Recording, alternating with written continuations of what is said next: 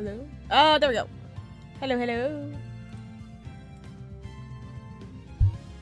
Hello. There we go. My mic was not working. Hi, gamers. How are we doing? How we doing?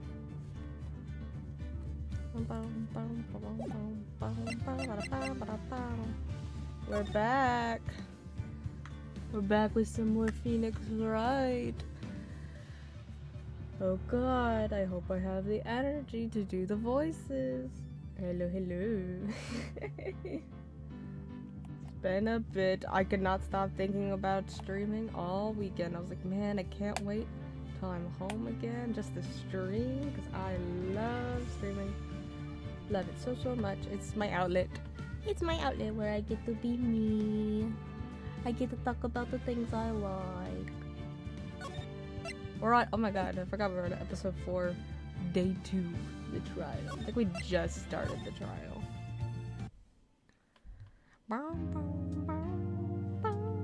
But how are we all? Hello. I can be heard, yeah? Because for some reason my audio input capture was not working for a minute and I was like, uh-oh. I fixed it though. I think it should be working. It says it's working, so good.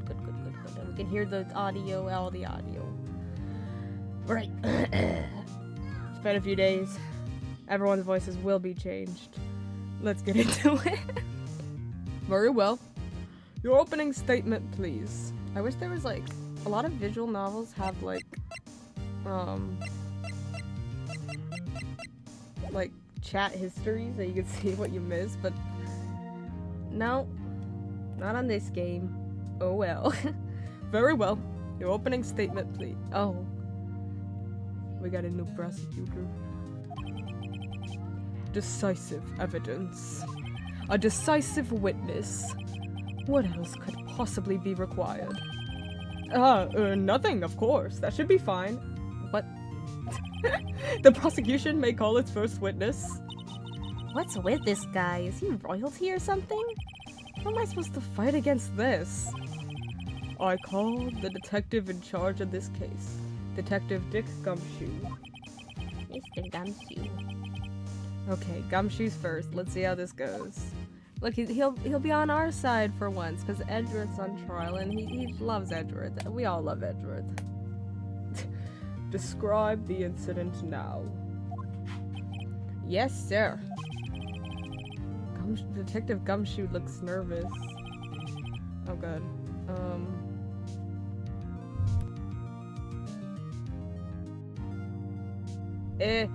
Please take a look at the map. Karma's the killer, placing my bets now. The murder happened late Christmas Eve around midnight. There was one boat in the very middle of the lake. There were 2 men on the boat. Now there happened to be a woman camping here on the edge of the lake.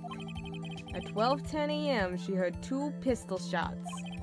Then the boat started to move. It went toward the boat rental shop. Interesting. Overhead map added to the court record. Gotcha, I'm sure we'll use it a lot. As we always do with the maps. Testify to the court about the arrest. Now. Wait, Mr. Von Karma? Yes? Actually, I'm the one that's supposed to be handling these proceedings? Wrong. That's not... He's not wrong. It's the one time the judge is right. There is only one thing you need to do here. Karma's one scary dude. Yeah. You will slam down your gavel and say the word guilty. That is your role. Yes, of course. You're quite right. He's not right! No, he's not. Phoenix, say that out loud. You have power in this courtroom. The arrest of Edgeworth. A man called into the station around 30 minutes after midnight. We headed to the scene of the crime as fast as we could. That's where we found Mr. Edgeworth. Now, I didn't suspect him of anything at all.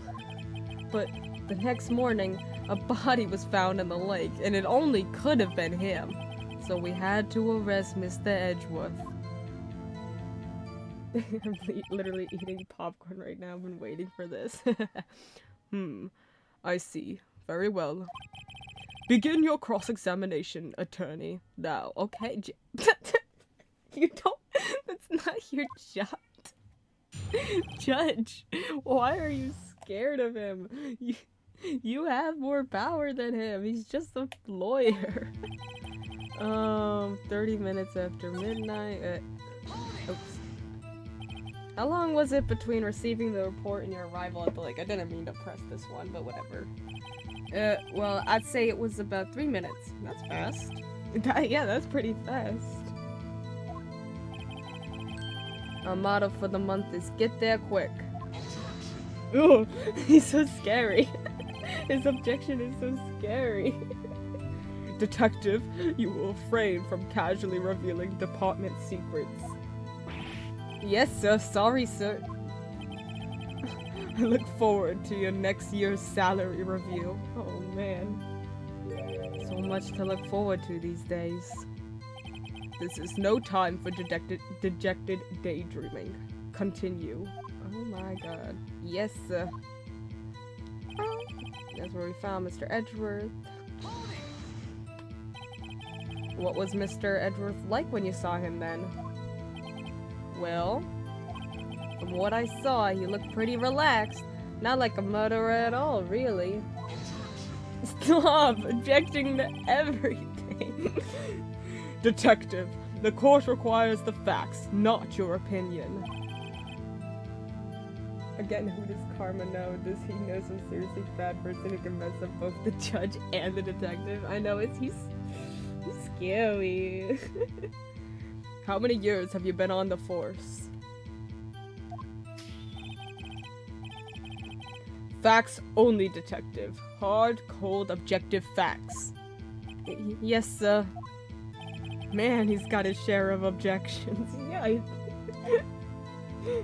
I didn't suspect him of anything at all. Why? What makes Miles Edgeworth not suspicious? Why didn't you think he was suspicious? You should know. What's that supposed to mean? We have a deep trust and relationship with the prosecutors. Okay. I wish nothing but bad things to happen to Karma. We've only just met him. Yeah. Oh my god. Oh wait, I didn't get to read his profile. I don't think I read like most of their profiles. Okay. Let's read everyone's profiles. We got Gregory Edgeworth, deceased. R.I.P. Gregory. Victim in the DL6 incident 15 years ago. A defense attorney and Miles' father. We got Lotta Hart, age 22. Claims to be a research student. She's camped out to photograph shooting stars. A friend in Larry Buds, friend and former classmate, also my first client, often the cause of trouble. Wow. Marvin Grossberg, we've seen. Robert Hammond, age 48. The victim in this case, also the defense attorney in the DL6 incident. Misty Faye, age 46. Mia and Maya's mother and a spirit medium, disappeared after the DL6 incident. And Manfred von Karma, age 65. Veteran prosecutor who hasn't lost a case in his 40-year career. Edgeworth's mentor. Interesting. I hope he's the next victim by that lake. Detective, the court isn't interested in your musings. Deep, trusting, poppycock. Oh my god. I've never heard so many flippant comments from an active detective on the force. Detective Gumshoe doesn't look so good. Continue. Now. Never lost a case in 40 years. I'm pretty sure that's not even possible. This man has rigged a lot of cases. You think? I think he's worse than Edgeworth. Just a little bit. Oh, jeez. The next morning, a body was found in the lake. Whose body? Did you find any clues on the body? Edgeworth is a puppy compared to this guy. Real. A single bullet was recovered from the body. He was shot through the heart, fatally. Judge, Here's the bullet. It didn't strike bone, so its shape is well preserved. Very well. The court accepts this bullet into evidence. Found in the victim's body, fired from a .22 caliber pistol. Interesting. So we had to arrest Mr. Edgeworth. Nick, doesn't it seem like Detective Gumshoe was being a little vague? I bet that karma is feeding him lines. His testimony's probably filled with landmines just waiting for me to press. What do we do? Grit our teeth and press, I guess. What else can we do? Well said, Nick. You're the man. Okay, who called into the station? Who is this man? You received a call from a man? What is a man? Yep. But you said there was a woman camping there? She was the one who heard the 2 gunshots, right?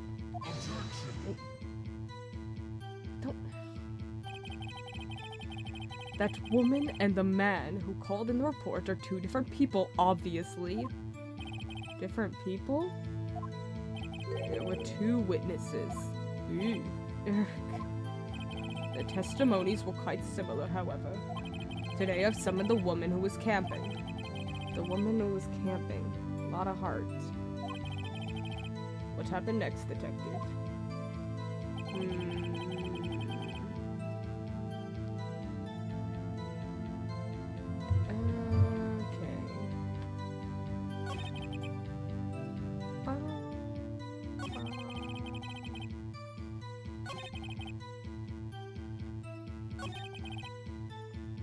So we had to arrest Edward. Okay. Why is that? Yeah. This lawyer has those scary school principal vibes. Yeah. Why is that? Well, we found the murder weapon in the boat. The murder weapon? A pistol. What? You're telling me the guy who died to a .22 caliber pistol was shot with a pistol? Crazy. Detective Gumshoe? That is a vital piece of information. Please revise your testimony. Right, sorry, Your Honor. Remember, the murder weapon we found in the boat was decisive evidence. Why? Principals are either fun, silly guys or scary. Yeah. What about the pistol made it decisive evidence? Hello, Rivers. Hello, Rivers. Tisk, tisk, tisk. Ugh, he has the same evil laugh as Edgeworth. It's like they're like connected somehow. There were fingerprints on the pistol found in the boat. There were clear prints from Mr. Edgeworth's right hand. You can tell? Okay. Oh, what? He shot it with his right hand! Oh, I didn't see what he said. So Mr. Edgeworth's fingerprints were found on the murder weapon? I've come back from my tax leave to say hello. Hello! Yes, Your Honor. Judge, this is the weapon in question. Accepted into evidence. Yeah, obviously. Accepted into evidence. Members of the court, we now have the pistol used in the murder and the bullet found in the body. Detective? Yes, sir. I will say Karma looks very vampiric. Yeah. Was the bullet found in the body fired from this pistol? Yeah. The ballistic markings on the bullet matched the pistol. Hey, Nick. What does he mean, ballistic markings? Hey, thank you for the hydrate and posture check. Why is the judge scared? Like, bringing it? I don't know. Everyone's really scared of this prosecutor for some reason. It makes you wonder what's going on behind the scenes. Shocking. To imagine someone here does not know something as basic as ballistic markings. She is a 17-year-old girl who was raised in the mountains to become a spirit medium. Why should she know what ballistic markings are? Nick, he's glaring at me. Tisk, Very well, I'll explain. Actually, Judge, you do it. Oh, yeah. Me? Why, yeah, why does he have to do it? It's like the US law system. Yeah. Don't sue, I'm joking. According to karma, even 4-year-olds know what these carvings are. Yeah. Everyone knows. Ballistic markings are like the fingerprints of a gun. The barrel leaves distinctive marks on each bullet it fires. You can examine these ballistic fingerprints to see which gun fired the shot. It's quite accurate. Indeed. This leads to one inevitable conclusion.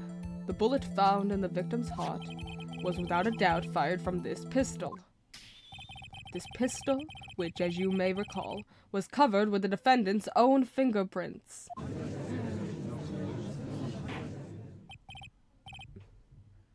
Order. This is bad. This makes it look like Edgeworth did it. Yeah, that's obviously why. Thank you for the stretch. It's obviously why he's on trial. Phoenix. Well, Judge. Thank you for the stretch. I'd say it's almost decisive, yes. I guess guilty. Honestly, I could declare a verdict at this point. However, you wish to hear the witness speak, no doubt. Very well. I am somewhat fatigued, and so I will take a brief break. Oh my gosh. I will call my witness after the recess. Why is there a recess? Court just started. What? The trial just started like 10 minutes ago. Why do we need a recess? Which will last 10 minutes. What? Judge? Yes? What are you doing? A 10-minute recess now. But wait, just bang your flimsy gavel and get on with it, man. Yes. What? Don't. This court will take a 10-minute recess. Who's running this court anyway? Exactly. How does reverse self become a mod? Maybe after stream I'll mod you. Maybe. If I remember. I just can't do it right now because I don't have the. I'd have to bring up my whole text thing, and right now I'm just watching the chat off my iPad. No problem. It's almost as if there's a sniper in this room and the only potential victims in karma are aware of them. Alright. December 26th, 11:09 a.m. District Court, Defendant Lobby number 2. Edgeworth, what's going on here? Your fingerprints were on the murder weapon. And that foggy photo makes one thing clear. The only one who could have shot that man was the person in the photo. True. Unless, he was shot somewhere else. But I'm gonna lurk, survive stream, now see ya, back to tax work. Alrighty. Have fun with taxes. Was that you in the boat? Yes, it was me. What? But you must believe me, I didn't shoot him.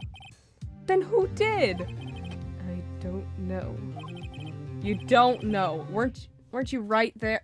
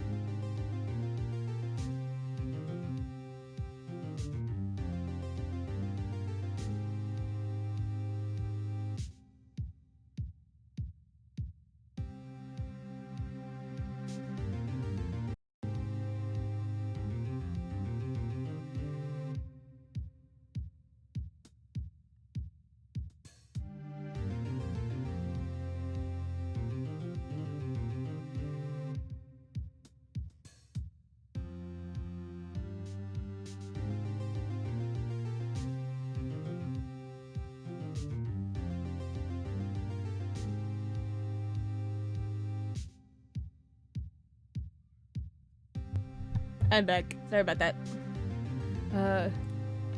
You don't know? Weren't you right there?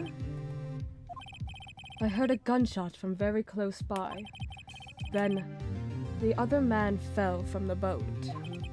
I can't say why, but I thought at the time that he had shot himself. You mean it was a suicide? That's the only explanation I can come up with. Huh? How am I gonna convince anyone of that? Say, Maya? Huh? What?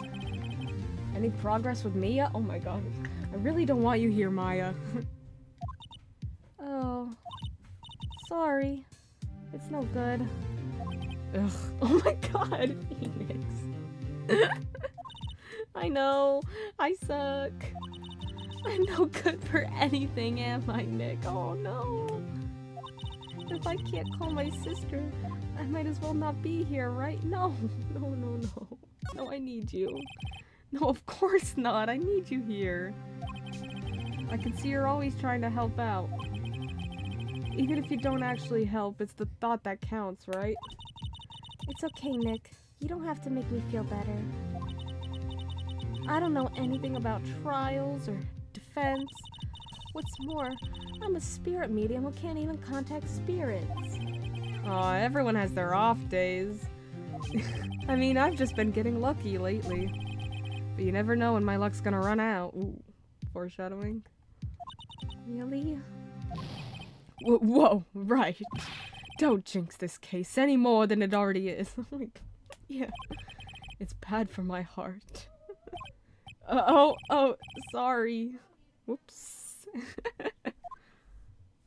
Sorry, I said you were gonna, go to jail for life. Court is now back in session. Mr. Von Karma, call your witness. Yes. Will Miss Lotta Hart take the stand? Really now bad for your heart. Lotta Hart, you are a research student at a university? That I am. Good. Begin by telling us what you saw the night of the incident. And don't add anything trivial or subjective. Understand?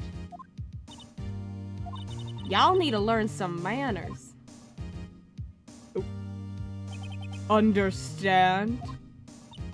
Yeah, I understand. Very well. Your testimony, please. He's such a boss.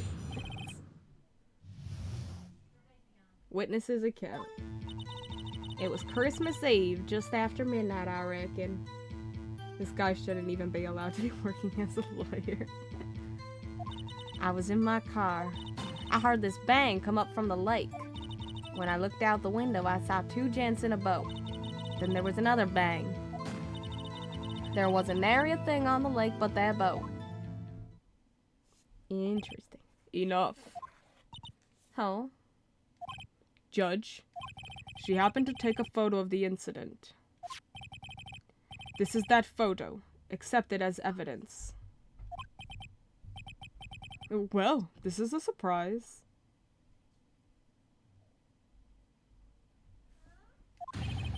This looks like the very moment of the murder.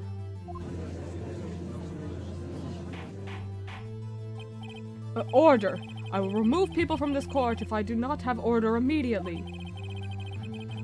How convenient. As the witness testified, she looked at the lake when she heard the shot. There was no other boat on that lake. So the man in the boat with the victim must have been the one who shot him. Yes, it was the defendant, Miles Edgeworth. Order! Order! I will have order. Well, Judge, the evidence is decisive. I have very little doubt about this case. Very well. This court finds the defendant— What? Excuse me? Wait, Your Honor. I haven't cross-examined the witness yet.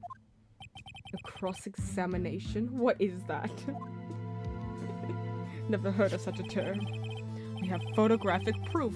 What question can there possibly be? That's not— You can't see who's in the boat. This photo is worth 1,000 words and they all read guilty. You lose. Or do you claim to have found a contradiction in her testimony? Very well, if you have to, you may cross-examine the witness. You will only flounder and ask meaningless questions. You will fail to find anything. And then I will have you held in contempt of court. Ew. Nick? Contempt? Contempt of court, you know. I guess I understand. Well, what are you gonna do? You just did not explain what that means. Do you really think there's a contradiction with the facts in her testimony? I'm sure, probably. I think I noticed one little thing. Wow, I'm impressed, Nick. I didn't notice anything. Thanks, Maya. Right, let's take him on. Yeah, I got a bad feeling about this. I understand. I will cross-examine the witness. Tisk, tisk, tisk. Very well. I pray for your sake this isn't a waste of time. Alright, Lada. Let's do this. I know you're a dirty, dirty liar. It was in my car. What's a car? Why were you camping there anyway? I'm a research student at my university. I was taking pictures to use in my research. What research? This all sounds suspicious. Press further. Miss Hart, could you be more specific about your research? Stop objecting me! What does the witness's motive in camping by the lake have to do with the case? The answer is nothing. I object to this line of questioning. Objection sustained. Wait now, I'm the one who says that. Well then, say it already. Objection sustained. Come on. Such a pushover. Thanks for nothing, Your Honor. Heard this bang come up from the lake. So you weren't looking at the lake at that time? Nope. I looked after I heard that noise. She said that already. I asked you to find contradictions, not leisurely chat with the witness. Ugh. When I looked out the window, I saw two gents in a boat. Could you? I am researching murders as they happen. You know, the type of stuff perfectly innocent students do for their schoolwork. Could you clearly see the two men? Just look at the picture. Clear enough for you? No. Uh-oh.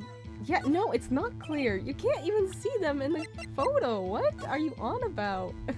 They're two, could be anybody. Wait a second. I wasn't asking you about the photo. I was asking if you saw the two men. Yeah, well, of course. The witness has testified that she saw them. There's also a photo. You best look elsewhere for your precious contradictions. He jumped in quick. He's hiding something. Then there was another bang. 2 gunshots? Were you watching the very moment the shot rang out? Well, yeah, sure. You're asking meaningless questions. Meaningless. Contradictions, Mr. Wright, not meaningless babble. Don Karma, I think I hate you.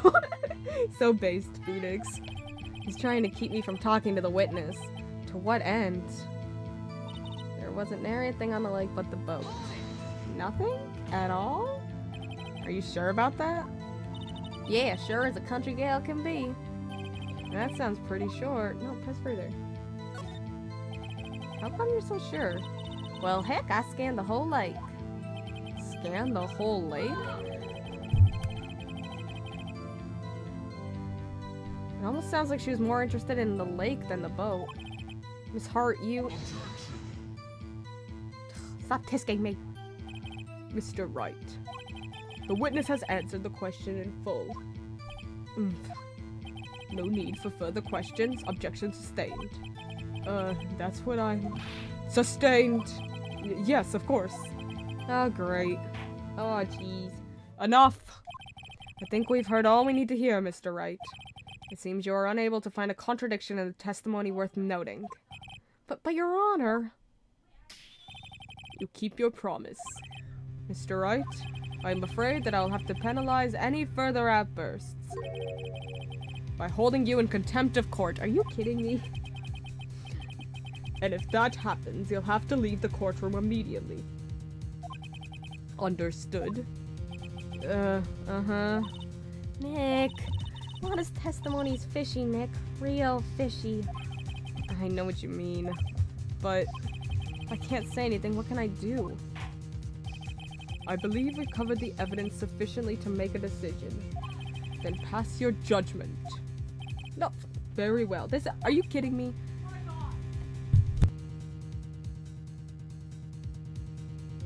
Mr. Miles Edgeworth, please take the stand. There are fish in the lake, Maya. Oh. Who was that? It was me. Maya, you can speak? Is something wrong? Do you need to use the facilities? No, I do not. Lotta Hart, your testimony stinks. It's unclear whether you were actually looking at the lake. It's highly doubtful that you actually saw Mr. Edgeworth. Tell us the truth. This is a matter of life or death. Lotta, did you really clearly see Mr. Edgeworth that night? Did you see him fire that pistol? You will stand down. The court does not acknowledge the defense's outburst. I'm not doing it. That's all her. Answer me, Lotta. What's the big idea treating me like some kind of criminal? I saw him. I swear it. I saw Edgeworth. Enough. Judge, declare the defense in contempt of court. Yes, of course. I'm sorry, but you were warned. I didn't do it! God, escort Mr. Wright out of the courtroom. Are you... He is in contempt of court and must leave. No. I didn't... Wait. I was the one who made the outburst, Your Honor. Nick is innocent. There is no Nick in this courtroom. Ha. What's the difference? All that remains is for the guilty verdict to be declared. Isn't that right, Mr. Phoenix Wright? No. Wrong. I mean, my name is Wright, but... You're wrong. Wrong. What? Did you hear what Miss Hart just said? She said she clearly saw Mr. Edgeworth. That was not in the testimony. That changes her testimony, and I have a right to cross-examine her again. Said your bestie.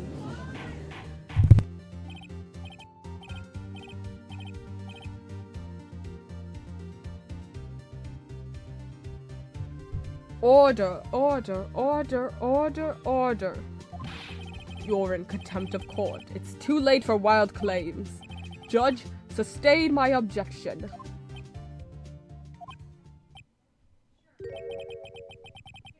I'm sorry, Mr. Von Karma, but I cannot. What? Miss Lotta Hart has made a new testimony. The defense does have a right to cross-examine her again. Good on you for standing up for yourself, Judge.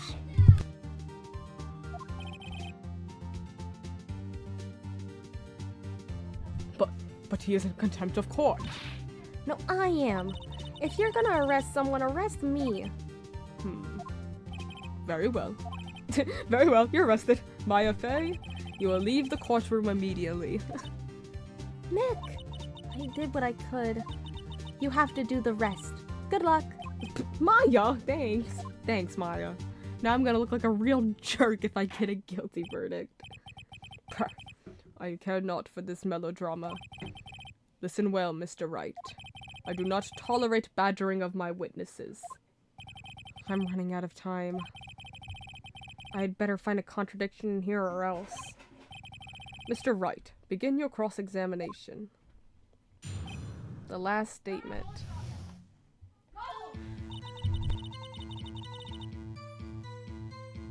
I saw it clear as day.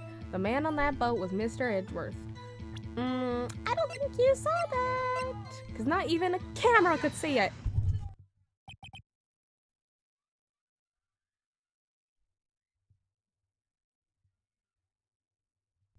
The only person in contempt of court is Karma. It's so frustrating that nobody's even seeing the obvious. Got you. Got you, Miss Hart. Finally.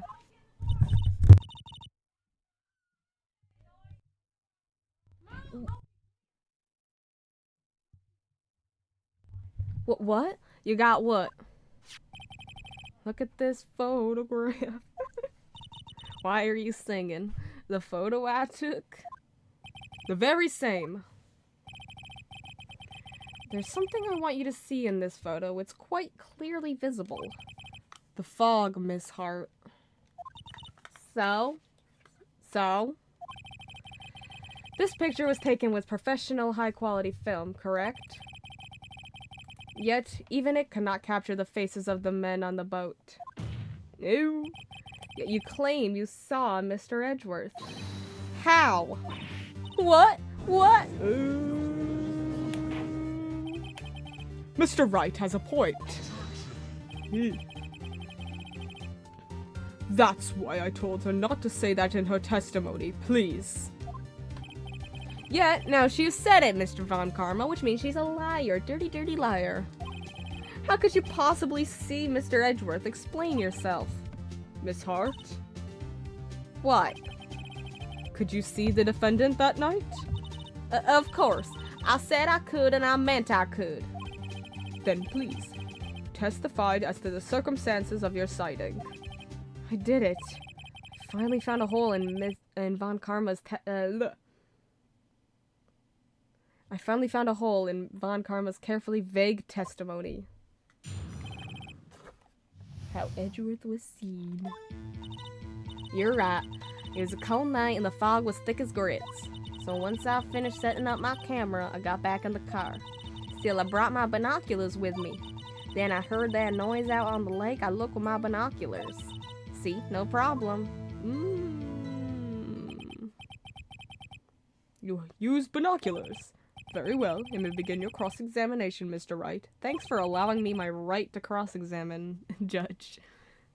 I'm glad I'm allowed it. This one better be good.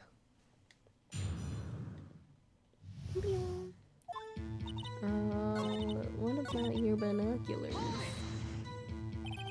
Binoculars? What are those? Yeah, binoculars. Yesterday you mentioned that you were out looking for shooting stars, correct? Well, yeah.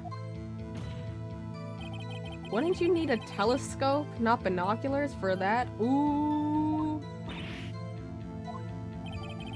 I've got doubts about your camera, too. Is that really to take pictures of meteor showers? Yeah, why was it pointed at the lake if it was to take pictures of meteor showers? The camera is irrelevant to this case. You can't say that for certain. Mr. Wright, is the camera really relevant to this case? If you believe it is, you may continue with this line of questioning.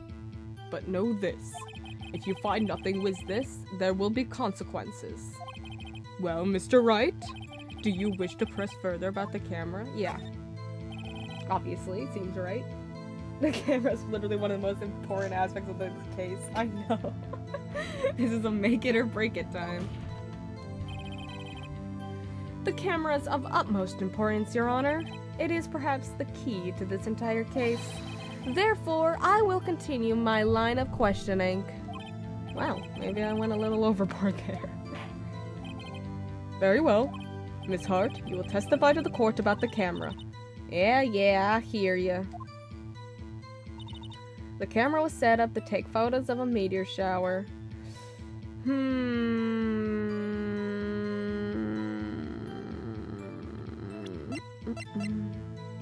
Faces the lake. Liar!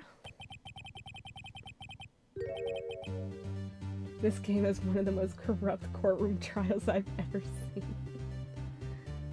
You were photographing shooting stars? That's a lie. So says who? I saw the camera you set up yesterday. It was pointed directly at the lake. You have to point a camera upwards to take photos of the stars, Miss Hart. There's no stars on Earth. They're all in the sky. Ew. Mr. Wright, what are you driving at? Are you saying there's no meteors in the lake? The witness was not at the lake to photograph shooting stars, Your Honor. Well, what exactly was she photographing? I don't know. Your Honor, take a look at this. What was she photographing? What was Miss... my attorney's badge. Misty Faye. A murder. Gordy.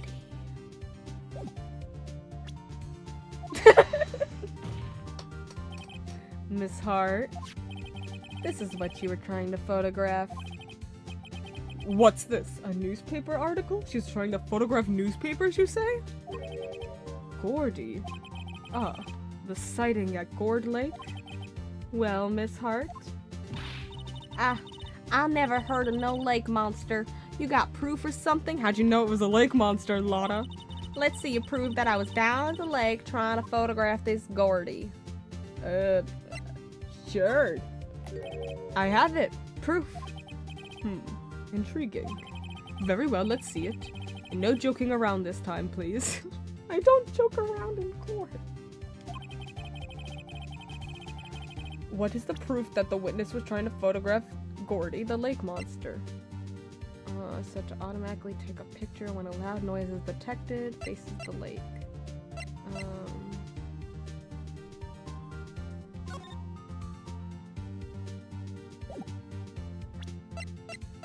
Well, it's facing the lake, and that's where a lake monster would be. The proof, Miss Hart, is your own camera. Oh, my camera? Because to take a picture of Gordy, then why come up with a lie of trying to take pictures of falling meteors? I don't know. Your camera was said to take photos in response to loud noises, correct? Thus this photograph here, taken when a gun fired on the lake. And here, this article about Gordy. According to this article, Gordy made a loud noise when it emerged. Oh, okay. Well, you were trying to photograph Gordy, weren't you? That's why you would set your camera to respond to loud noises. Got her. We got her. Gordy is real, Your Honor. What am I trying to defend again? Order, order. Call me crazy, but I think I know who the murderer is. It's Gordy. So true. I see. I too thought it was a little strange. Yeah, sure. Well, Miss Hart?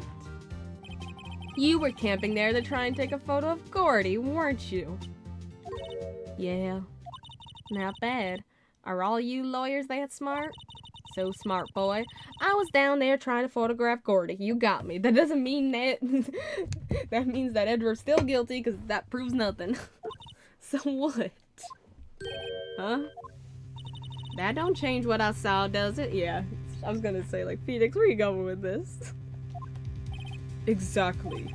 What you just used several precious minutes of our time to prove is nothing more than that the witness is an idiot who thinks monsters exist. Oh my god. Hey! But as she's so suspicious, I don't know,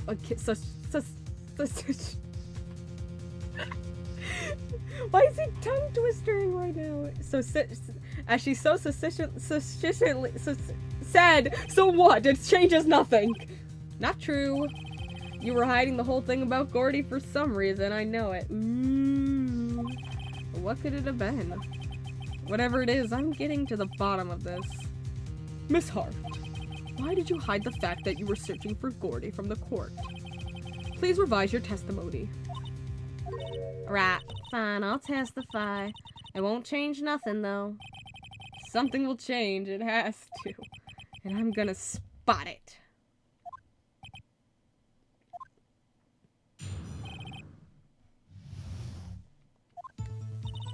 Actually, I'm not a research student at a university. I'm an investigative photographer. Imagine what a scoop it'd be if I got a picture of that monster. That's why I was camping out by the lake. But that's all I was hiding. When I heard the bang, I looked right straight out at the lake. There wasn't much else to look at, so I just watched that boat the whole time. Then I saw a flash near one of the men's hands and I heard a gunshot.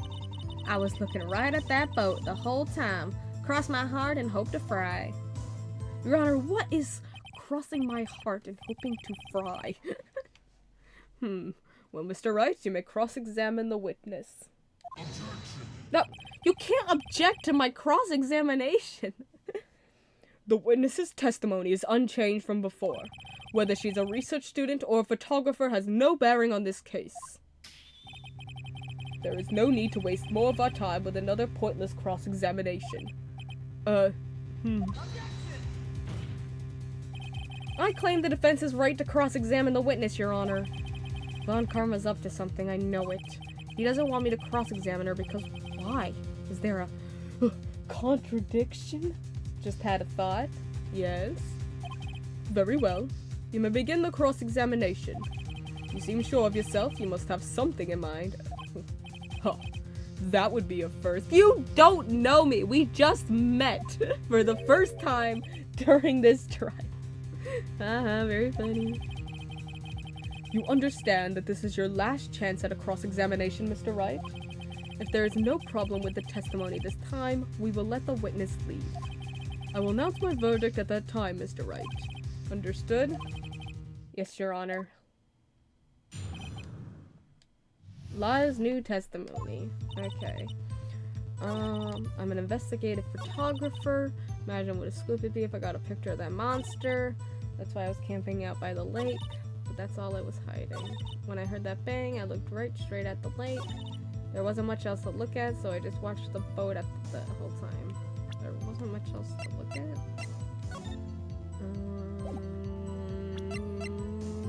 What about Gordy? Wouldn't you be looking for him? Miss Hart. Not sure since it doesn't quite match up, but considering where the camera's placed and where it's looking out to, isn't it possible that a weapon could have been attached to the camera? Ooh. Possibly, yeah. Your Honor, Lotta Hart is a sniper. What? Miss Hart, were you really looking at that boat?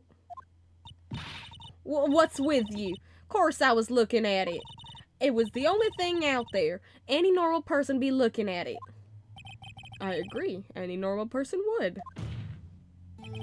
But you are far from normal. Oh my god. What? Y'all want to step over here and say that? You were camping at the lake to take a picture of Gordy. Think about it. What would you do if you heard a loud noise? You'd be scanning the lake for any sign of Gordy, that's what.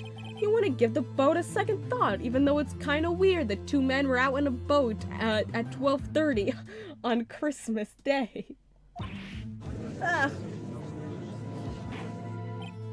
Order, continue, Mr. Wright. You testified that you were watching the boat through binoculars. However, you wouldn't need binoculars to watch that boat. You needed them to search for Gordy, and that's what you were doing. Ugh. Well?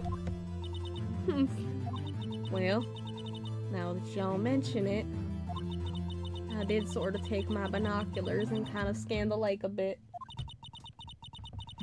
Like, if sound is an important feature of the camera, then it's perfectly possible all the murderer would have to use is the weapon itself, since the sheer sound of the bullet would be enough to set it off. I mean, Gordy might be out there and all. Miss Hart, are you saying you were not watching the boat then? Sorry, y'all. I wasn't fibbing, really. I thought, I could be a witness to a murder and all. I kinda got excited. I was sure I was watching that boat. Till now. This is totally uncalled for. But hey, you got the photograph, you got proof. Still, we can't see who is shooting who in this. Right. That's why I took this photo and... Oh, wait, let her Witness, that's enough. Let her finish talking. You've had a long day. Shut your pie hole. Excuse me? She shut my what? What was she gonna say? She took the photo and what? Wait a second. Oh, God. Stop showing Gumshoe. His voice is the worst for me.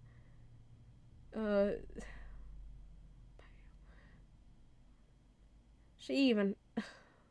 Especially after Lotta, he's just gonna turn into Southern.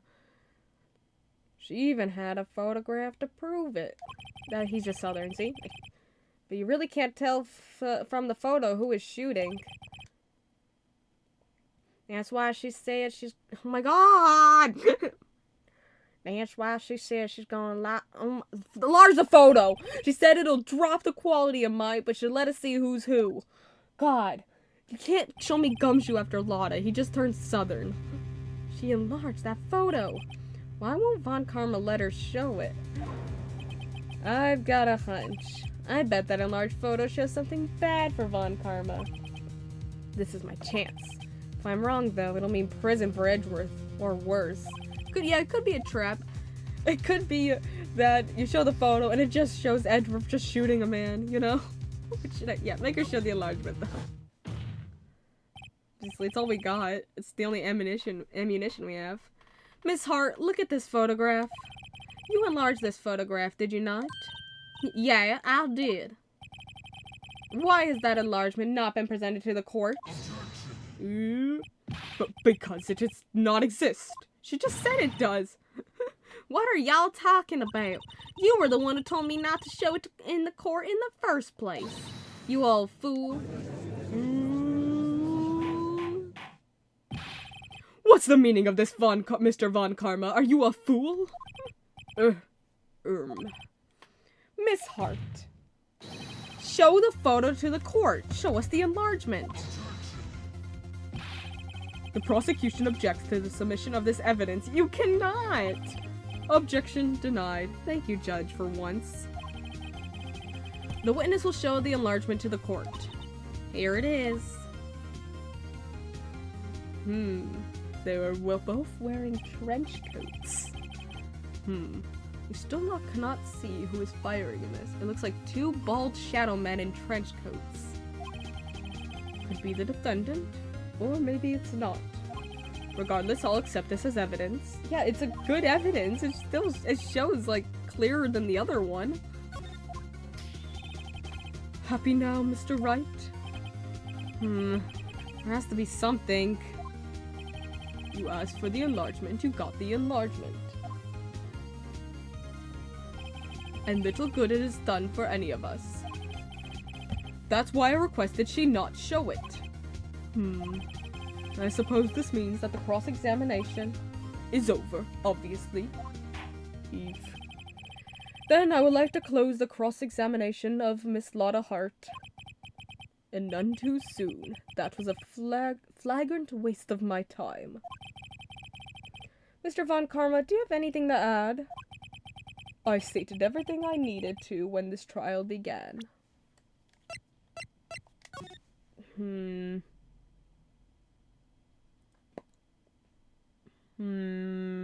What is it? Cause one bullet shot to the heart.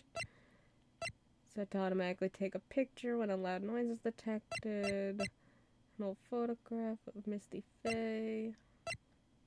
Found in the victim's body. The ballistic markings match the murder weapon's barrel.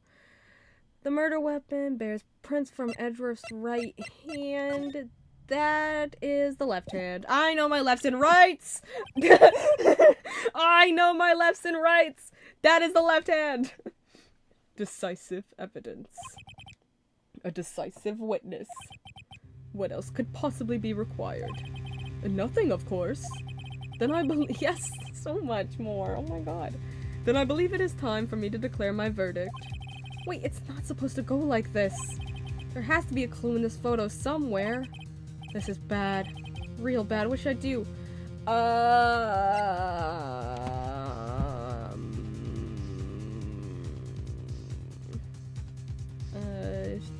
Show other evidence? Object to the enlargement? Sure. Your Honor, there is something decidedly strange with this enlargement. Well, what might that be? Something. I figured it out already. Ooh, a 2 penalty. Actually, Edgeworth's guilty. Sorry.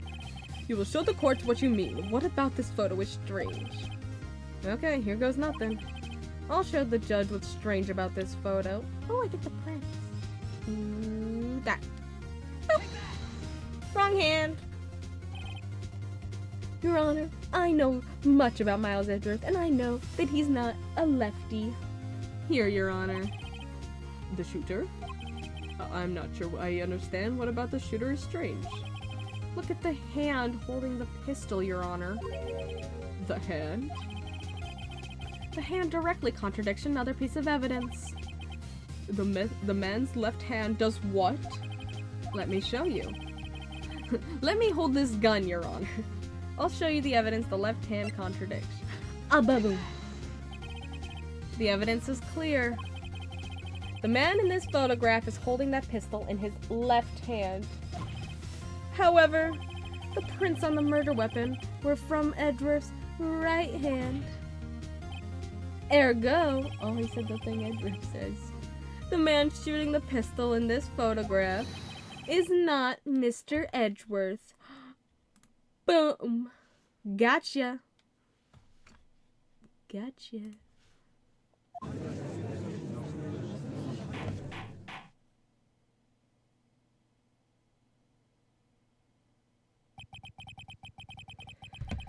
Now that everyone in the courtroom has quieted down, I would like to reconvene this court of law. Mr. Wright? Yes, Your Honor. You have given us definitive proof today. We now know that it was not Mr. Edgeworth who fired the pistol that night. However, he still touched the pistol because his hand's on it. His fingerprints are all over it. This leaves us with a rather large problem. If Mr. Edgeworth didn't do it, then who shot our victim? Precisely. As we have seen, there were no other people on the lake that night. Who but the defendant could have shot the victim?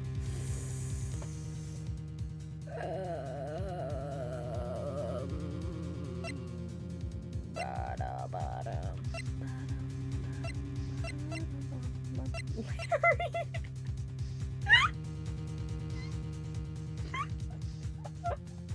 I kind of want to say Larry, just because it's funny. Larry Butts. What? The victim himself, yeah. That's what Edgeworth said. Edgeworth said he offed himself. There is only one explanation remaining. The man who shot the victim was none other than the victim himself.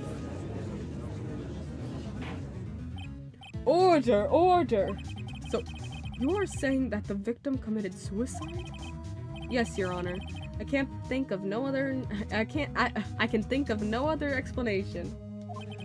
What having your ex murdered does to a guy. Yeah, ex murdered and then you're blamed for it. Really would mess you up. Indeed, that does seem to be the only remaining option. I'm so very, very sorry, Mr. Wright, but suicide is out of the question. What? An examination of the victim's wound reveals the distance at which he was shot. The distance? The victim was clearly shot from further than a meter away. A meter? That's 3 feet! Thanks, Phoenix. Thanks. I was wondering how long a meter was. Thanks for translating it to America terms. No, Phoenix. It's a meter. There is no way it could have been suicide. Maybe he just has really long arms. Order! Order! Mr. Von Karma, are you sure of the accuracy of your data? Of course. I had already considered the possibility of suicide, you see. Oh, sure you have. I'm so proud Phoenix knows how meters work. Shot from approximately 1 meter away. I see. Very well. Allow me to state my opinion. Considering the situation, the shooter had to be the defendant, Mr. Edgeworth. However, the prints on the gun revealed that the shooter was not Mr. Edgeworth, unless he, did, swapped hands. I don't know, he could've. This is a conundrum. Therefore, I would like to suspend proceedings for the trial for the day. Let's arrest every single left-handed person in this entire country. Understood? Yes, Your Honor. That is all. The court is adjourned. Beep. Boo. Bada bing. Bada boom. December 26th, 1:15 p.m. District Court Defendant Lobby number 2. Phew, that was a close one. I thought Edgeworth was guilty for sure. Hey. Don't you have anything to say? Like a thank you? No. I have yet to be declared innocent, Wright. Well, yeah, but what happened out there on that lake anyway? If he didn't commit suicide, then who? The shooter was about a meter away, too. What? Don't give me that look. I did not kill him. I was just kidding around. Just joking. Look, I'm gonna go check on Maya. Oh. Right. What? Tell her something for me. What? Okay. Tell her to watch what she says in court. Okay. Only after I've been found innocent can we finally kiss Mr. Wright. That's all. Would it kill you to just state how you really feel with a thanks, Edgeworth? Yeah, you get him, Phoenix. I requisitioned a transcript of Lada's entire testimony. I thought it might give me some ammunition for the trial tomorrow. Of course, she didn't see the shooter, so the only part of her testimony that stood was the bang she heard. I heard 2 sounds like gunshots just after midnight on 12/25. Key. Phoenix likes a bad boy.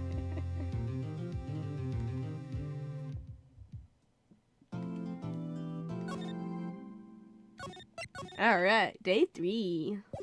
Or day 2. Sorry. Day 2. Maya! Hey, Nick, it's you! You're back in jail again, huh, Maya? Oh, classic Maya. I'm glad Mr. Edgeworth made it through the day okay. It's a relief. Hey, why'd you do that anyway? I don't know. I just knew I had to do something. I know I'm not the lawyer my sister was. I'm sorry. Well, you did save the trial. Can't believe Maya's the murderer. What a crazy twist. If after all this, of like getting her that not guilty verdict in the very beginning of the game to the very end of the game, she was the murderer all along. That'd be a crazy twist, huh? That'd be crazy. Just behave from now on, okay? Okay. You didn't tell her the thing that Edgeworth told you to tell her. Watch what you say in court. Have you been questioned yet? No, not yet. Detective Gumshoe was here just now. He said, seeing as this is your first offense, we'll let you go after questioning. Plot twist, she killed all the victims in this franchise. Oh my gosh, they're all innocent. Phew. I bet she even killed Larry's ex. Crazy. Oh, and he wanted me to get bail money ready. You can pay for me, okay? What? Huh? How much? I don't know. I guess they'll send you a bill or something. Why do I picture giant bales of money every time I hear the word bail?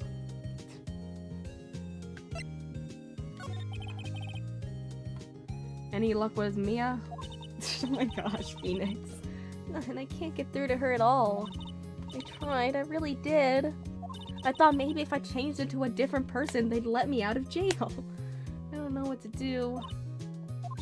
I think I probably shouldn't have stopped my training. Sounds like she really did do her best. I should check and see if there are any waterfalls in the local area. I wonder if I'll ever see my sister again. Oh, you won't. Unless you meet another spirit medium that happens to take over her body. Other than that, no. Alright. Well, catch you later, Maya. I'm going to Gourd Lake. There are fewer than there were yesterday, but the cops are still around in the park. I wonder if Detective Gumshoe's here today.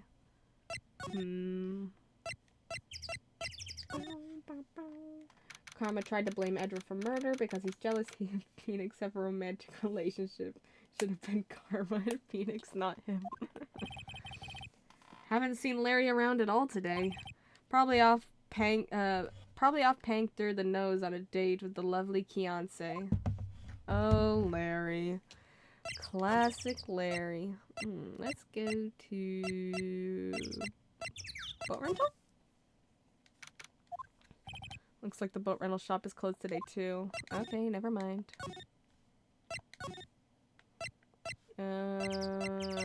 Lada? Oh, Gumshoe! Oh, God.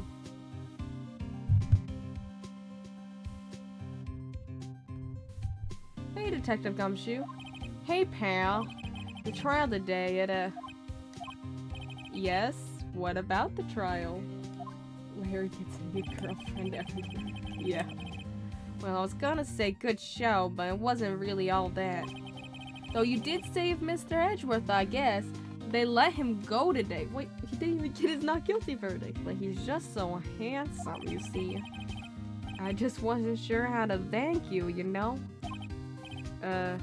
Thanks. Alright, what about tomorrow's trial? Detective Gumshoe? Any idea what strategy Von Karma is planning for tomorrow? Sounds like he's bringing in another witness. Another witness? You mean there was two, like he said there was? Oh right, he said something about that in the trial today. Yeah, there were two witnesses. Thanks for the flashback, just for that. I was wondering who that other witness was. The other witness was. I'm German now. Who was it? Sorry, pal.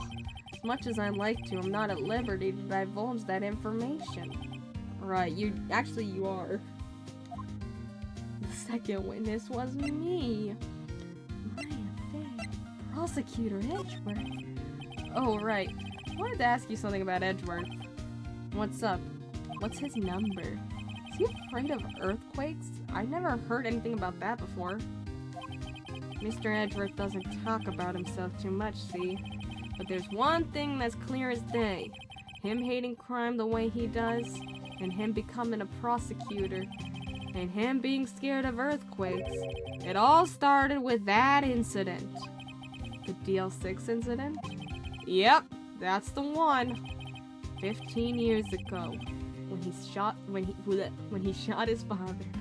When he saw his father shot before his very eyes. He still feels the pain now. You can see it in his eyes. Aww.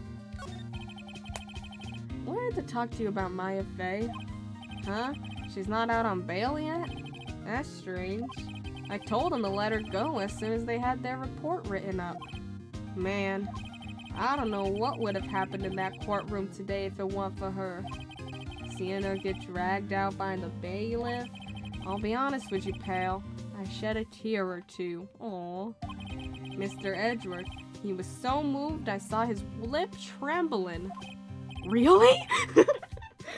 Trembling? Cold as ice Edgeworth? He was really grateful for what she did, you know? I'm gonna head back to the station. I'll get the report on Maya and get her out of there as soon as I can. Thank you. Oh, wait. I was wondering, how much is bail gonna be? Don't worry about that. Mr. Edgeworth is posting the whole amount. What? Edgeworth? Didn't I tell you? He's grateful to her for what she did. Alright, pal. Well, don't forget to pick her up, okay? Maybe I can get Edgeworth to pay this month's rent, too. Dude, he might go to jail, and that's what you're thinking? OMG. Alright, let's go pick her up, I guess? Hey, Nick! You finally came! I like how Gumshoe knows Edgeworth so well that despite what the man says, he knows how he actually feels. Yeah.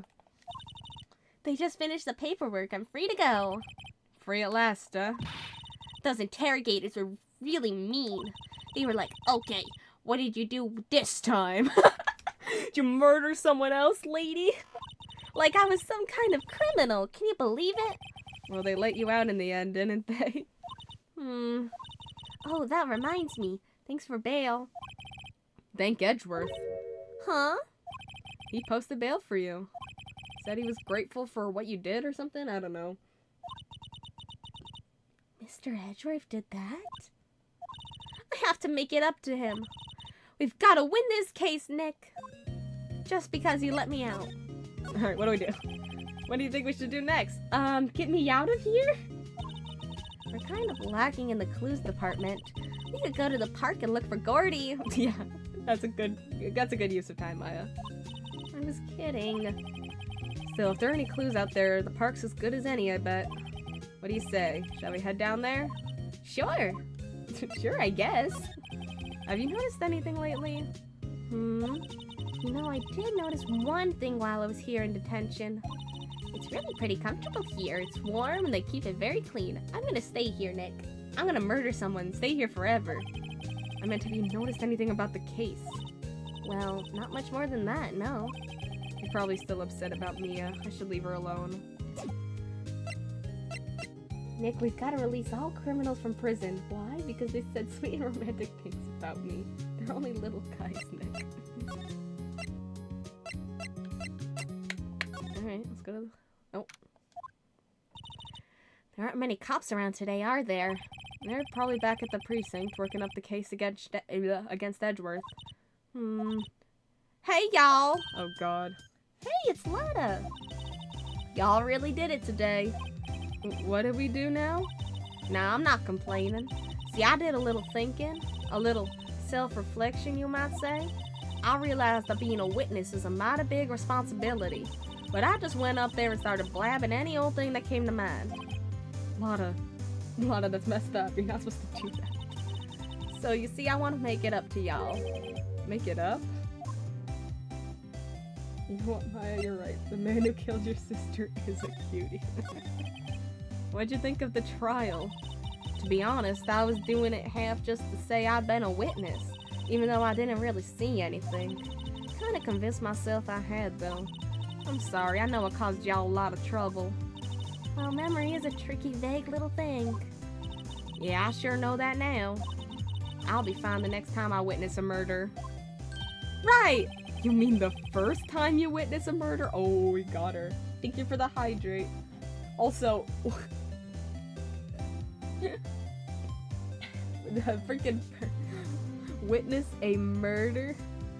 What do you mean next time? Just... Are you saying you're gonna witness another murder? What about Gordy? Right. Well, the way I figure, the trial's only stoking the flames of Gordy fever. I'll get my exclusive photos and rocket to stardom. Alright, Lotta, you go, girl. I wish I could be an investigative photographer, too.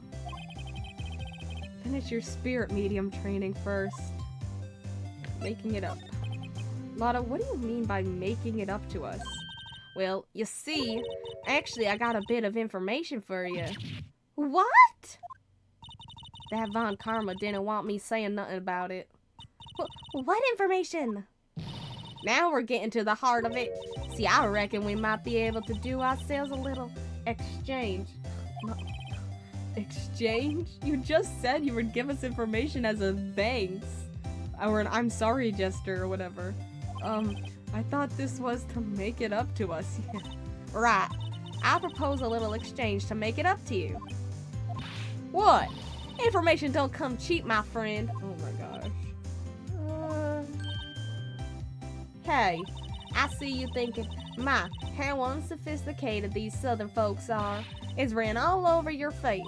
Let me tell you, most southerners are way more sophisticated than you. I'm just the exception, okay? Well, what'll it be? We gonna deal or not? What do we do, Nick? Deal? No deal. Fine, deal. Whatever. We don't have any other leads, so I think we don't have a choice here. Okay, how much? Huh? You completely off your rocker? I might not be sophisticated, but I'm not trying to rob the poor. Huh? Poor?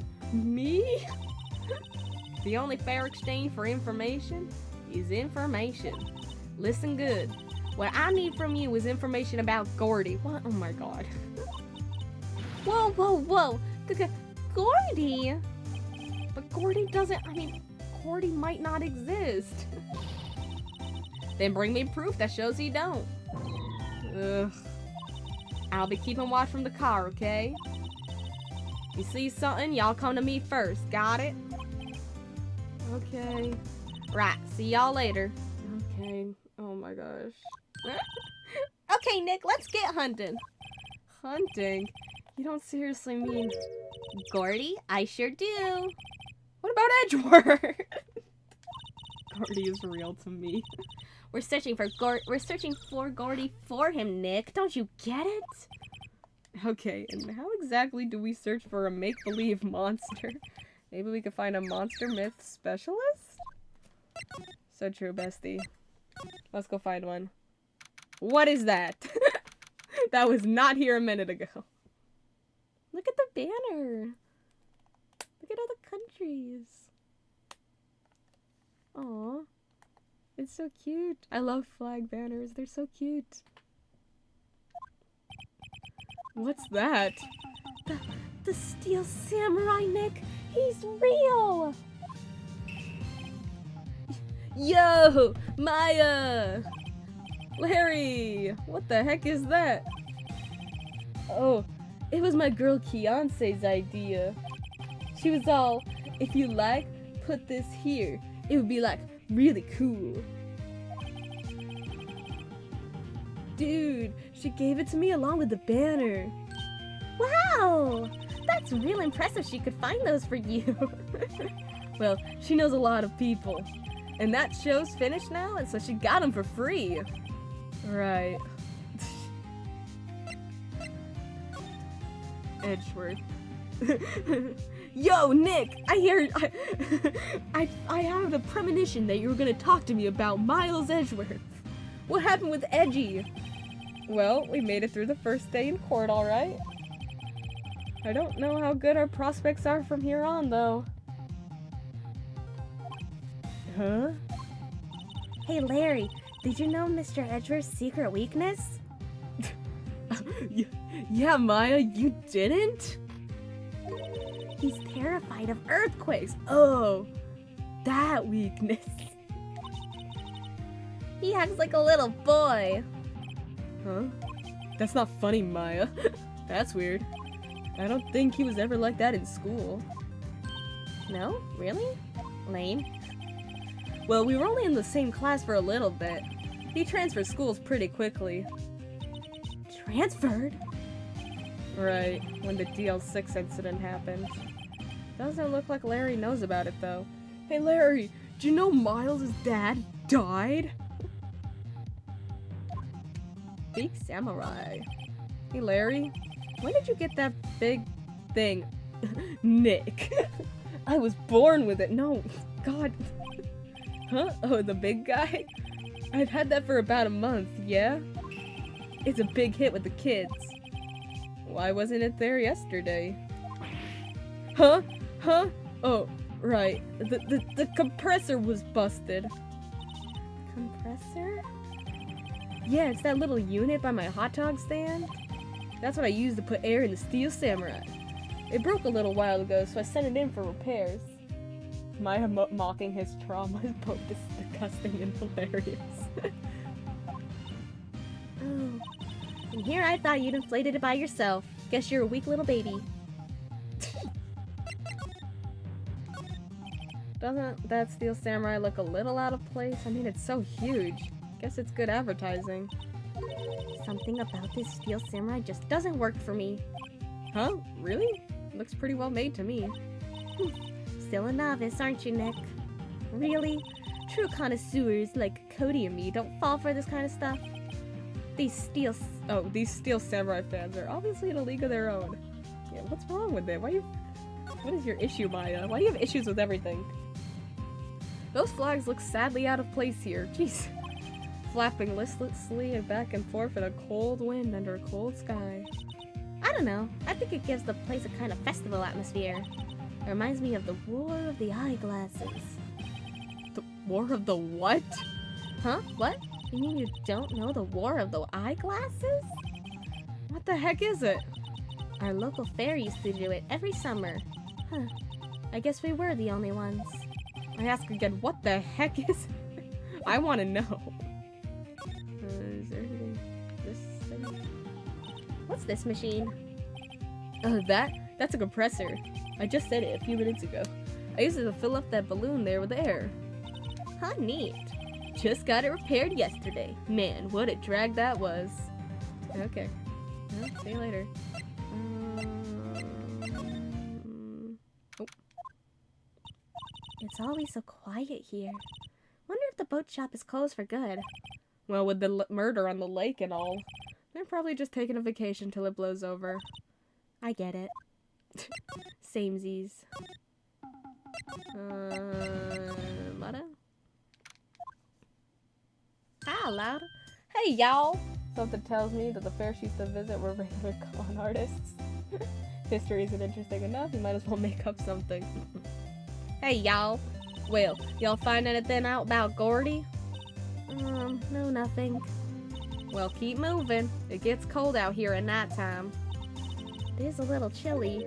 I think I have to sneeze. Whoa, whoa! Now you don't. Oh, gee. Oh, God, Maya. I told y'all no sneezing. See, I set that camera to respond to things a little softer than a bang. It'd trigger on one of Von Karma's finger snaps now. Oh, I'm sorry. Yeah, well, sorry's nice, but what about my film? Nick, pay the lady. Oh my god, why does everyone make me pay for stuff today? What happened? I learned something in today's trial, that's for sure. Testifying is serious business. That's why I decided not to talk about that case anymore. Huh?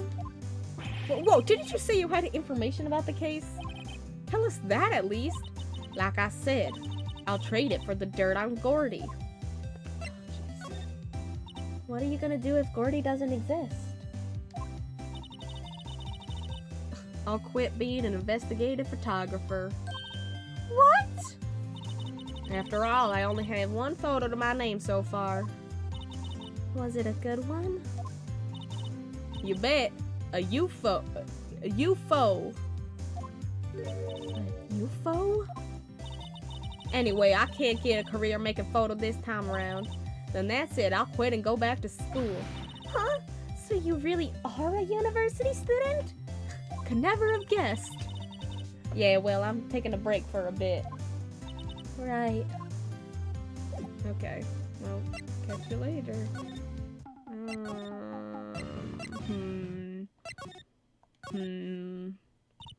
Haha, fresh air. I gotta say, freedom feels great. Behave yourself in the courtroom tomorrow, okay? Oh my god, Phoenix, she saved you today. Misbehaving's much more fun. It's not gonna be so much fun when Edward refuses to pay your bail again. Right. I'll behave. Oh dear. Sure, why not? Well, what should we do? I don't know, I've been in detention this whole time. I think I'll let you decide what we should do. Deal? Okay. Well, any thoughts you want to share? Well, I was in detention all day. I think I like more time to think. Okay. Poor Maya. She probably thought about Mia the whole time she was in there. Oh.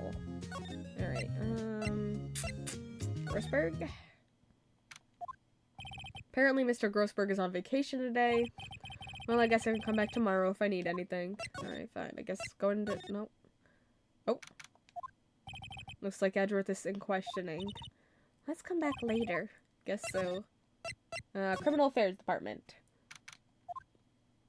Oh, hey. Hey there, pal. What's up? You look sort of out of sorts. Grossberg did it. He made a run for it. Wait, you didn't go and do something that's gonna hurt. Oh my god, I can't do it. Gumshoes, why do they keep appearing after each other? Wait, you didn't do... God. Wait, you didn't go and do something that's gonna hurt Mr. Edwards' case again. What do you mean again? Whatever, pal. Have a seat, pal. I'm here for you if you need anything. Besides money, that is. I just can't do his voice anymore. His voice just changes every time, especially after Lana. I can't. How is the investigation proceeding? It's not really. We have another meeting coming up. We're supposed to talk about Mr. Edgeworth's motive. I don't even know what voice I'm doing now. Maybe Gumshoe just picked up on her accent quickly. His motive? See, Mr. Edgeworth's father died in the DL6 incident, and the guy who got the lone suspect declared innocent was the victim in this case, Robert Hammond. They're saying that's why Mr. Edgeworth shot him. And Edgeworth never talks about his past. He's so mysterious. I bet they'll drag that out and hit him with it in court tomorrow, too. Jeez. Poor Mr. Edgeworth. They're gonna hit him in court? Gotta admit, doesn't look good, pal. Gordy. Say, Detective Gumshoe, do you know Gordy? The monster down in Gourd Lake? Not personally, no. Well, we're looking for it. Huh? Are you out of your minds?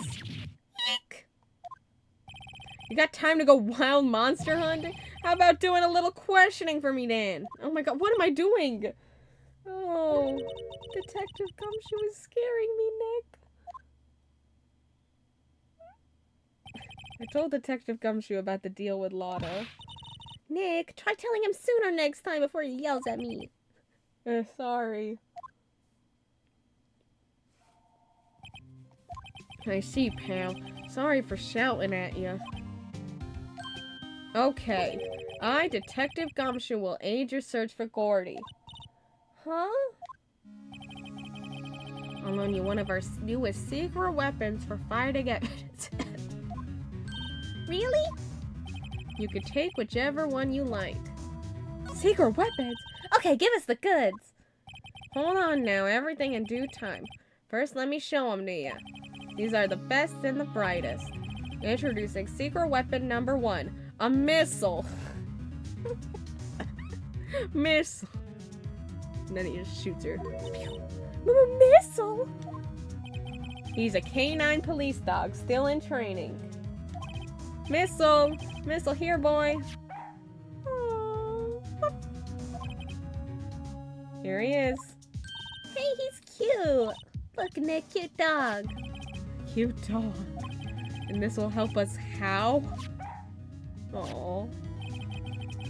Next secret Next secret weapon number 2, a fishing pole.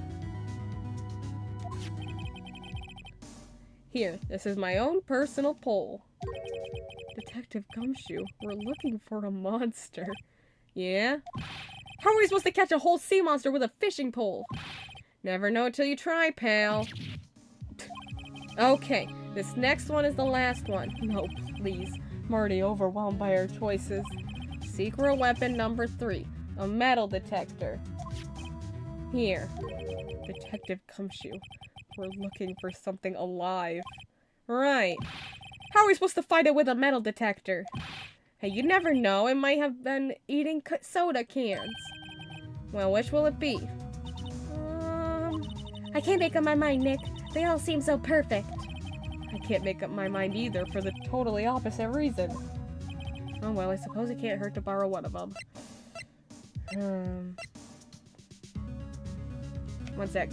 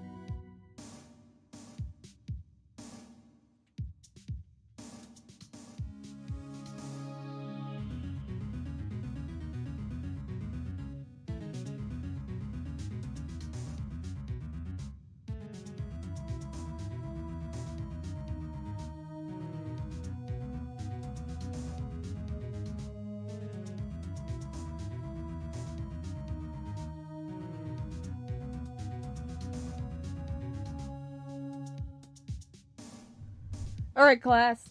Which secret weapon are we taking today? While I take a sip of my drink. Are we borrowing a missile? A dog, I mean. The fishing pole or the metal detector? Hi, Matt! I'm good, how are you?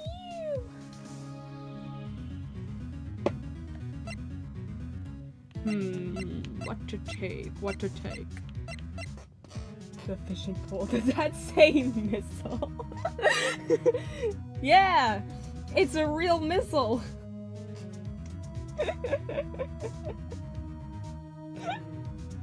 No problem. Oh, jeez. Missile, fishing pole, metal detector. We got one vote for fishing pole to catch. This is to catch a lake monster, by the way.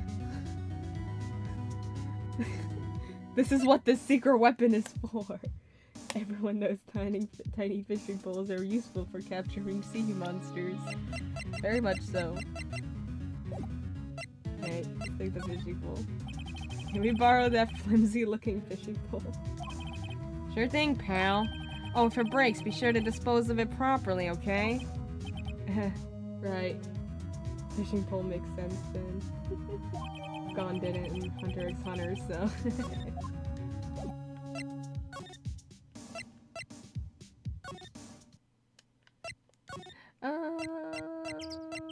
Alright, let's go catch the monster.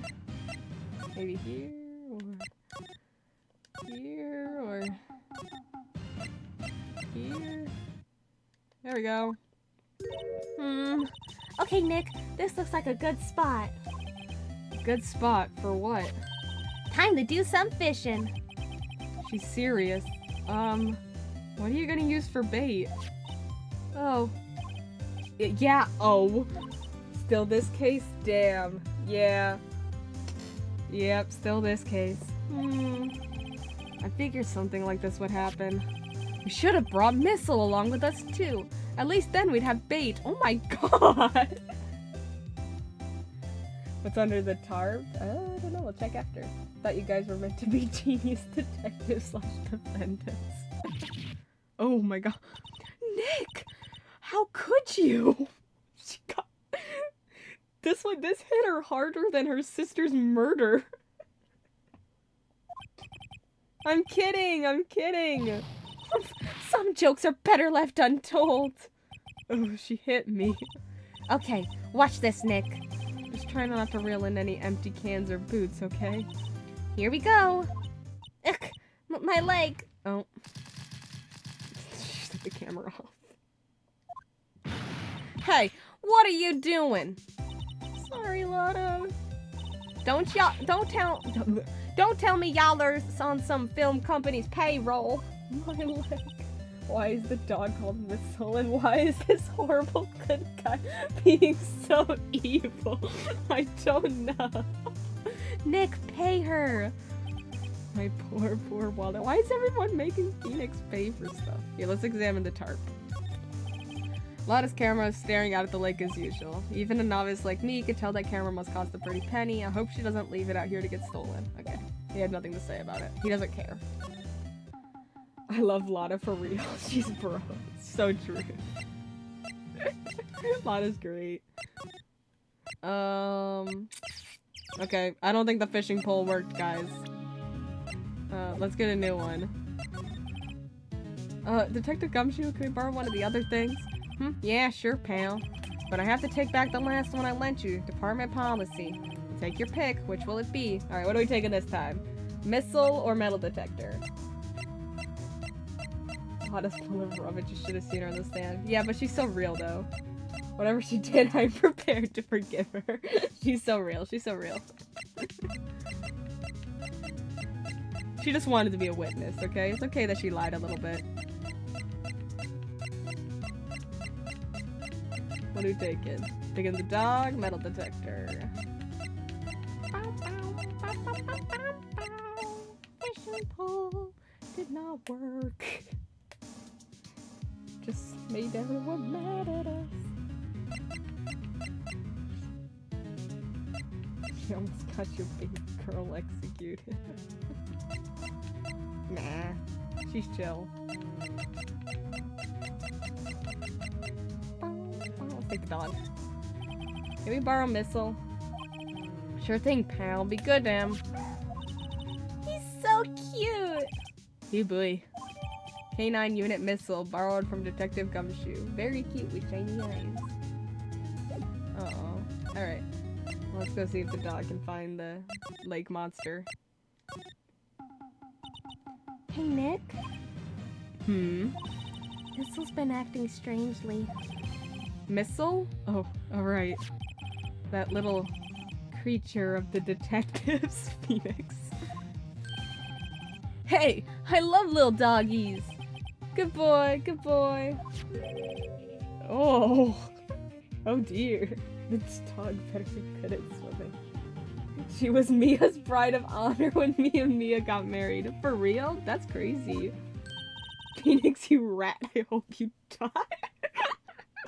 What's wrong with Missile? Oh gee. Oh jeez. Oh. Eek! Missile! Missile! Whoa! Stop that thing! Cannibal! It's eating my samurai dogs! My samurai dogs. Wow. He ate every single one.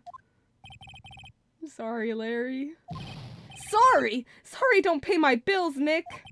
I'm gonna have it. I'm gonna have to this. It's going to have to this time. His face. Got an alarm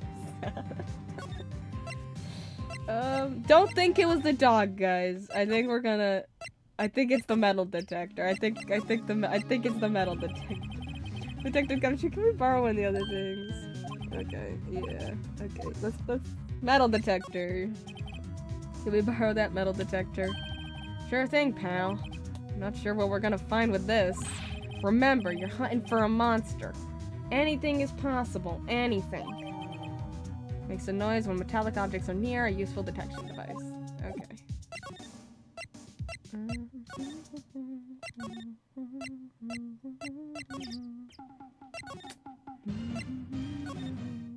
Oh, there we go. It's beeping. Nick? It's beeping! The metal detector's found something! Gonna find a monster can, aren't you? That'd be so funny. Sure is loud enough about it. Whatever it is, it must be in those bushes.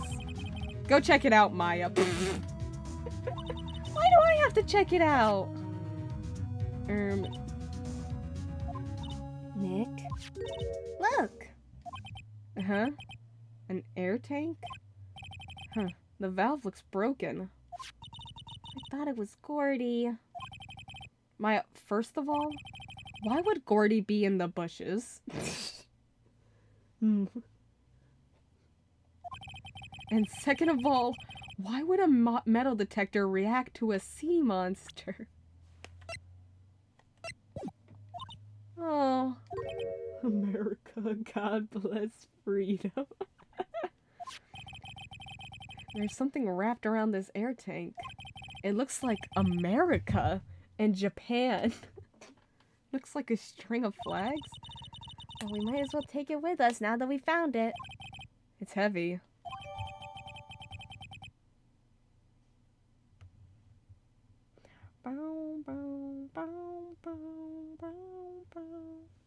An empty air tank, the valve is open, and a banner of flags is wrapped around it. Is that France?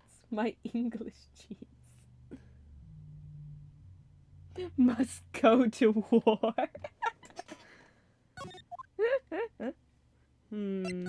Think this...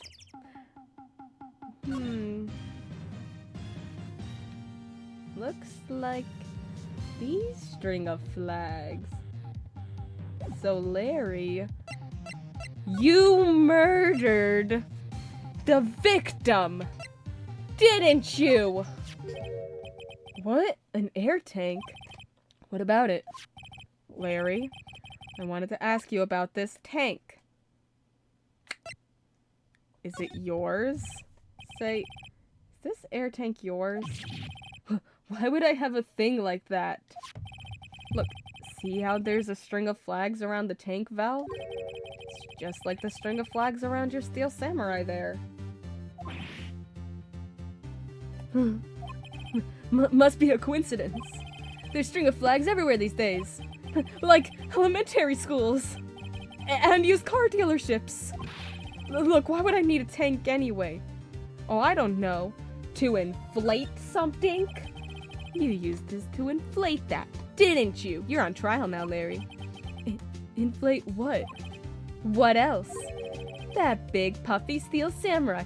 The murder weapon! Larry out here getting lit. Now why would you go asking me a question like that? Looks like I hit the nail on the head. Right. Actually, see, the compressor I always use was on the fritz, so I tried using the tank to inflate it just once, and it didn't go so well, as I suspected. Ask more about the tank! It didn't go so well? Yeah. Do you think you could be a little more specific? Come on. Look, it's embarrassing, so I don't really want to talk about it. Tell us! I stay awake through sheer and utter will. Fine. Whatever. It's like what I said. The compressor was busted. So I took the tank and tried to fill the samurai up with the... With that.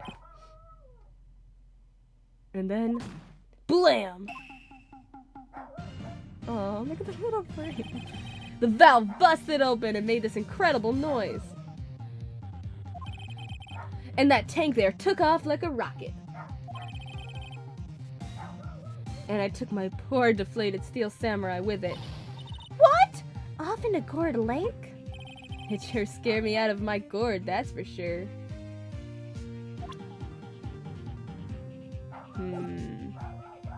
Interesting. Very interesting. Indeed.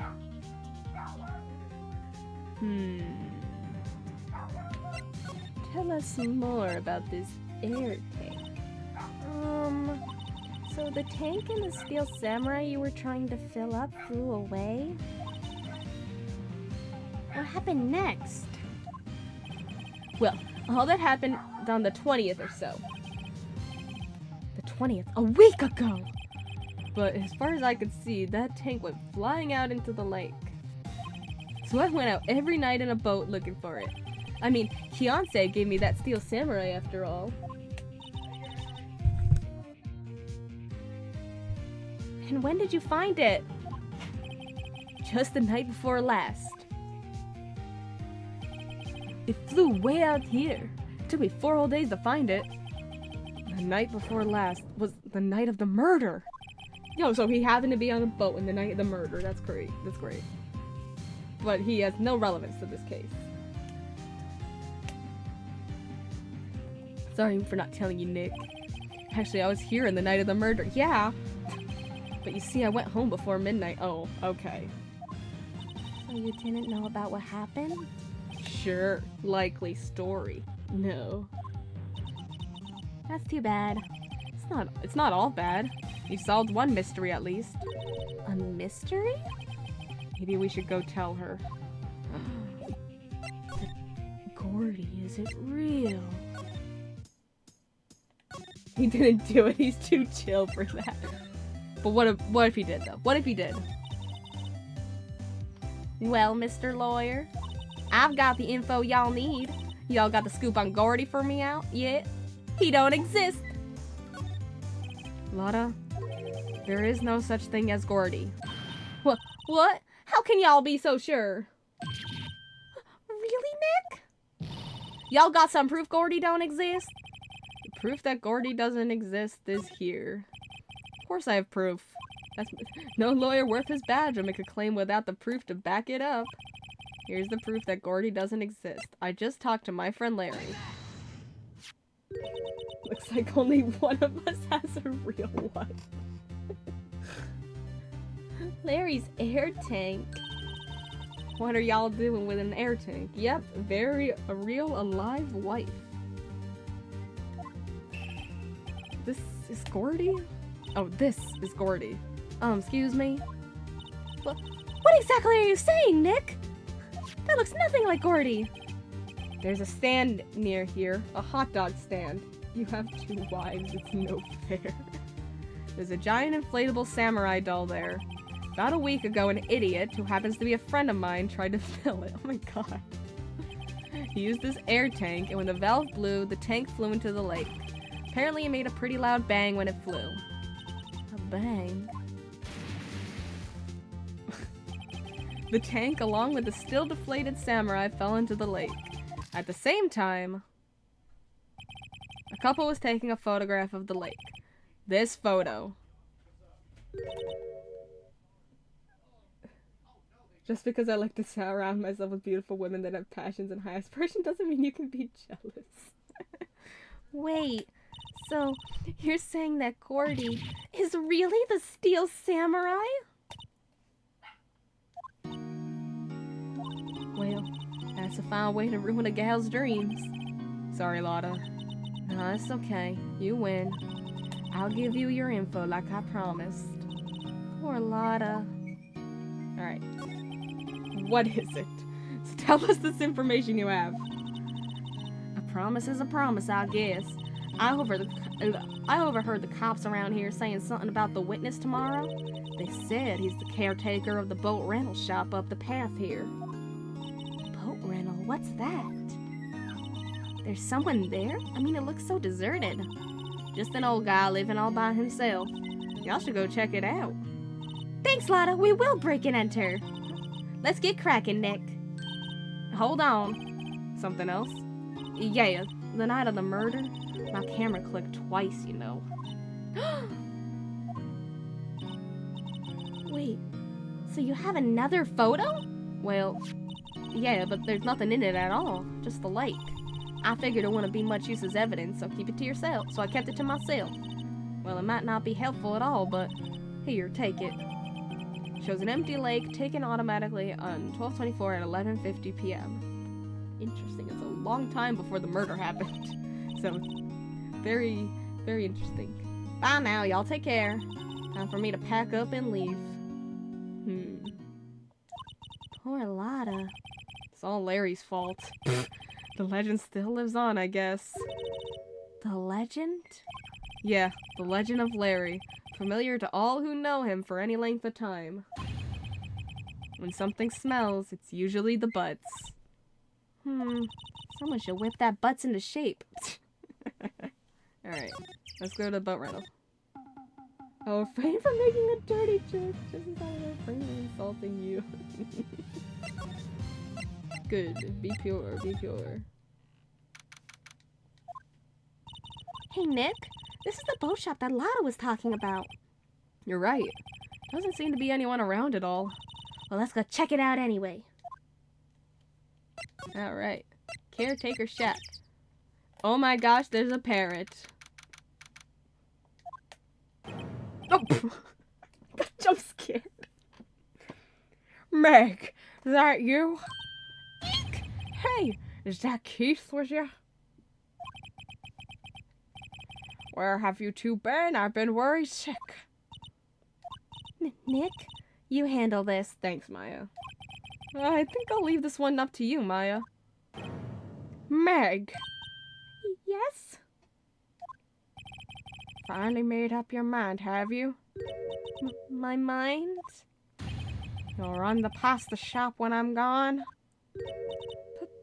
Pasta? Glad to hear it, glad to hear it. You'll make your old man proud. When you kids left the house, I didn't know what to think. How am I supposed to keep this place running, an old man like me? Polly, the kids are home. Hello! Hello! Squawk! Nick, what was that? She's the real sea monster, the Meg. The parrot, the one on that perch. Keith, Yes? Why did he respond automatically to Keith? I leave the wet noodle in your capable hands, Sonny. Oh, thanks. Nick, what's the wet noodle? You don't want to know, Maya. Based on the available evidence, I'd say it's the name of his pasta shop. Sure, Phoenix. Sure. That's a relief, isn't it, Polly? Hello, hello, Squawk. Yup. Nope. There's too many innuendos in this chapter. Just a bit. He fell asleep. Guess he's relieved. The pasta restaurant. Oh. A pasta shop? Yep. I think the wet noodle will live on when I'm gone. I'm too innocent for this. So true. Don't approve. I love the wet noodle. Oh, sure. My father started it, you know. So that makes you to the third generation. Meg. Yes? Tomorrow we'll start with the secrets of dough tossing. Dough tossing? You too, Keith. Yes? You'll be the best pasta wrangler the West has ever seen. Pasta wrangler? The West? Isn't pasta from Italy? Meg. Yes? You know the best pasta's always made west of the Rockies, don't you? Right, of course, everybody knows that. Nick? Huh? How long do we have to keep up this all in the family charade? This old man must know something about the murder. We're not leaving until we find out what that is. This guy's gonna be such a delight when he testifies. Oh, I bet. Boat rental shop? This is a boat rental shop, right? What are you talking about? This here's the Palace of Pasta, the wet noodle. And now that you mention it, we haven't gotten many orders for spaghetti lately. All the kids come up and say, yo dude, we want to ride in one of your boats. That's why I keep them boats out there. Youngsters these days, darned if I understand them. Pretty confused myself. Nick, this isn't going anywhere. This old man is the witness tomorrow, right? We gotta find some way of getting information out of him. Let's look around. Look at Polly. Wow, what an amazing parrot that is. Good morning.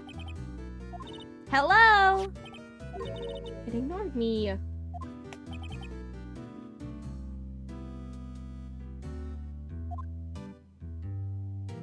Stop being mean. So true. You tell him.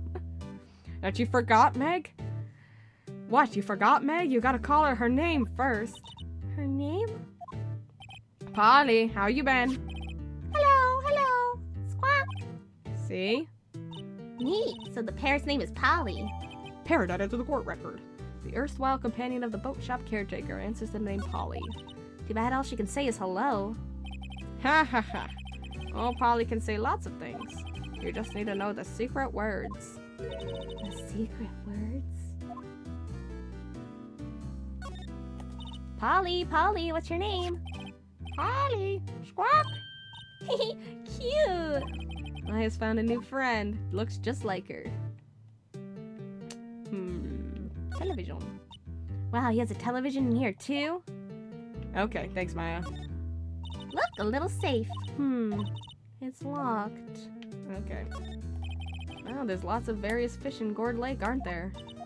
Something's funny, Nick. All these fish are saltwater fish. What? 1 a.m. so late or early. Looks just like her. Oh. What? That's a compliment.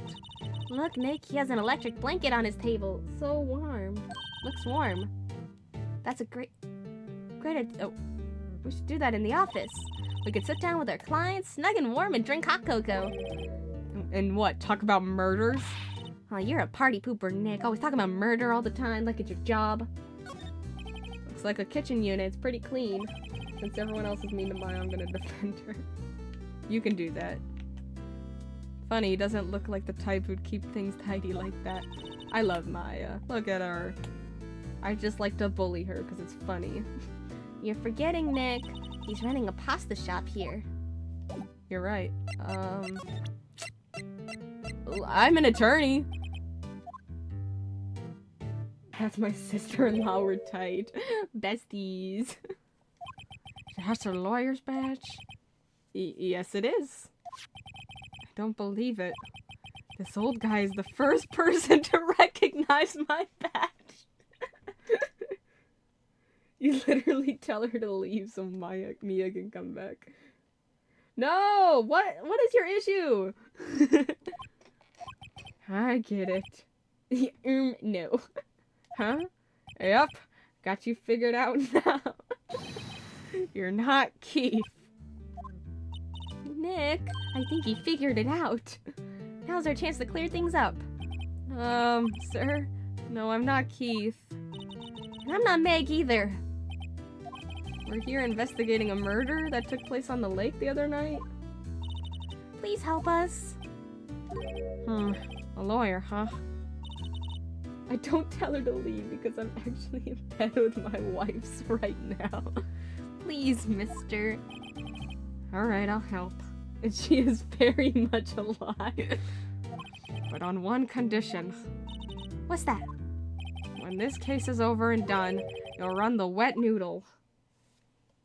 Okay, sure. Yeah, I'll run the wet noodle. Okay, we promise. Nick, are you sure about this? Hey, anything to get this case solved, I'll run the noodle shop.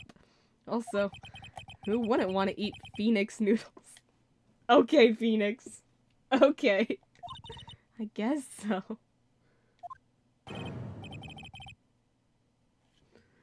That's my boy. Good for you, Keith. But wait, didn't I just say... You too, Meg. Yes? You bring a tear to your old man's eye, you know. Now, what was that you wanted to know? Speak up, Polly. Hello, hello. Squawk!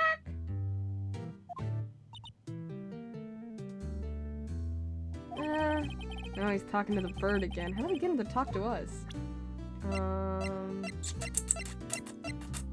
Do you know this woman? Okay, he fell asleep. Okay, I don't think... Okay. What about this? Yep, I seen this. Okay. You know something about this, sir? Keith. Yes? It's okay. You can call me Dad. Dad? You know something about this? Yep, the other night, out on the lake. Yes, yes? I know all about that. I seen it. What? Tell us what you saw. Well, I suppose, as you're taking over the shop and all. Please. Oh, Polly. Heck, my memory's gotten worse of late. That's why I just tell everything important to old Polly here. Everything important? I wonder. Polly, what's the number to the safe? 1228! Squawk! Yeah, Mia's alive and well. So true. All right. Hey, Polly, watch it, will ya? See, Nick? All it takes is a little clever thinking. And a criminal mind. Quick, Nick, write that number down. Hey, don't get me involved in your little heist schemes. Alright, what did you see? I forget the time, but it was pretty dark outside. Probably night, yep. It was after midnight, but okay. Maya, she'll be dearly missed. And I heard this bang, so I looked outside. And I heard another one, bang.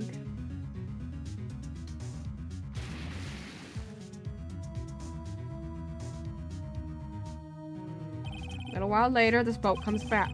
Then a young man walked by my window here. He was muttering something to himself, up. What did he say? Hey up. That's what he said? He said, hey up? I forgot. I'll remember tomorrow by court time, I promise. You need to know earlier than that. You know what? Little Terry was just here. Terry. Yep, that kid next door. He always used to make him cry, remember? He was wearing this tattered old coat, got himself some whiskers growing out of his face. He must be talking about Detective Gumshoe. Comes up and tells me to come down to court tomorrow. Really? Somehow I don't think we're going to get much useful information from this guy. Maya, maybe we should be leaving? I think you're right. Oh wait, I have one more question.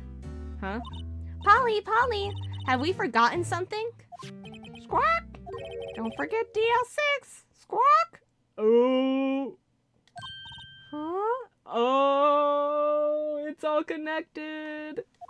What did she just say, Nick? Oh, one more time, Polly! Don't forget DL6! Squawk! What? The DL6 incident?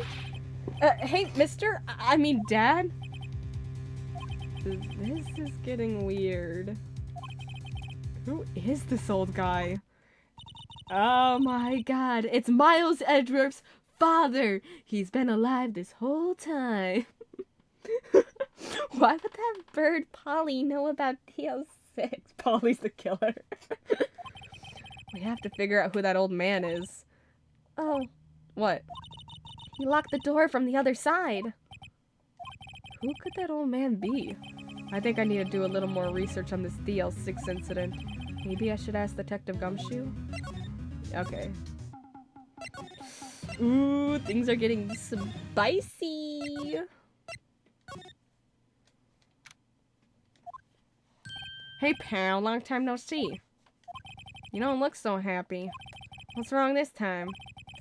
Actually, we wanted to ask you something. Yeah? The boat caretaker. Polly, the prosecutor! You know the boat rental shop down at Gourd Lake? Oh yeah. The old man who runs it is appearing as a witness in court tomorrow, right? Oh. Huh? How'd you... that was supposed to be top secret. Do you know who that old man is, Detective? Actually, I don't. He's a bit of an odd bird. I haven't been able to get a straight answer out of him. No, not the parrot, Detective. The old man. I decided first that he wasn't persuasive enough to stand and testify as a witness. That's why we called Miss Lotta Hart yesterday. As for who he is, we have absolutely no idea. Sounds suspicious. Yeah, really. How do you not know who he is? You're a detective. Alright, DL6. Tell me about DL6. Detective Gumshoe, please help us. Huh? We need to know about the DL6 incident. That was when Edgeworth's father died. I can't help but think that it has something to do with this current case. To tell the truth, I don't know much about DL6 either. Mr. Edgeworth forbade us from reading the file. So, I'm afraid I can't show them to you either, pal. What? However, if you can convince me somehow that the DL6 incident is related to this case, well, I guess I'd consider opening the file up. Yeah, it's connected to this case. The parrot said it! What's that, a parrot? These officers are so incompetent, bro, for real. The old man at the boat rental shop's parrot. The parrot knew about that incident. That incident? DL6. What? How isn't it related? It's so related. Polly, have we forgotten something? We just did this 2 minutes ago. Squawk! Don't forget DL6, squawk! Huh? Thanks for the flashback. We just did that. Pretty sure that old man must have taught her that word. Yeah, but how would that old man know about the DL6 incident? Wait, what if that old man was connected to DL6? Nick, you think he might be? No, really? I get you. Sounds like you need information on the DL6 incident. Yeah. Through there's the station's records room. I'll give you special permission to go in and find what you need. All right. Way to go, Detective Gumshoe. Okay, Nick, to the records room.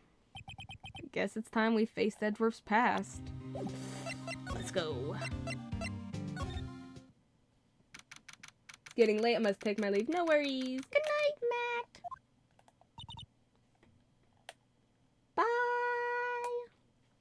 Wow, it's amazingly dusty. 10 years of files and 10 years of dust, I guess. Good night. Let's find that DL6 stuff quick. 15 years ago, both me and Edgeworth were 9 years old. We were almost through with 4th grade when he suddenly transferred. Because of DL6? Nick, I found out where the file is. Oh, thanks. Just let me know what you want to know about the DL6 incident. I'll go get the right file. The case summary. Well, first I have to get a handle on the main facts, like a summary. Right. Summary. Found it. Here you go. December 28th, 2001. That's exactly 15 years ago from the day after tomorrow. So in 2 days, the case is closed. The incident took place in the elevator of the district courthouse. What? Is this the same district courthouse that where we're holding the trial now? Looks like it. Ew. There was a large earthquake at 2 p.m. on that day. Part of the court building collapsed and all the lights went out.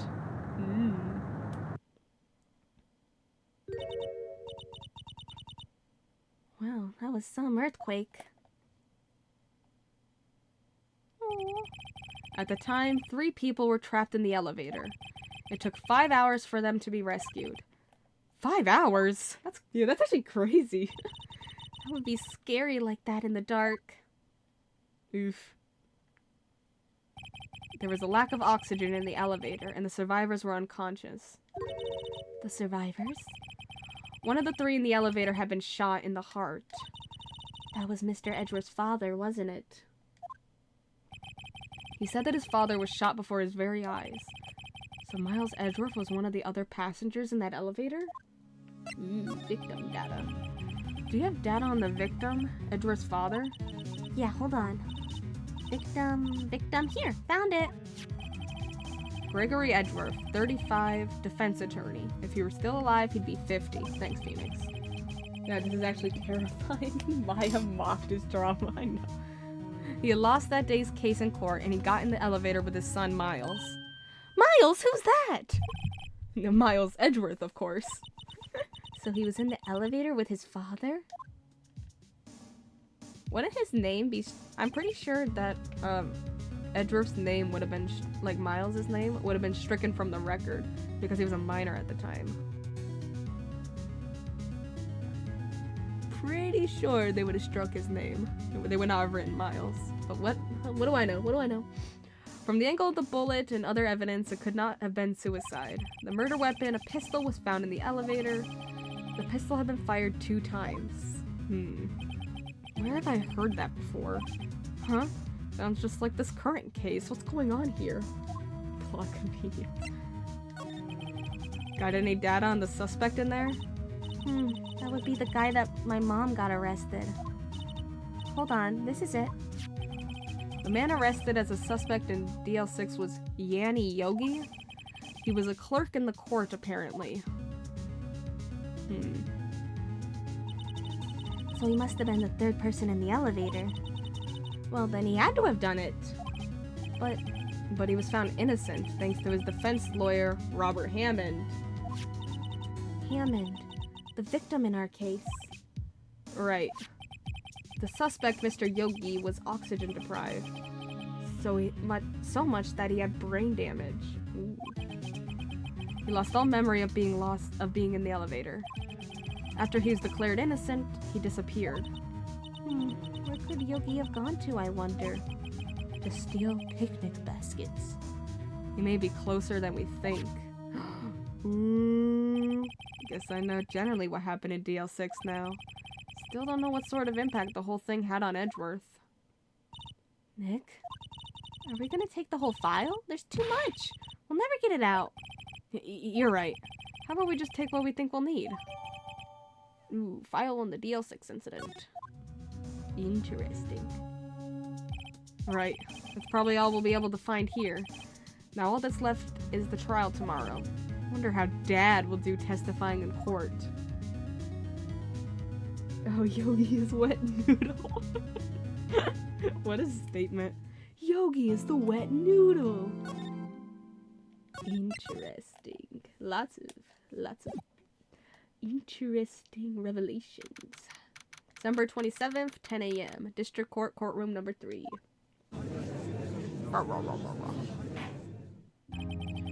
Court is now in session for the trial of Mr. Miles Edgeworth. The defense is ready, Your Honor.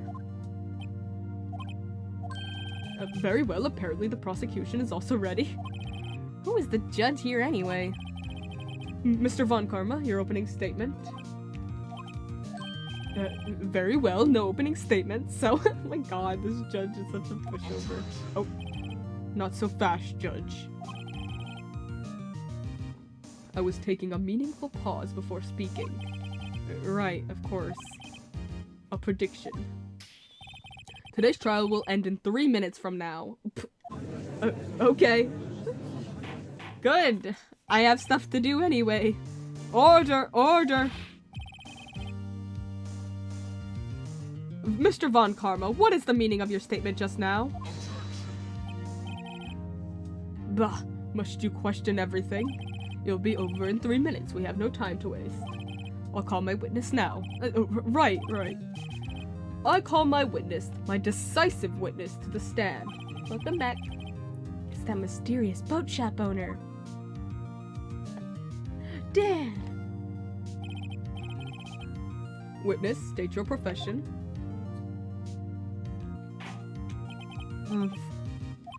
So many old men in this court I gotta do voices for. I'm the proprietor of the restaurant The Wet Noodle at Gourd Lake. And I also rent boats. The night of the incident, you were in the boat rental shop, correct? Yep, I was. Please testify. Wait a second. We still haven't heard who this old guy is. Raise an objection? Hello, who is this? Wait a minute. Give me his name. Is it Yanni Yogi? The witness hasn't stated his name yet. But there's no objection to that. Because I did not ask him, Mr. Wright. Bah. But I have predicted this trial will end in 3 minutes. Stop asking trivial questions and cooperate. Yeah, right. The witness will state his name. Thank you for once. Oh my god. Well, I'm not really sure. Yep. Convenient. What do you mean? My memory. Your Honor, the witness does not remember anything beyond the last several years. Ergo, he cannot recall his own name. He can't recall, you say? Yes, but the incident in question took place 3 days ago. He can't testify. Very well. Let's hear his testimony then, shall we, witness? The night of the murder. It was the night of the 24th, just after midnight, yep. Of course, now he remembers the time and day. I was in the restaurant where I rent boats as usual. Then I heard a bang, yep. When I looked out the window, I saw a boat just floating on the lake. Then I heard another bang. Just about then, the boat comes back to shore and a man walks by my window. Very well. I'd like to begin the cross-examination. There is nothing to question in my witness's testimony. He never said who the man was he saw. Ergo, no need for cross-examination. Besides, there are only 10 seconds left before our 3 minutes are up. Judge, your verdict now. No. Yes. Mr. Wright? I'm cross-examining. He never said who the man that walked by was. What if it was the victim, you know? What he's saying, of course I'll cross-examine the witness. Very well. You may begin. Excuse me? Mr. Von Karma? 3 minutes just passed. I see. Well then, let's just take our time. You may cross-examine the witness. Okay.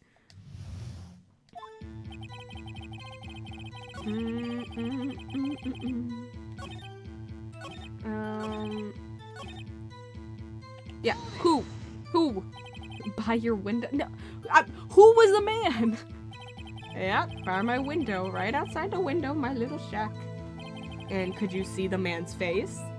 Well, the fog was pretty dark, thick, but he was right there in front of me. I saw him. This is a rather important detail. Please add it to your testimony. Okay. Tisk, tisk, tisk. I have a bad feeling about this. That man was the defendant. He was saying, I can't believe he's dead. Are you sure? Uh-oh. Dad? What? Phoenix Wright, why are you calling the witness Dad? Dad's certain, Keith. He said, I can't believe he's dead, as he was walking by too. Witness, are you sure the person you saw was Miles Edgeworth? It was him. That Edgeworth boy. Oh. No, he's dead.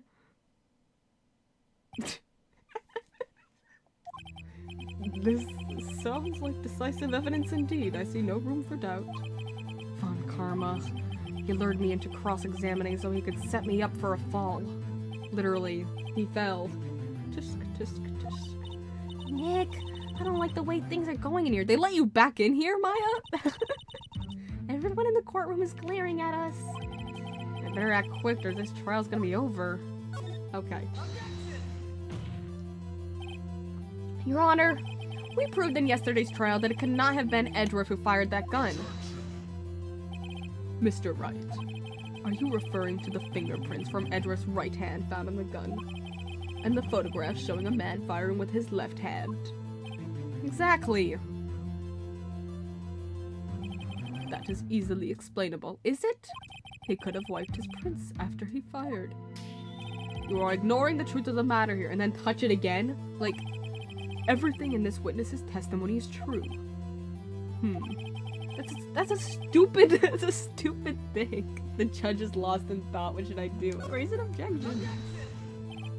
Your Honor, this witness claims that Edgeworth said, I can't believe he's dead, but his word is all we have.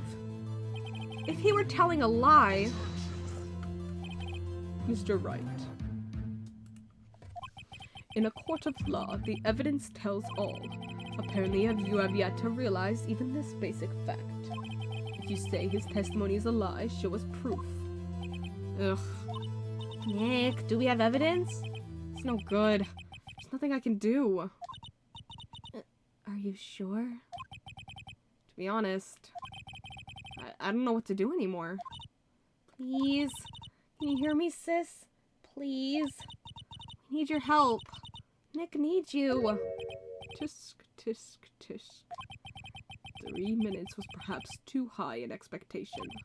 However, 15 minutes isn't bad. This must be a new record.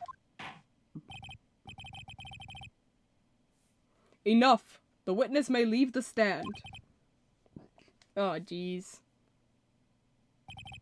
This court sees no reason to further prolong the trial. Nor is there any need for more time to decide the case against the defendant. This case is extremely clear. I see no room for misinterpretation of the facts. What? No. This court finds the defendant, Mr. Miles Edgeworth. Are you kidding me? Oh, no! No! The accused will surrender to the court immediately. Guilty! No!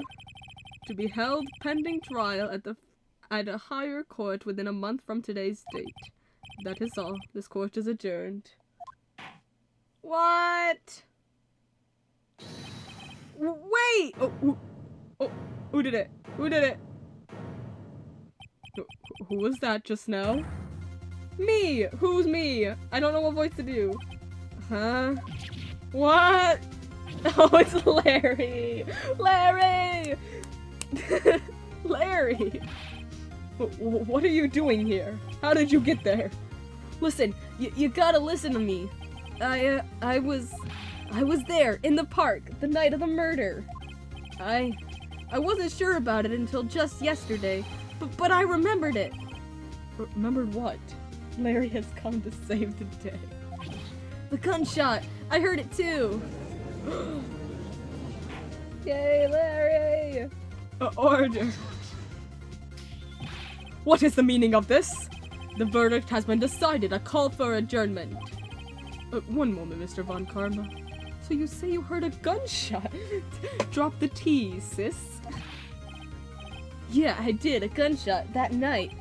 I was sitting here in the audience, listening to the testimony. Then I realized something he said was different from what I remember. Anyhow, I can't just sit here and let you call Edgy a murderer. It's just not right. I'll testify. Let me testify. Order, order. Well, this is the first time something has happened like this in my court. Not quite sure how to proceed. Judge, you've already given your decision. The trial is over. Nick! This is it. Larry's given us one final chance at this. She's right. Only it wasn't Larry. Phoenix! You just got a guilty verdict. And he saved you. Oh my gosh. It could make things even worse. There's no... You already lost. There's no way for him to... Oh my gosh. Mr. Edgeworth was just declared guilty, Nick. You tell him, Maya. It doesn't get any worse. That's what I just said. You're right. Okay. Your Honor, if there is another witness, it is our duty to hear him speak. Right here, right now. A waste of time. The verdict cannot be overturned. Allow me to speak my opinion. Yes, you're allowed to. You're the judge. In all court proceedings, it is our duty to prevent an inaccurate verdict. In order to make sure no mistake has been made, every witness should be heard. What is this? I withdraw my previous verdict of guilty. Thanks, Judge. We're besties now. Mr. Von Karma, I order you to call this new witness to testify. Now. What? The court will adjourn for a 5-minute recess. After that, we will hear this new witness. Court is adjourned. Alright. December 27th, 10:28 a.m. Phew. That was too close. Sorry to keep you on the edge of your seat like that, Edgeworth. Humph. I've seen worse. Yeah, right, Edgeworth. You're sweating bullets. I just wonder what Larry plans to say in there. Larry was at the lake that night? Yeah. He said he went looking for the steel samurai balloon that flew into the lake. Oh, right. And he found the balloon in the air tank that night. Yeah. Hey, Edgeworth? Huh? You say something, right? Yeah, I said a lot of things. You seem out of it. What's wrong? It's nothing. Oh, I bet. I bet it's nothing. Mr. Edgeworth, there's something I've been meaning to ask you. What's that? Why are your fingerprints on the murder weapon? Yeah, that's a good question. Oh.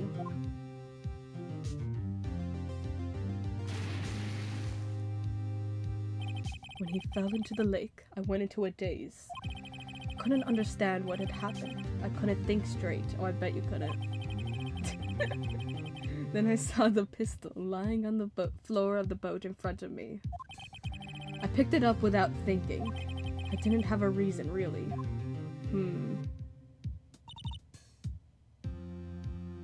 I see. Right? Yeah? This might be our chance. Our chance? Oh, finally! Von Karma has only ever run perfect trials. Oh, perfect trials? We're talking about Von Karma. Perfectly prepared witnesses. Perfectly prepared evidence. That's the secret to his success. This is the first time he's ever had to deal with something unexpected. He has to let someone he hasn't even talked to testify before the court. And that someone is Larry. What are you getting at? It's likely his testimony will be full of holes, right? That's right, Nick. No 10-minute trial this time. We'll milk this one for all it's worth. Finally, we can go to the flower dance and start it. Hey, it was 15 minutes. 15! Everything's on Larry now. Right, you finally reached 4 hearts with me.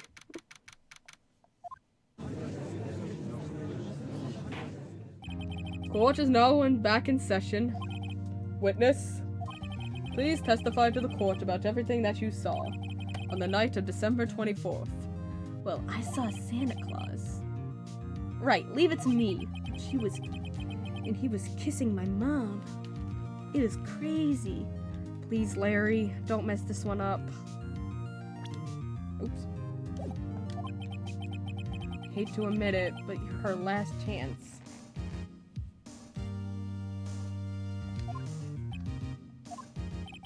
Von Karma didn't even have time to prep his witness. I just hope Edward is right about this being our big break. The night of the murder. Phoenix, you're so mean. That night, I was out in a boat on the lake. I was looking for something, and I, found it. So I quietly slipped the boat back in at the rental,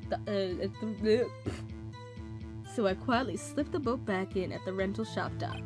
Then just as I was thinking about going home, I heard this bang. I looked out over the lake, but I didn't see a boat. So after I heard that single gunshot, I went home. Oh god, Larry. Larry. It was 2! I'm pretty sure we have it on record that it was 2! Yep. That was an unusually vague testimony even for this court. In any case, Mr. Wright, you may begin your cross-examination. Yes, Your Honor. What's wrong, Nick? It's Larry. I have no idea what he's gonna say if I press him. I'm a little scared. Well, we've come this far. There's no way to go but forward, Nick. Alright. It was 2. Larry. Love you, man. It was 2.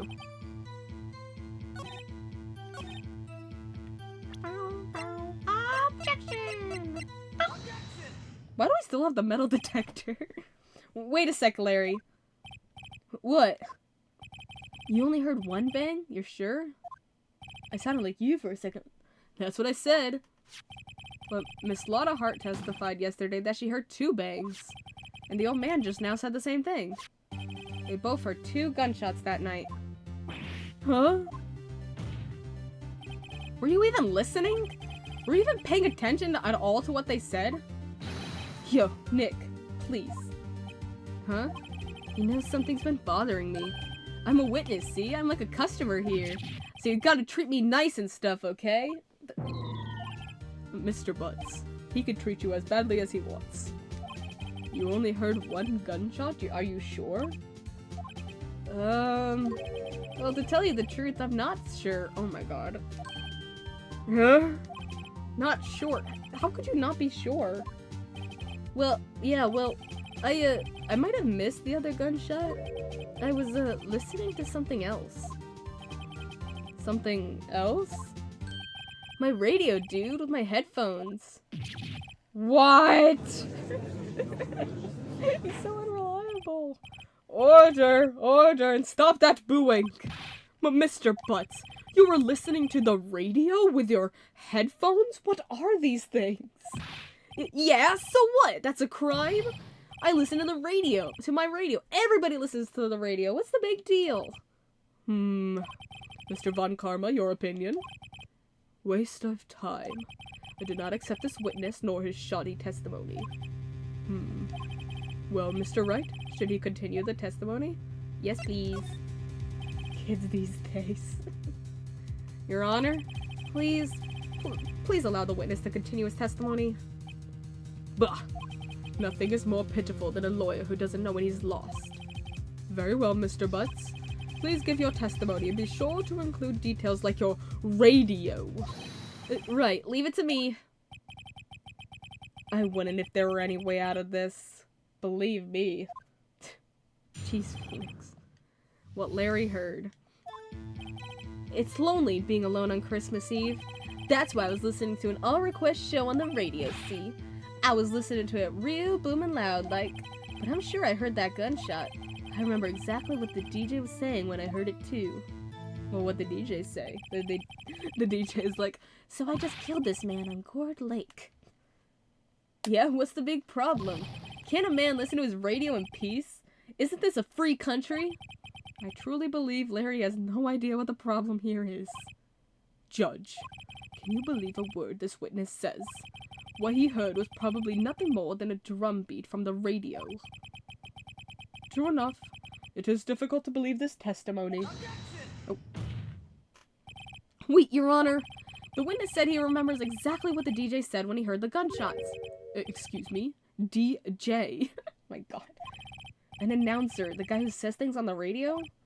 Anyway, what this means is when he heard the sound, no music was playing.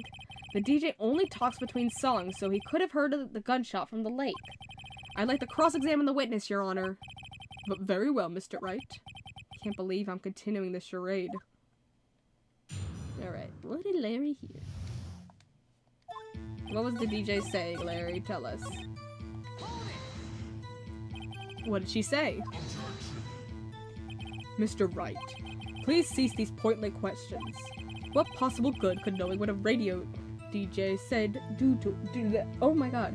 What possible good could knowing what a radio DJ said do us? Indeed, Mr. Von Karma has a point. I'll allow the question only if he sees some reason why we should care. Yeah, we should care! We should care, Your Honor. Of course we should. Why? Well, how do you know if we don't ask, Fine, very well.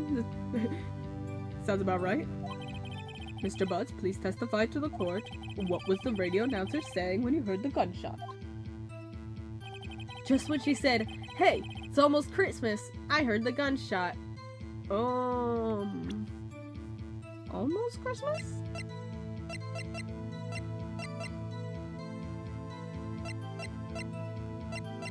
Almost?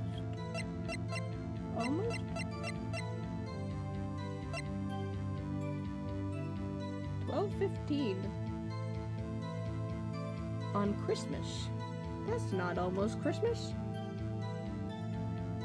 That is Christmas.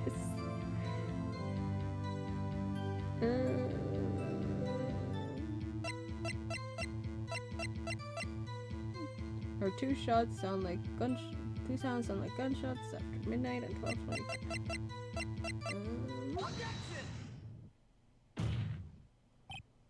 Larry, are you absolutely sure what you're saying is correct?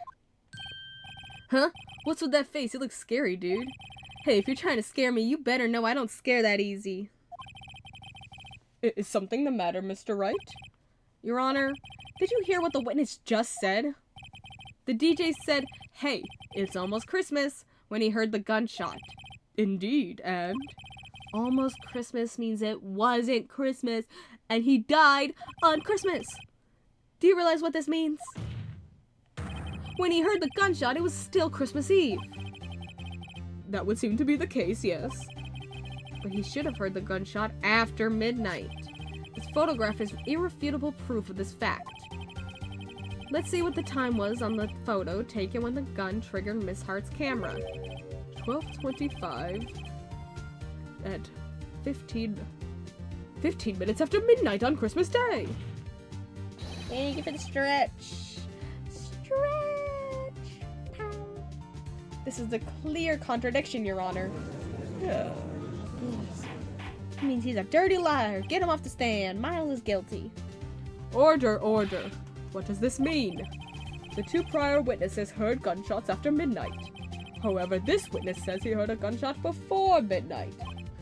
Judge, the answer is simple. The current witness is plainly mistaken.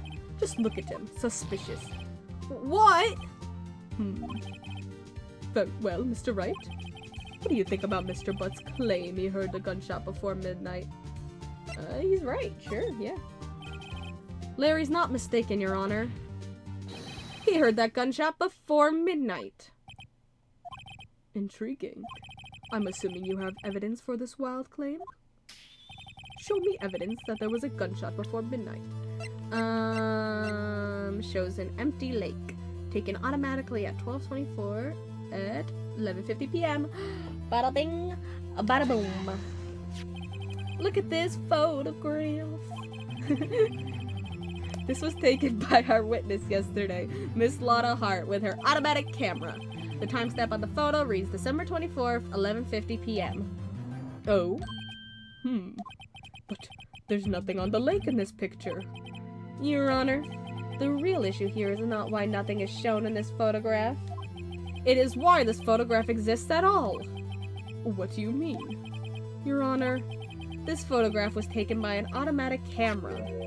That camera was set to go off in response to loud noises.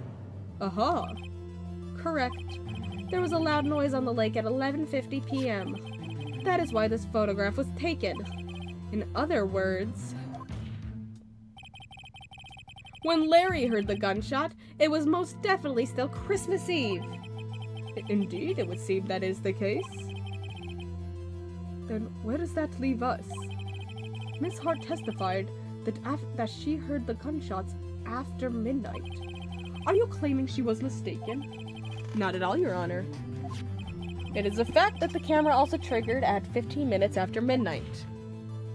Your Honor, that night there were 2 sets of gunshots with a 25-minute pause between them. Why would this be? Don't be fooled, Judge. That camera was set to respond to loud noises. Yes. There is no proof that the loud noise at 11:50 was a gunshot. Why the witness could have sneezed, triggering the camera. Not true. Hey, my nose was clear that night, man. Clear. Not true. Well, Mr. Wright, there's no turning back now. Can you prove that the loud noise at 11:50 was indeed a gunshot? Please show the court evidence if you have any.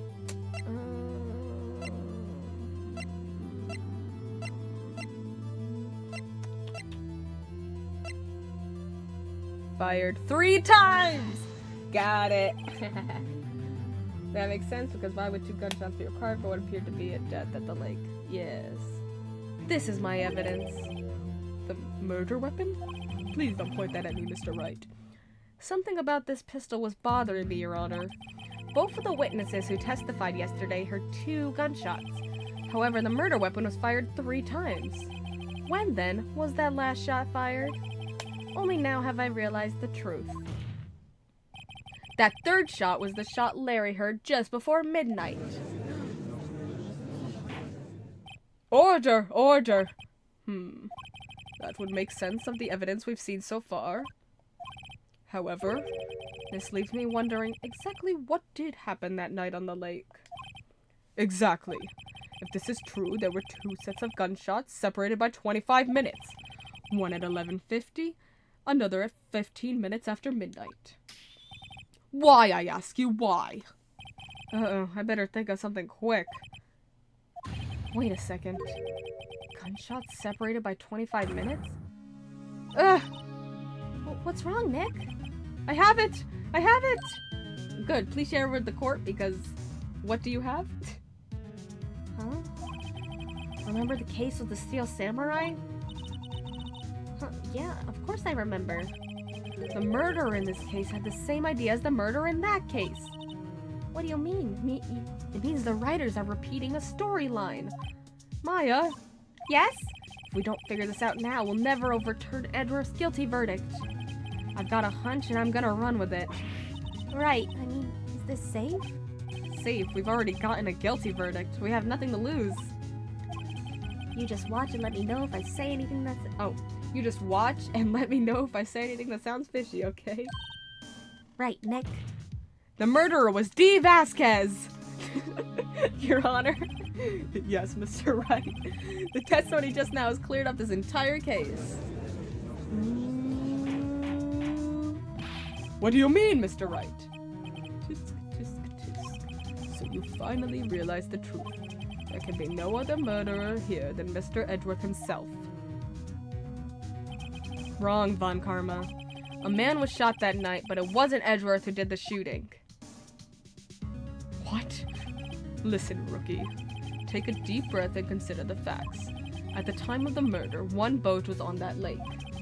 This was shown by the witness's photograph. The defendant, Edgeworth, and the victim, Robert Hammond, were on that boat.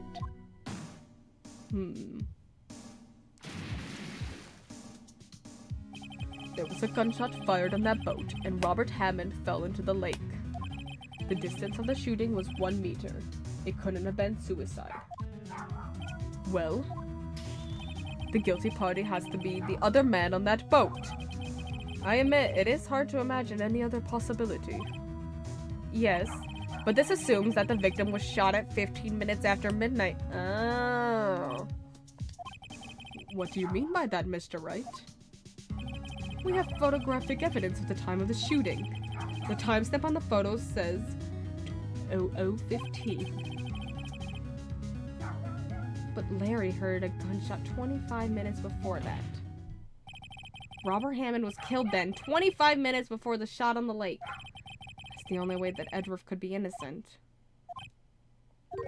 Mr. Wright, are you quite mad?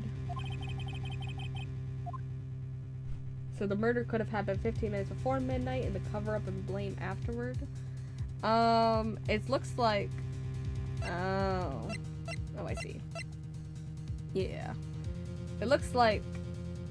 Yep. Okay, I got it. What happened is the real killer killed Robert Hammond at 11:50 somewhere else with one shot. Bam! Because he was only shot once in the heart. Right? He was only shot once. Yeah, I'm pretty sure he was. There's only one bullet. And then did something with the body or whatever, threw it in the lake or whatever, and then met Edworth out on the boat at 12:15, shot the gun twice, and then just as a cover story? I don't know. Of course it was Edworth and the murderer. After the murderer killed Robert Hammond at 11:50, Phoenix will explain it, I'm sure. He assumed the guise of Mr. Hammond and met Edworth. Oh, okay. What?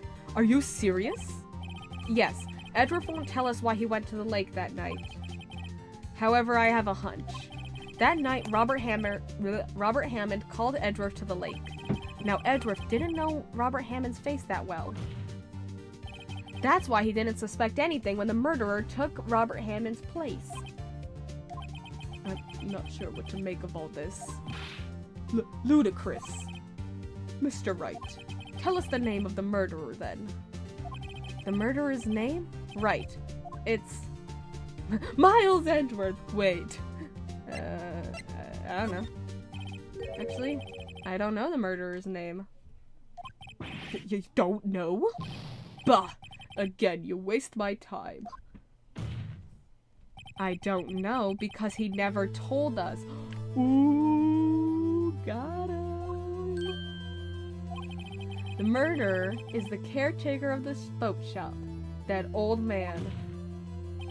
At 11:50, he was the one who killed Robert Hammond. The caretaker of the boat shop? Where did he do this? There weren't any boats on the lake then. Why would he have to go all the way out on the lake to just... Why would he have to go all the way out on the lake just to shoot someone?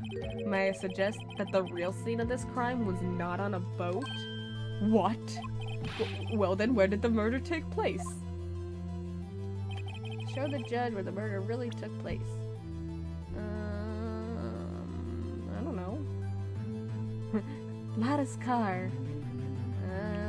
Boat shop? Here, of course. The boat shop where he lives. That way he could meet with the victim without anyone seeing. Do you have proof that the boat shop was the scene of the crime?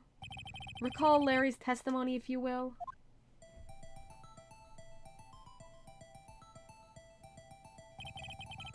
That night he was out on the lake in a boat searching for something. He finds it and returns the boat. Then just as he's starting to head for home, he hears a gunshot. He heard a gunshot, Your Honor, even though he was wearing headphones at the time. In other words, the gunshot was very, very close by. And where would that be if he had just returned a boat? The boat shop. Got him. Arrest him, Your Honor. Mr. Wright, what happened that night on Gourd Lake? Please tell the court from the beginning. Yes, Your Honor. Nick, are you sure about this? Not really. But I think if I start at the very beginning and I take it slow, I might just be able to figure this out. That night, the caretaker of the boat shop called Robert Hammond to his shop. Oh my gosh. This was around 11:50. That was when the gunshot that Larry heard was fired. After that, the caretaker put on Robert Hammond's coat. He became Robert Hammond. Then he got in the boat with Edgeworth and went out into the middle of the lake. Then, who fired the pistol on the boat, Mr. Wright? The caretaker. Of course, it was the caretaker who shot the pistol. He shot twice. Both missed Edgeworth on purpose. Wait a minute. Yes? Why would he shoot twice if he didn't mean to hit anyone? Details. Know this, Mr. Wright. That's why Polly would know about the incident, because obviously the two would have argued. The moment you run out of the explanation, it is the moment you lose. Tell us why the murderer had to fire twice. To create a witness, of course. I believe he shot twice to create a witness, Your Honor. Create a witness? The murderer lifts his pistol and fires one shot. That ensures that anyone who heard the shot would look at the lake. Indeed, Miss Hart did exactly that after the first gunshot. Next, the murderer waits a bit and he fires again. Then, the murderer jumps from the boat himself, leaving the pistol in the boat behind him. I see. To someone looking from the edge of the lake, it would appear that one of the men on the boat had shot the other. The murderer didn't know about the automatic camera, of course. That's why he shot twice, to draw attention to the boat. Once you realize that, everything else falls into place. The boat shop caretaker swam back to his shop. Then he put Mr. Hammond's wet coat back on the body, and threw the body into the lake. This is what happened, Your Honor. These are the events that transpired that night on Gourd Lake.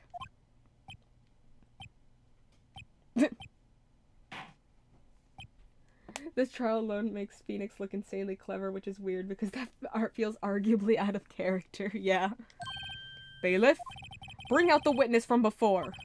The boat shop caretaker, quickly.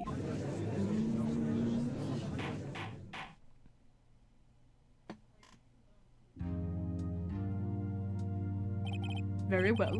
While we are waiting for the caretaker, I would like to ask the defendant, Miles Edgeworth, a few questions.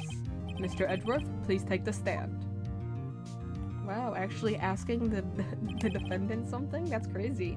Mr. Edgeworth, you heard what the defense has said? Yes. Well? Why did you go to the lake that night? What Wright has said was mostly correct. Astonishingly so, actually. Yes. Several days ago, I received a letter. The letter was signed, Robert Hammond. He asked me to come to the boat shop by the lake at midnight on Christmas Eve. He said he had something very important to discuss with me. Something important? I'm sorry, I can't say what it was. Your Honor, sir? Oh, bailiff. Bailiff, we're conducting a trial here. I ask that you remain quiet. The witness has disappeared. He isn't at the boat shop either. What? What should I do? Find him quickly. We cannot allow him to get away.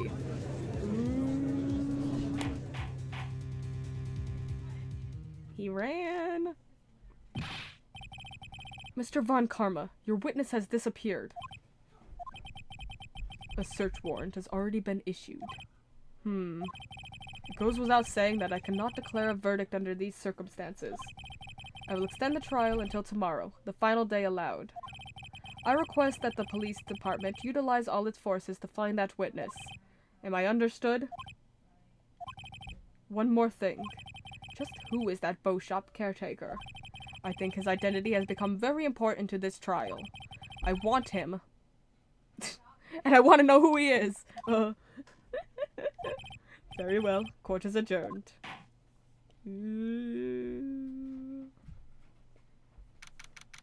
1:22 p.m. Yay, Nick, you did it! Yeah. I want him. I want that man. Well, at least we got out from under that guilty verdict.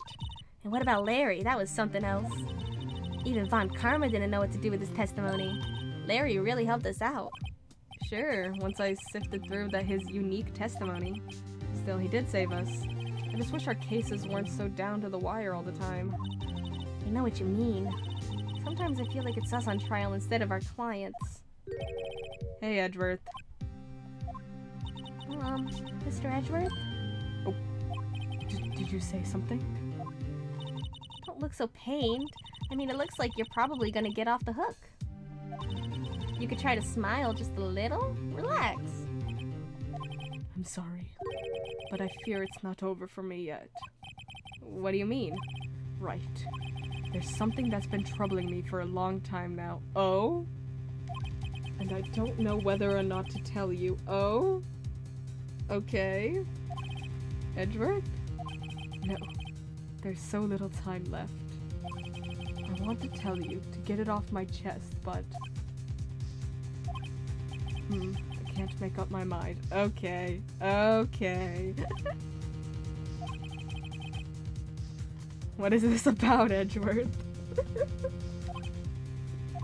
It's a nightmare I've had. Oh man, that's not where I thought this was going. A memory of a crime that I committed. A crime you committed? A memory of a murder. Ooh, don't say that. Don't say that right now. We're about to get you a not guilty verdict, Miles. Yeah. Yeah.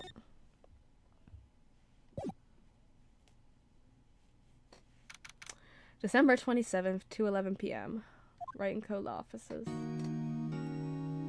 Oh. What was Mr. Edgeworth talking about? A memory of a crime that I committed. A memory of murder. That just happened 30 seconds ago, Maya. Why do we need a flashback? Do you really think Mr. Edgeworth killed? I don't believe it. Not Edgeworth. Some painful memory has been troubling him recently. But he never takes someone's life, never. Edgeworth killed his own dad. Nick? Oh! Yo, how's everyone doing? What'd you think of my performance today? I had him swooning in the aisles, huh, Maya? Swooning? Me? Oh yes. I do remember feeling faint. Right on! Tell me the truth, it was like love at first sight, right? Larry. Right, Nick? Huh? Me? Well, maybe my heart skipped a beat or two. I think you can do better than that. Come on, I saved Edgeworth in there, dude. Edgy. You guys should be bowing before me. Yeah, bow before your hero. Okay. What's up with today's trial? Larry, you really helped out in the trial today. You did. If you weren't there, Larry, I'm sure Mr. Edgeworth would have been found guilty. But seriously, Nick, that bow shop caretaker guy is pretty suspicious. I think he's like a murderer or something. But Edgy ain't off the hook yet. Way to spoil the mood, Larry. Hey, I'm just the guy sitting in the audience, you know? From where I was sitting, Edgy seemed pretty edgy. I mean, can you really know he's telling the truth about that night? Ooh. Nick? I don't know. But what I do know is I'm gonna believe in you two until the end. Aw. Us two? Edgeworth and who else? You mean me, right? Nah, he means me, right, Nick? Yeah, you, Larry. Not Maya, she sucks. Not me? Seriously, Phoenix, I think that shopkeeper's the imposter. I say we vote him out. But why you, Larry? Huh? Actually, yeah, why me, Nick? Enough with the silent treatment. Ooh, Edgeworth. Nick, why do you trust Mr. Edgeworth so much? Is it because he's super hot or something? I mean, he's changed recently, true, but when we first met him, he was kind of a jerk, don't you think? You didn't know him back then. Back when he wanted to become a defense attorney. Wait, was that when you two were classmates? Yeah, in grade school. They saved me. Miles and Larry.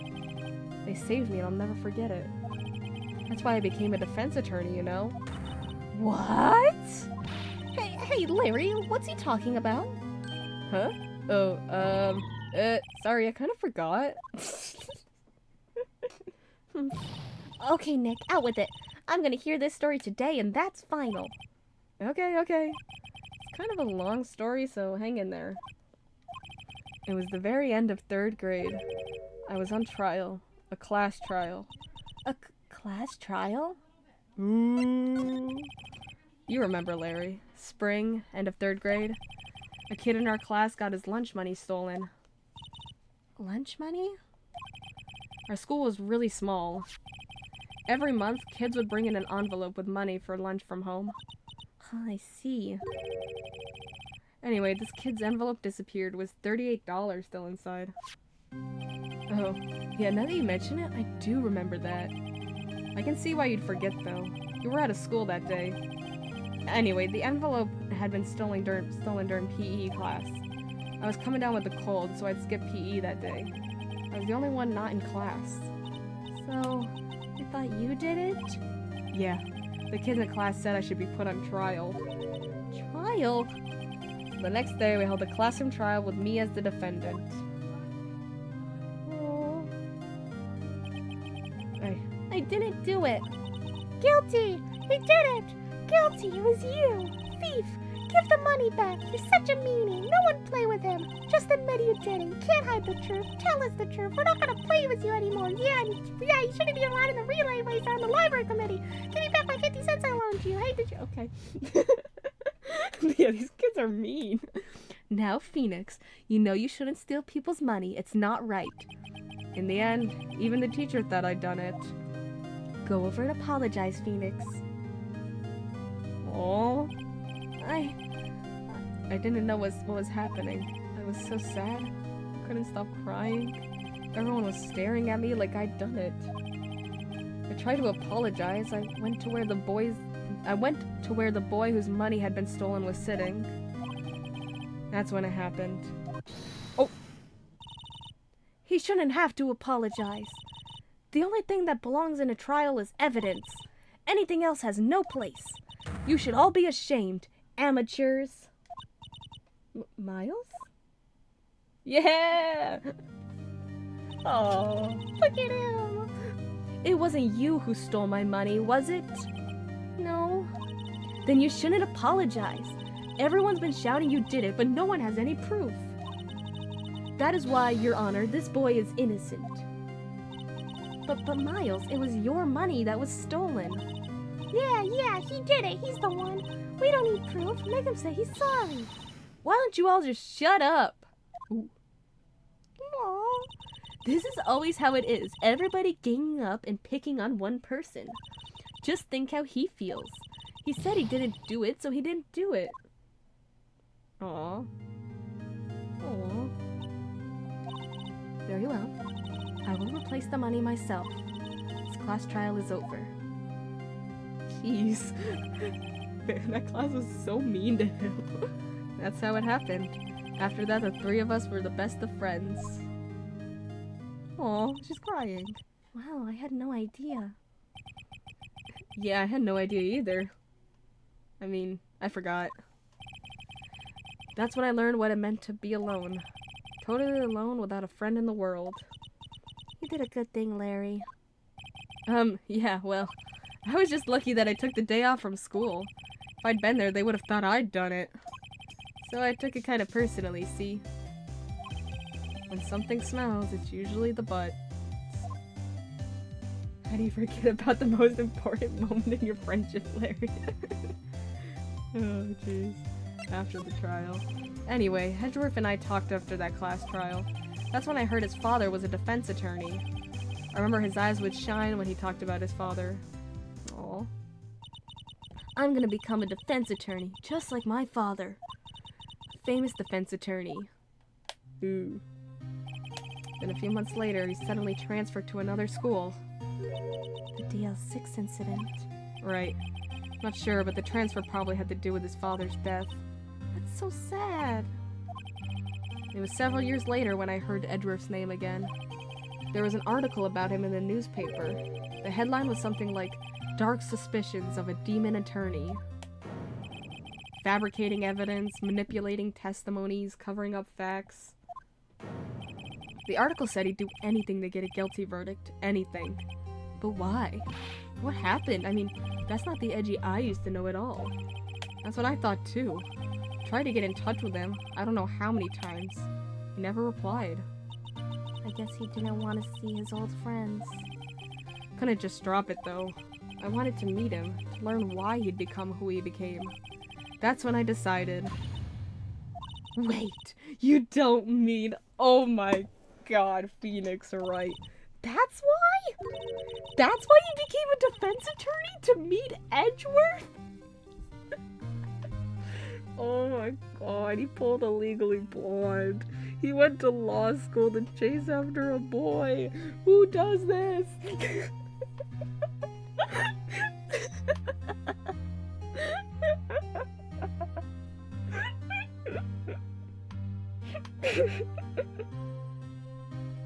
Aw, it is cute. If I was a defense attorney, I knew he'd have to meet me whether he wanted to or not. In court. Edgeworth believed in me and I believe in him. He's in pain and no one's on his side. I'm the only one who knows the real Edgeworth. I'm the only one who can help him. Whoa, Nick, that's kinda... So is that why you helped me out for free? Yes.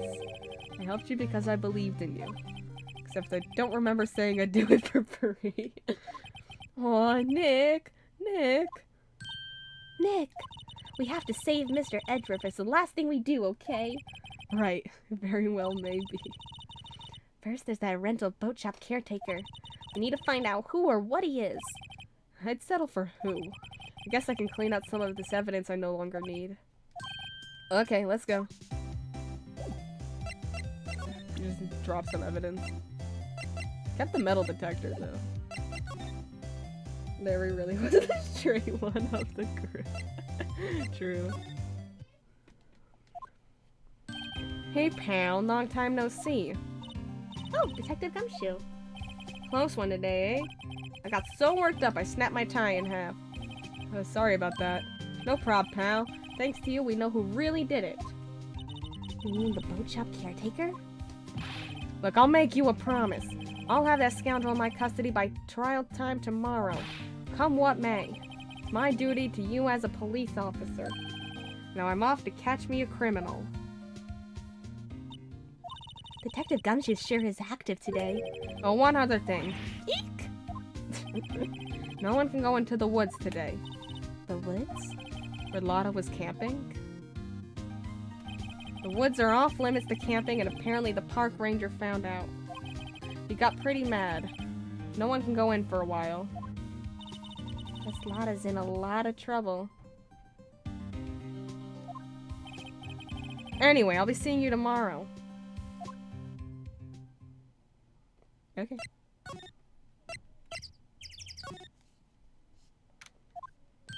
Huh? The steel eyesore is missing.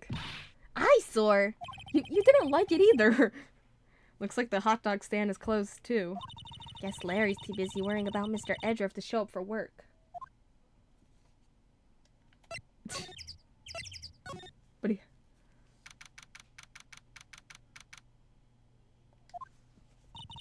That old caretaker got away. Yep. Never imagined he might be the real murderer. Ahem! I know that clearing of the throat anywhere. Oh, Grossberg. Aha, hello. What might you be doing here? Out for a walk, hmm? Ah, the days of my youth.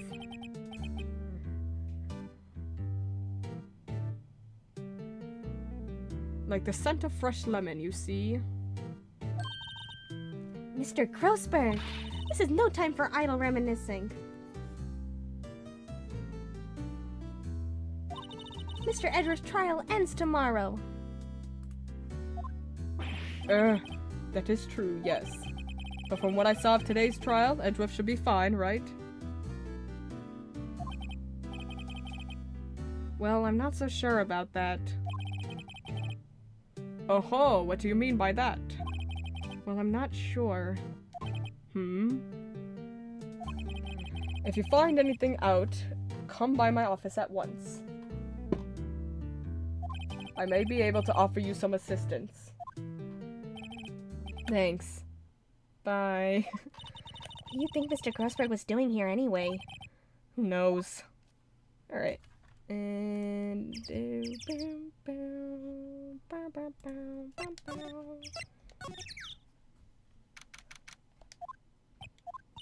Nobody's home. Hello! Hello! Squawk! Hey, it's Polly! I wonder where your owner's gone, Polly. Hello! Hello! Squawk! I can't believe he'd run off and leave his poor parrot to fend for herself. Hello! Hello! Squawk! Let's break into a safe. That reminds me, Nick. Polly here knows the number of the safe, right? And we'll break into it in just a second. BRB, gamers.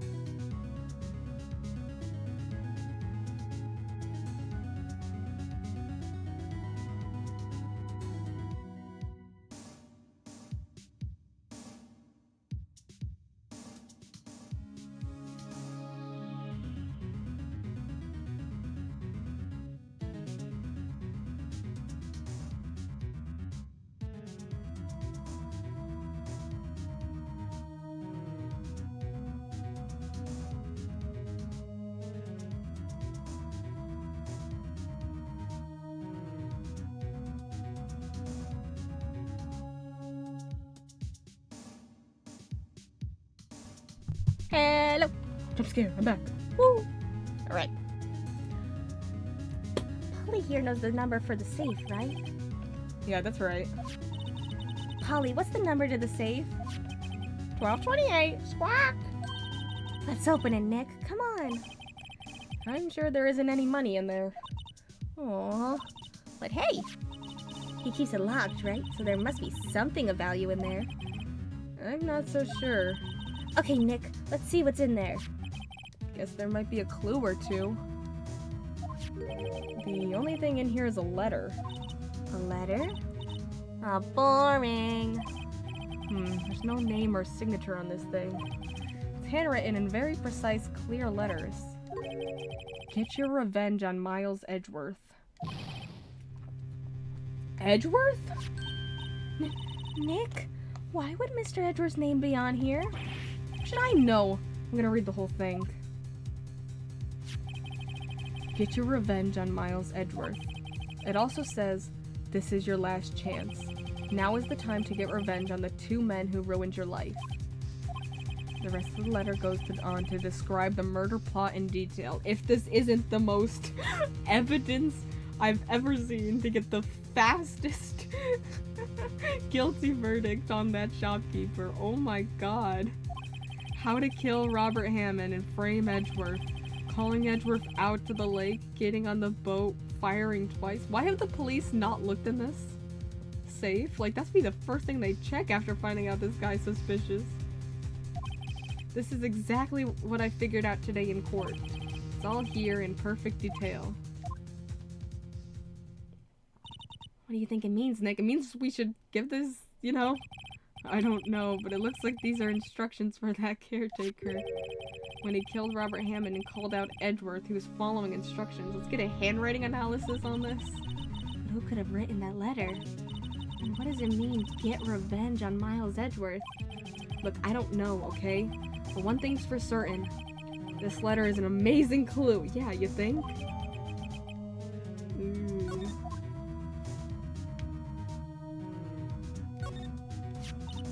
Maybe I should take care of Polly, Nick. You probably shouldn't just kidnap her. The police know about her anyway. I'm sure they'll do something. Oh, okay. Sorry, Polly. He says I can't take you. Great, now the bird's gonna hate me. Is there anything else in there? There's nothing left in the safe. Wonder why the caretaker didn't take the letter with him.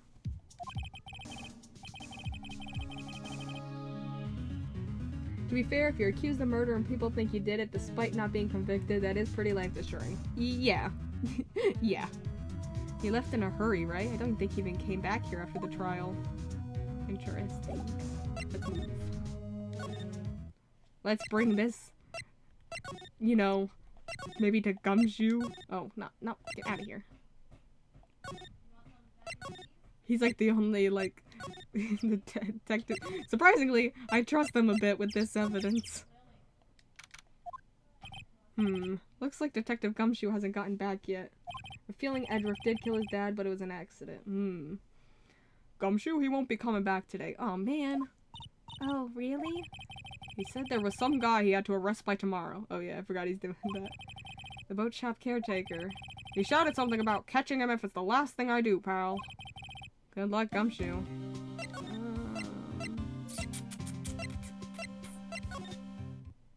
Oh, Miles! Hey, bestie! Edgeworth just really wanted to become an orphan.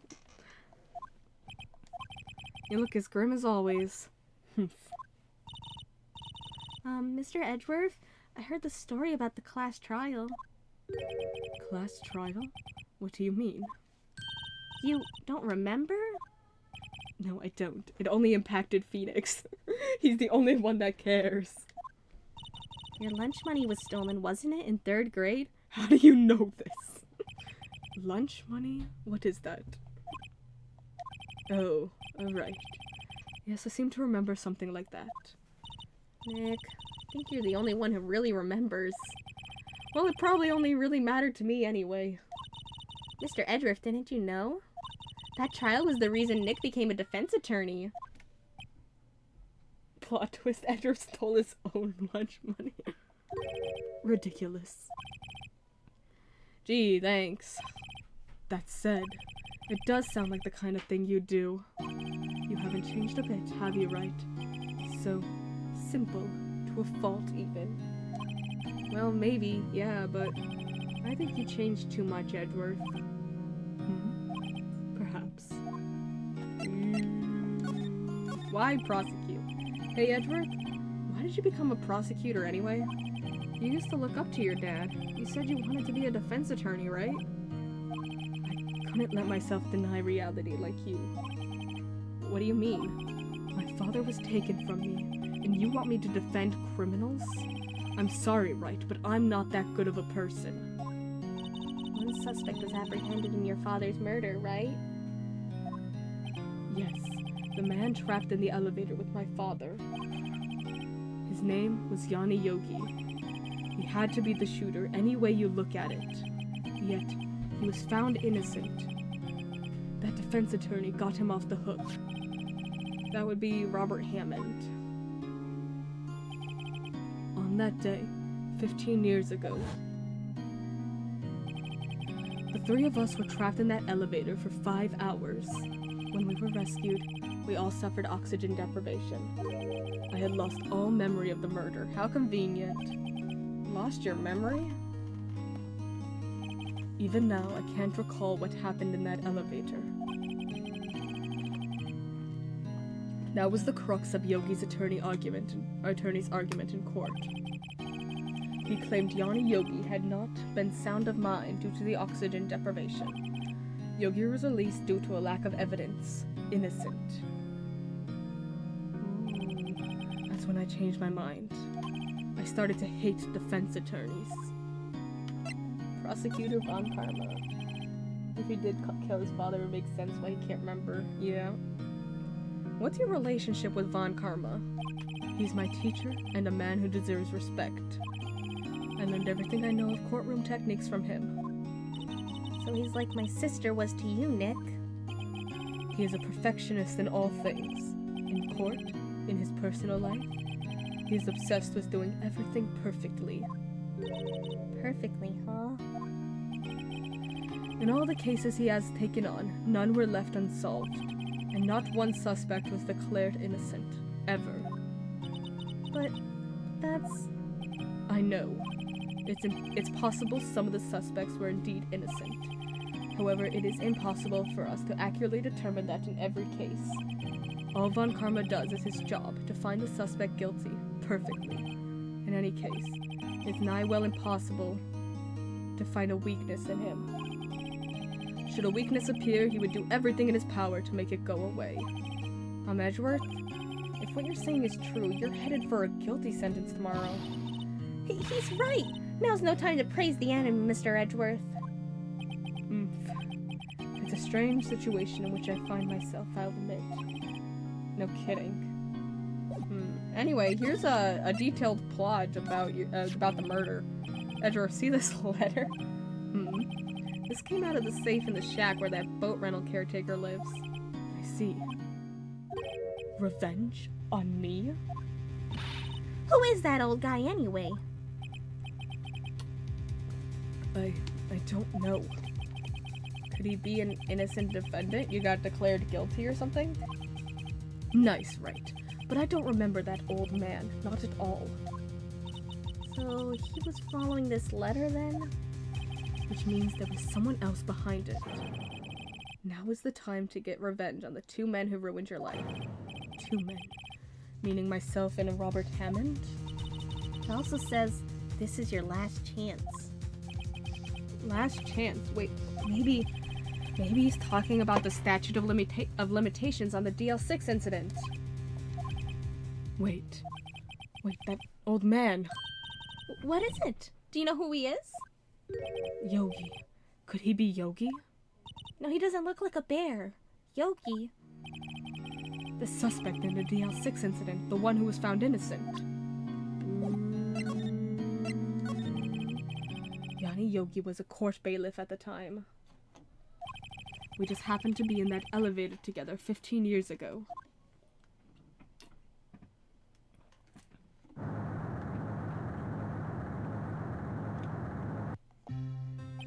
The quake was incredibly strong. Before I knew it, everything was dark. We were there for so long it felt like forever. The air thinned, and the darkness closed in on us in that little box. We became unsettled.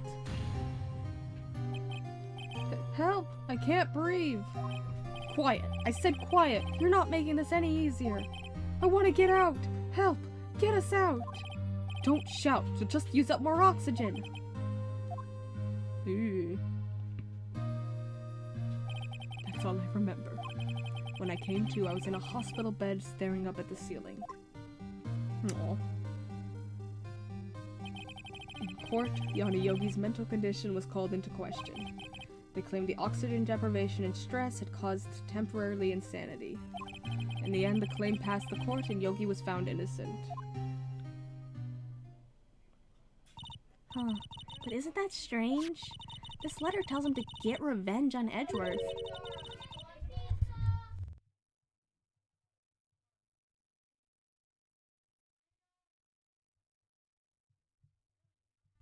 Why would he want to take revenge on you? Right.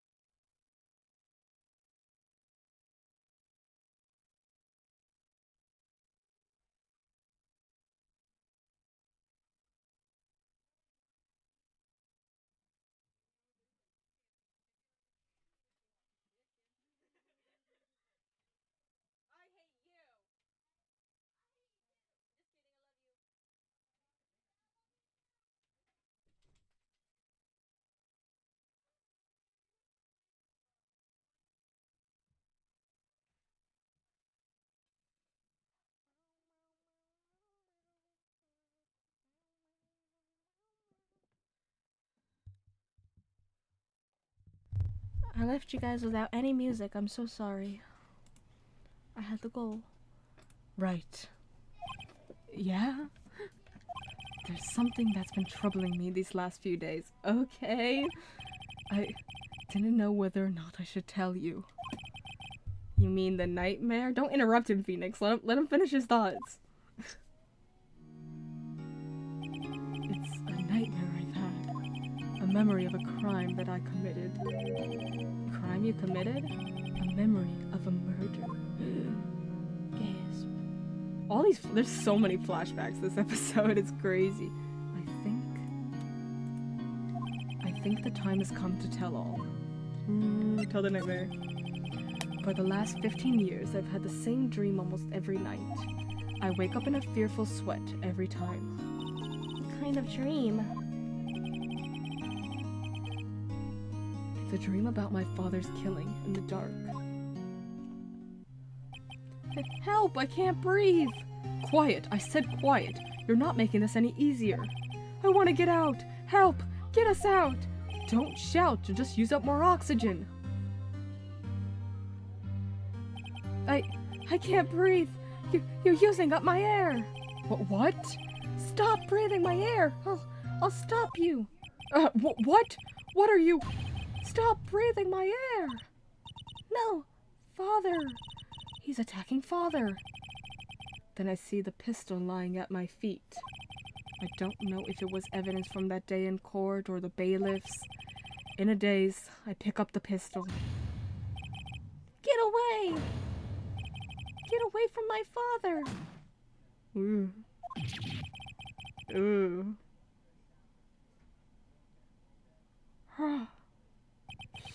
And with that scream, I wake. It's a bone-chilling scream. A scream that has rung in my ears for the past 15 years. But that's just a dream, right? Right? That thought is the only thing that has kept me sane for the last 15 years. But what if I'm wrong? What if it's real? They say that sometimes people shut out memories in self-defense. Maybe it was I who killed my father. What? If you think about it that way, this letter makes sense. Get your revenge on Miles Edgeworth. Think about it. Yogi was really innocent. That's why he wanted revenge against me. Wait, Edgeworth, you mean... It was me. I was the true criminal of DL6. I shot my father. Uh-oh. This is bad. What are we gonna do, Nick? What can we do? I don't know. I don't think there is anything we can do. Like it or not. There's someone else who knows a lot about the DL6 incident, maybe. There is, Nick! Grossberg. There is someone else who knows all about DL6. My mom! Oh, Maya. Crap. Oh. My mom. Let's go find her. Mr. Grossberg? Ah, hello there. What's wrong? You look troubled. No kidding. I can't believe you're not. My. Just calm down and tell me what's happened, It's Mr. Edgeworth. Oh.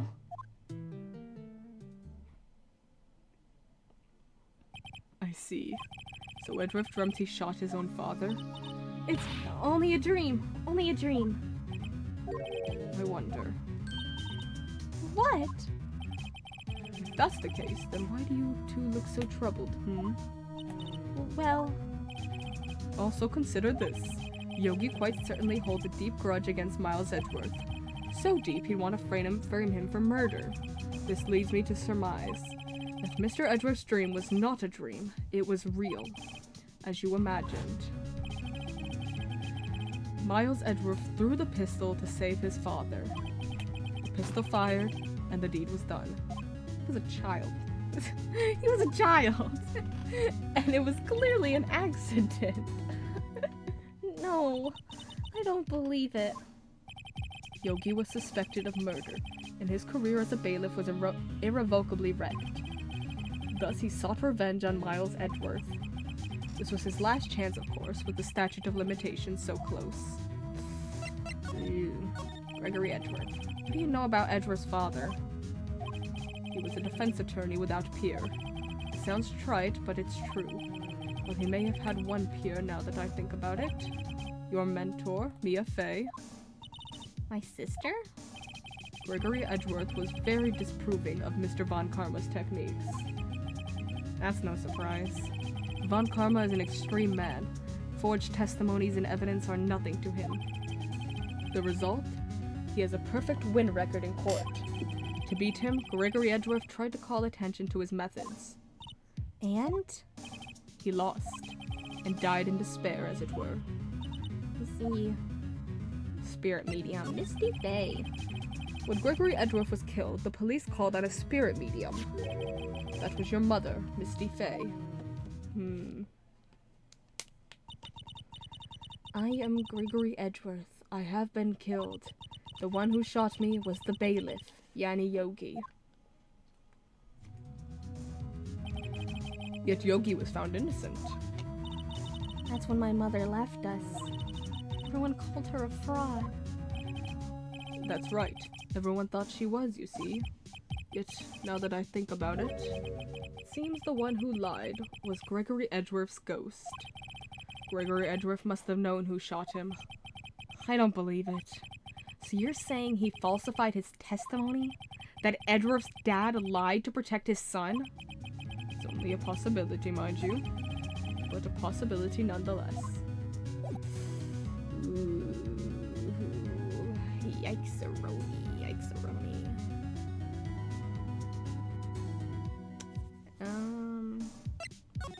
Hey, check out this important evidence. Oh-ho, so this is the letter. Does seem that Yogi was following this letter when he killed Hammond. But why kill Robert Hammond? Hammond was a skilled defense attorney, but he defended clients not for their sake, but for his own. Huh? His own sake? He never trusted his clients, that one. The only thing he trusted was his own ability. But he got his client found innocent, so why should it matter? Actually, my dear, it's quite different. He won that innocent verdict for no one but himself. Yogi was a free man, but socially he was ruined. Huh? You'll understand soon enough. Wait. What is it? This letter. I've seen this handwriting somewhere before. A long time ago. It's mine! I wrote it! Whose handwriting was this? Do you have any idea who wrote this? Ooh. Not Miles, obviously. Not Yanni, because he's the one that was given the letter. So Von Karma. Manfred Von Karma. Uh-oh. Could it be Manfred Von Karma? Von Karma? Why would he have something to do with this? Well, I'm not sure. Von Karma, Von Karma. Oh, wait. You're right, my boy. This is Von Karma's handwriting, I'm sure of it. I used to see it all the time on court reports. What? But that means the one who told Mr. Yogi to kill was... Correct. Manfred Von Karma himself. What does this mean, then? Why would Von Karma want to frame Edgeworth?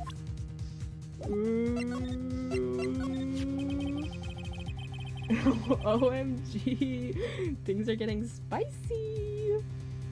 If it truly was Von Karma who wrote this letter, then he would know the truth. He would know that Miles Edgeworth had accidentally killed his own father. He'll say as much tomorrow in court, I should think. He'll press the point until the court finds Miles Edgeworth guilty. Oh no. But how could Von Karma know about Mr. Edgeworth's past like that? Even Mr. Edgeworth thought it was just a nightmare. That I do not know. Yet I do know that Von Karma is both persistent and a perfectionist. He may be seeking to satisfy a grudge against Gregory Edgeworth by hurting his son. What do you mean? It was 15 years ago. Von Karma met Gregory Edgeworth in court, and Von Karma did win. But he didn't make it through the trial unscarred. Gregory versus Manfred. What happened in the trial between Edgeworth's dad and Von Karma?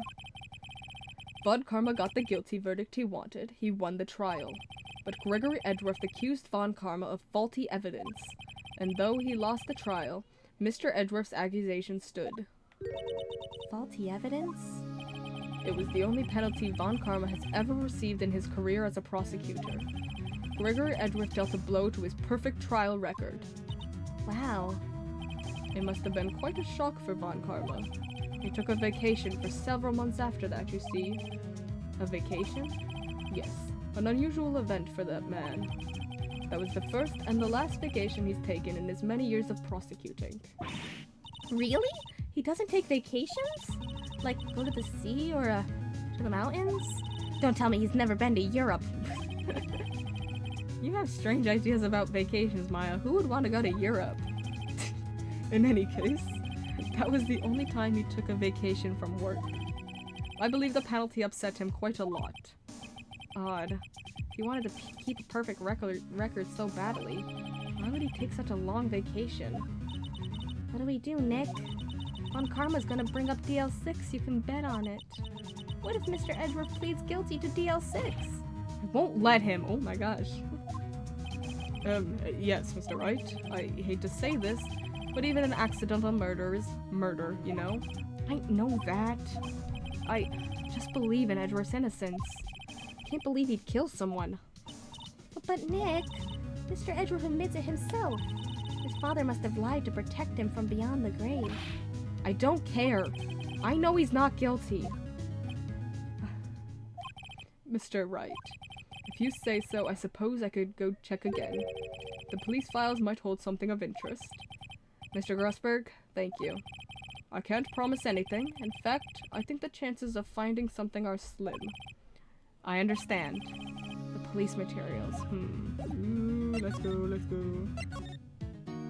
Hey, don't mind me, just passing by. There's hardly anyone here. Everyone must be out looking for the old guy, Yogi. Ah, it's you. I don't think Gumshoe will be back today. Staying out late looking for someone. Sounds like Detective Gumshoe is pounding the pavement for real. We were wondering if we could check out the records room again. Well, now I can't have just anyone wandering around in there. But I guess Mr. Von Karma is in there now anyway. Ooh. You can go in as long as he's there. Von Karma? Yes, he's just arrived, actually. Von Karma's in the records room. Nick, let's hurry. Ooh, to the records room. Dusty as always. We were only here just yesterday. I'm sure they just haven't had time to clean. What's wrong, Nick? Nothing. I was just noticing that he isn't in here. On Karma. This is open. Huh? One of the drawers here is open. Someone must have been looking in it recently. The label says unsolved cases, evidence. Unsolved cases? I know one of those. Nick, the file for DL6, it's completely empty. What? What are you doing in here? Eek! Ooh. Von Karma? You. How do you know my name? Huh? Have we met? What are you saying? We see each other every day, don't we? We're Miles Edgeworth's defense team. Defense team? Ahem. I beg your pardon. You see, I rarely remember defense attorneys. They are like bugs to me. Needless things to be crushed. I think Phoenix should kill him. The consequences are worth it. I can see how this guy was Edgeworth's mentor. Okay. Mr. Edgeworth is your student, right? A romanticist who still can't shed that veneer of amateurism. Just like his father, always second-rate. Oh my god. Mr. Von Karma? You had an axe to grind with Mr. Gregory Edgeworth, didn't you? Me? A grudge against a mere defense attorney. Why? Because he dealt a blow to your otherwise perfect trial record? So you did. But what I don't get is, why did you take his son under your wing afterwards? The son of your most bitter rival. That, my dear attorney, is none of your business. Tomorrow will be the last day of this trial. It's been a while since I've had a defense attorney last this long. Still, he will lose in the end. Miles Edgeworth will admit his own guilt. His guilt of 15 years ago, you mean? You're quite the researcher. If you've done your homework so well, then certainly you must understand. You know what Miles Edgeworth will tell the court tomorrow. We were right. So Von Karma is going to bring up DL6 in court tomorrow. Did you write this? Mr. Von Karma, have a look at this. This was you, wasn't it? I really should not be showing this to you. I should have made copy and showed you a copy. You instructed Yanni Yogi to commit murder. Yanni Yogi. How many years has it been since I've heard him called by that name? Ooh, he's a fool. I told him to burn it after he read it. Ooh, so that's a confession?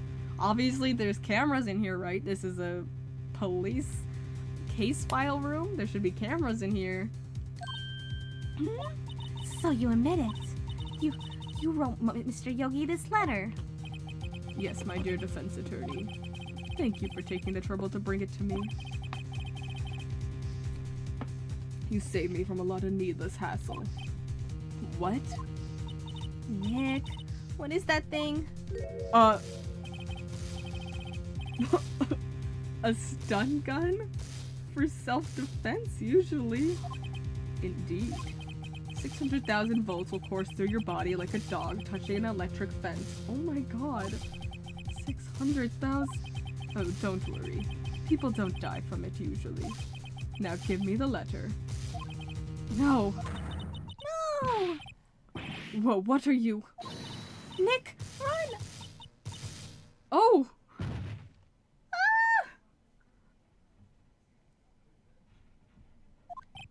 Maya!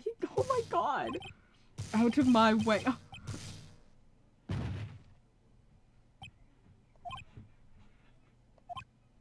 Oh my god!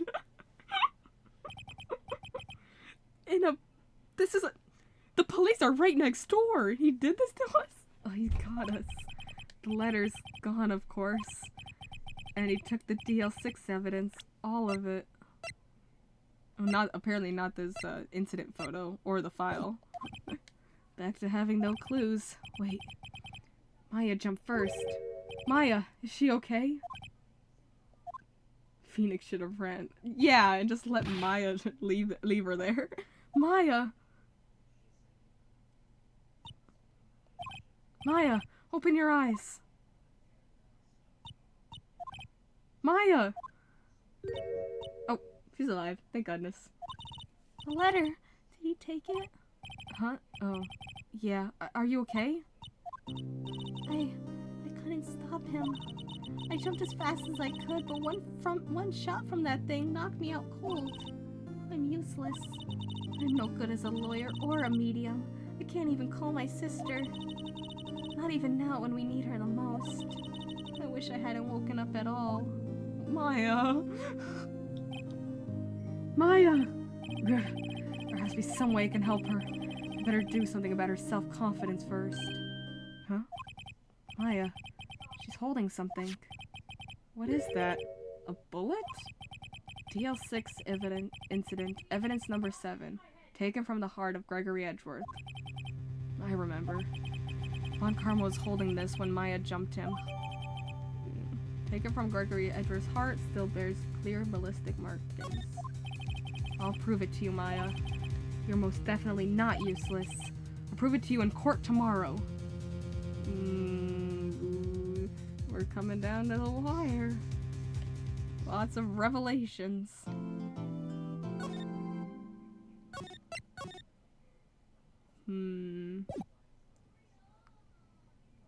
Also, you should not have shown that paper in the first place. You really shouldn't have. That was such a good bring to court. Like, clearly they're not getting their evidence checked anyway. This is it, Judgment Day. Today things are gonna get settled at last. A lot of things. Ah!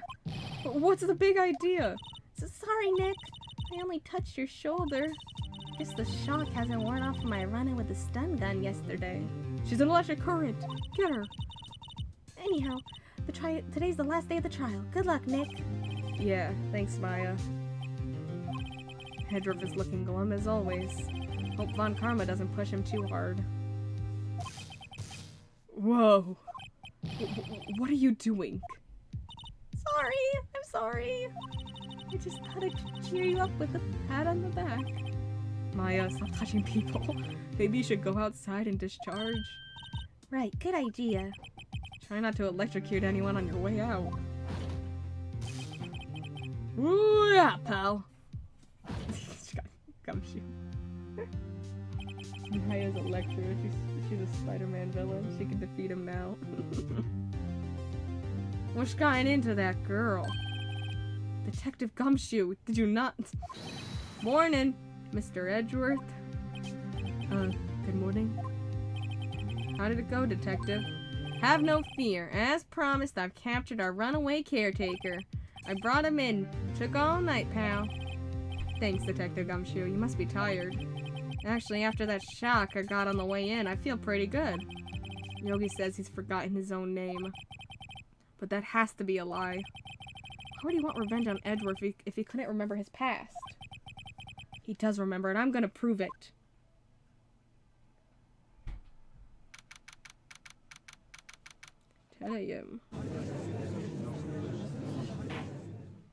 Court is now in session for the trial of Miles Edgeworth. The defense is ready, Your Honor. The prosecution is ready. Huh? Right, very well. We have reached the final day of our proceedings in this trial. I ask that the prosecution submit decisive evidence. Understood. Come on, don't be awed into silence by every little thing he says. Very well. Mr. Von Karma, your opening statement? Right. Thanks to Detective Gumshoe's efforts, the boat rental shop caretaker has been arrested. In yesterday's trial, the defense asserted that the caretaker was a murderer. However, the caretaker has yet to confirm this.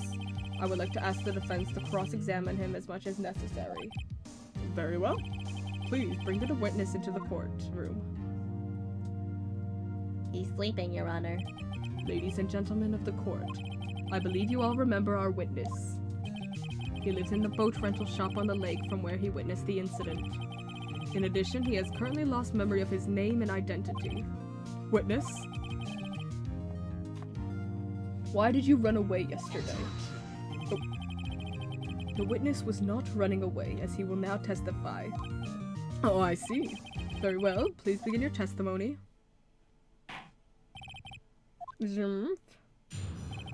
Why, I left court.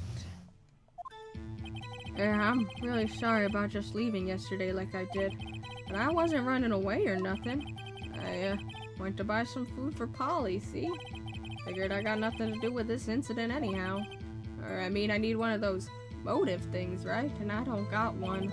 So my testimony yesterday stands as is. Very well. Let's begin the cross-examination, shall we? He has to know his name. Yanni Yogi. You're Yanni Yogi, and I'm gonna prove it. Let's get him. Let's get him our accounts. But I wasn't running away. I went to buy some food for Polly. I got nothing to do with this incident. Are you sure? You've lost much of your memory, is that correct? Yep. Seems like it. Then how could you know that you didn't have anything to do with this incident? Or maybe you're lying about not having your memory, You know exactly who you are. The witness has testified quite clearly that he has no memory of who he is. If you claim he's lying, then show the court proof. How am I supposed to prove that what's going on in that old codger's head? It's impossible. I'm glad you've come to your senses, Mr. Wright. Very well, witness. Please continue. Motive things. How can you say you had no motive? I say you do. You had a grudge against Edworth and the victim, Robert Hammond. That's why you took revenge on them, right? Please don't make me repeat myself, Mr. Wright. This witness has no memory of anything beyond several years ago. He can't hold a grudge. It's impossible. I have to prove he's lying about his memory. Otherwise, it's going to be the same thing over and over until the trial ends. Might I say something, Mr. Wright? Yes, Your Honor? You've been saying the same thing now over and over. You've been calling the witness's memory of the past, or lack thereof, into question. But does this really have anything to do with the current case? Of course, Your Honor. The witness has said he has nothing to do with this case and no motive. Both of these statements are lies. Got him. Order, order. Mr. Wright, there is a serious problem with your claim. Or are you saying you know who this witness is? Of course, Your Honor. Ho-ho. Now this is interesting. I would like to know myself. So who is he? Don't play dumb, Von Karma. You literally told me yesterday you knew who he was. Mr. Wright, please tell us this witness's name. Gregory Edworth, back from the dead. His name is Yanni Yogi, a former court bailiff. Yogi? That name seems familiar. Oh! Yanni Yogi, from the DL6 incident. Figures the judge would have heard of it. It was such a famous case. But what does this mean? Your Honor, if this man is Mr. Yogi, then he has a clear motive. Tisk, tisk, tisk. Jumping to conclusions again, Mr. Wright. This witness is Yanni Yogi. Fascinating. However, how do you propose to prove this to the court? This is a court of law, as you may recall. You need proof. And allow me to repeat once more that the witness has lost his memory. This is it. I have to do this now. I can't prove he's Yogi right here, right now, and I've got nowhere else to go. Nick, how are you gonna prove it? How can you prove that he's Yanni Yogi? It's okay, it's actually quite simple. Your Honor, please take this man's fingerprints. Then we'll compare them to the fingerprints on file for Yanni Yogi 15 years ago. This should have been done ages ago. I see, that makes sense. Tisk, tisk, tisk. Huh? I'm so very, very sorry, Mr. Wright. Why? The witness has no fingerprints. Of course of course not. Of course he doesn't. What? What? No fingerprints? You see, before I worked as a caretaker, I worked at a chemical plant. I burned my fingers working with this stuff up. What? Yogi, you sneak. You burned your fingerprints off to hide your past. Well, if the witness has no fingerprints, I guess we will not be able to prove his identity. Oh. Well, what would you do, Mr. Wright? It seems that the case has been decided, no? No. I know what happened. I know everything. I just can't prove it. But no, I can't let it end like this. I can't lose. There has to be another way. This is it, Phoenix. Kill him. There is no one who can testify as to who this witness is. No one. Nick, what are we gonna do? Didn't even consider that he might have erased his fingerprints. Oh, I do. Tisk, tisk, tisk. Well, Mr. Wright, perhaps you'd like to cross-examine his parrot for a little comic relief, hmm? Yeah, very funny. You're a sore winner, Von Karma. Wait a second. Cross-examine his parrot? Oh my god. What is it, Nick? No, you're not gonna... Your Honor? The defense would like to take Mr. Von Karma up on his proposal. Take Von Karma up? On my proposal? Exactly, Your Honor. I would like to cross-examine the witness's pet parrot. Order! What do you think, Mr. Von Karma? Need you even ask? This is a farce. I object. Wait a second. You were the one who suggested I cross-examine the parrot, Von Karma. I have a right to do as you suggested. Well, if you're so desperate, then please be my guest. Of course, should you go through with this, and nothing comes of it, then I hope you're ready for the consequences. Nick, this is crazy. Well, still want to go through with your little game? Yeah, sure. How does he know he has a parrot? Oh. Let the parrot take the stand. I will cross-examine her, Your Honor. Huh? This is the most ridiculous thing I have ever heard. Von Karma's rigged every person's testimony, every piece of evidence, except the parrot. Parrot. She's my last chance. At least I think so. Bailiff, bring in the parrot. Why do they have the parrot at the court? Why is she there? Why is she at the court? That's quite a bird. Why were they prepared to bring her in as a witness? Please tell us your name. Name? The witness is ignoring me. Oh my god. It must hurt to be ignored by a bird. Very well, witness. Who is your owner? Please testify for us.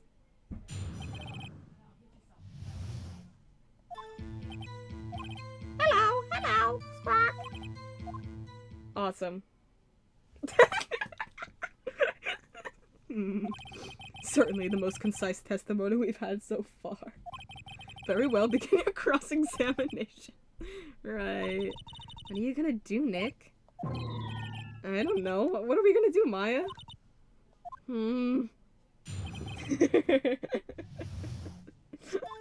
Awesome. Okay, hello.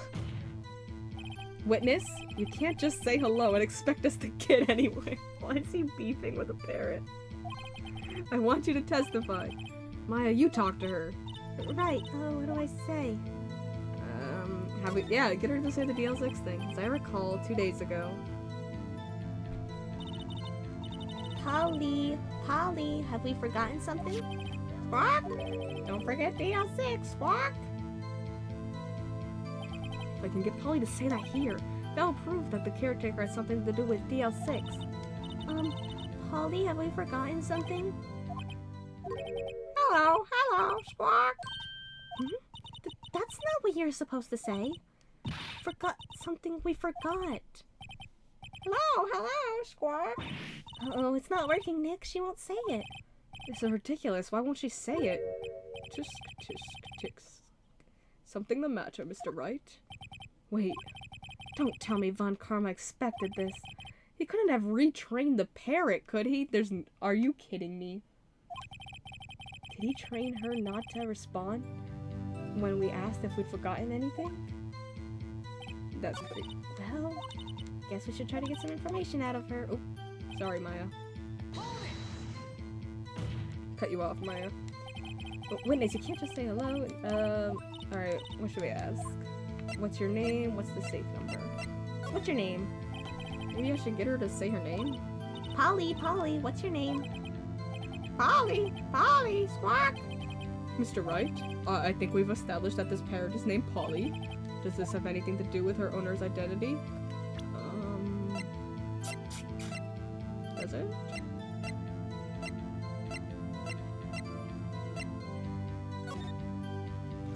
Let's read DL6. 12/28/2001. Location, elevator, district courthouse. Air in the elevator was oxygen, depleted at the time of the incident. No clues found on the scene. Victim data, Gregory Edgeworth, age 35. Defense attorney trapped in an elevator, returning from a lost trial with son. Miles Edgeworth, age 9. One bullet found in heart. The murder weapon was fired twice. Suspect data, Yari Yogi, age 37. Court bailiff. Trapped in elevator with the Edgeworths. Memory loss due to oxygen deprivation. After his arrest, fiance Polly Jenkins committed suicide. We got him. Yep. Yes, it does. Huh. Fascinating. You claim that the parrot's name will prove her owner's identity? Then show us this proof. Nick, don't you think you're taking the bluffing a little too far? Listen, we're not here to answer the question of who is the caretaker. We're here to prove that he is Yanni Yogi. All we have to do is tie the name Polly to Yogi. Your Honor, the proof that the parrot's name reveals the caretaker's identity is, right here. Oh. The DL6 case file? That's quite a large file you have there. Which page is this proof on, then? Show us or stop wasting our time. Very well, Mr. Wright. Please show us the page. Where in this file is the information connected to the parrot's name? Suspect data. It's on the suspect data page. This page has all the information about Yanni Yogi. Right after he was arrested, his fiancée committed suicide, see? Indeed it does say that, yes. What was his fiancée's name? Polly Jenkins. Polly! Exactly, Your Honor. He wanted to remember the name of his fiancée who committed suicide. That's why he named his parrot after her. Oof. I see, I guess that is possible. Bah, a mere coincidence, that's all. My granddaughter has a dog name she calls Phoenix. Well, Mr. Phoenix Wright, does this make you my granddaughter's fiancé? But she's only 7 years old, you creep. I'm literally on the edge of my seat. It's time for some popcorn. Indeed. Alone, it is a little weak for evidence in a murder trial. We would need some other corroborating evidence. Where am I gonna find that? Nick, we're getting closer. One more, if we can just get one more piece of evidence. Right, but what? Very well, witness. You may continue.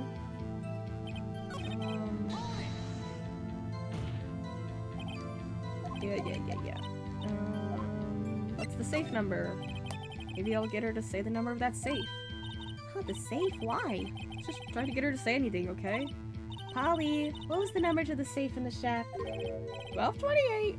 1228. My, what a reckless parrot. Well, Mr. Wright, you aren't claiming that this number has something to do with the caretaker? I bet it does. Actually, it does. That's why I had her say it. Huh, ridiculous. How can the number to a safe tell us who the caretaker is? Show us your proof. What could possibly link this number to the caretaker's true identity? Well, I see a 1222. I see 12 and 28 right here on this case summary, don't I? A boom. The DL6 case file? What is this obsession you have with that case? Mr. Wright, where in that file is something relating to the safe number? In the case summary, Your Honor. It's on the case summary page. The case summary? Specifically, the date on which the DL6 incident occurred. The date of the incident? December 28th? Why, that's today's date, 15 years ago. And the number on that safe is 1228. Oh. He used the date of the DL6 incident as the number for his safe, Your Honor. That's how important that date was to him. I see. It certainly is an interesting coincidence. People often do set their secret numbers to dates. Bah, that is not tangible proof. I set my ATM card's number to 0001 because I'm number 1.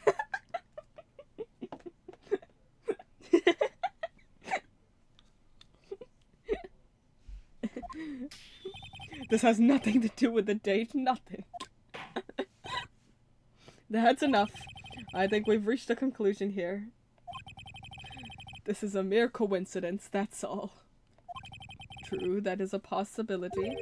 However, two coincidences at the same time seems more like a pattern to me. What are you saying? Summon the caretaker of the boat shop. Immediately.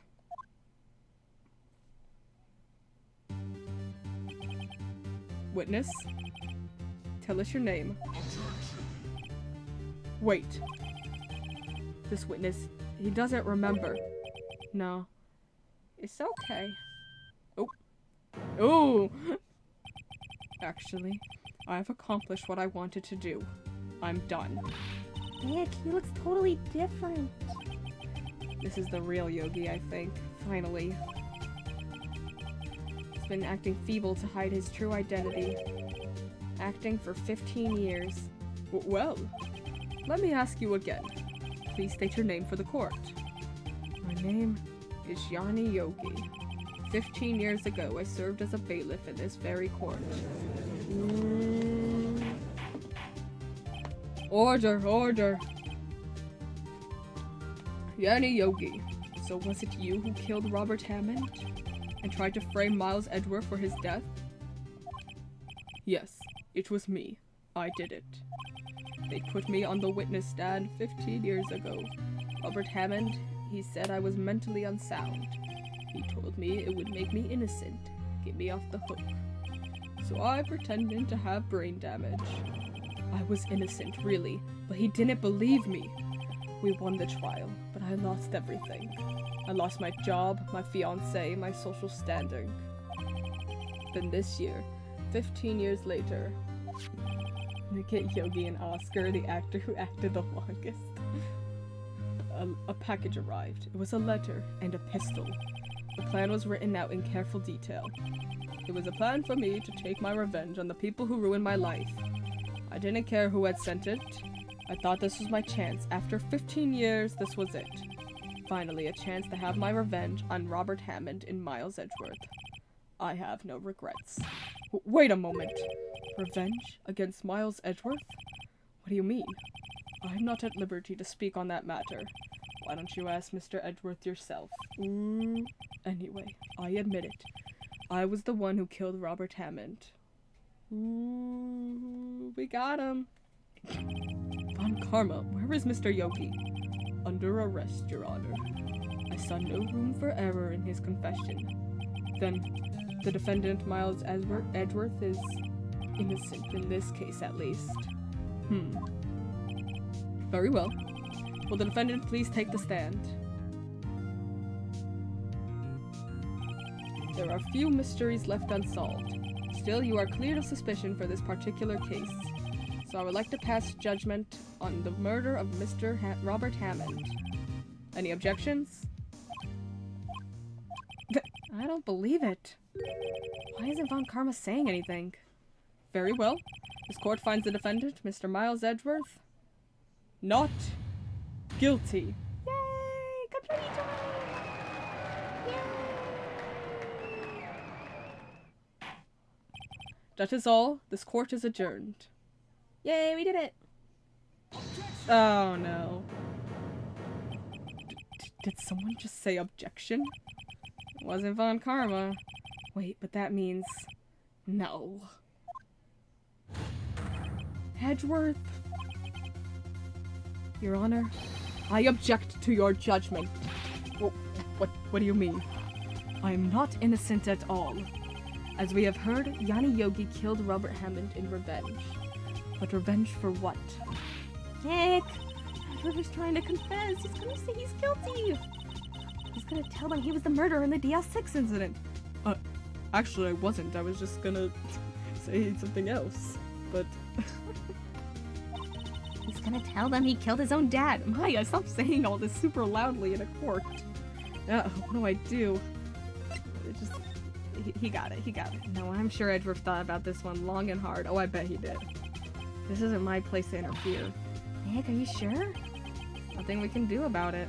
This is his problem now. For 15 years, I have had a reoccurring dream. A nightmare.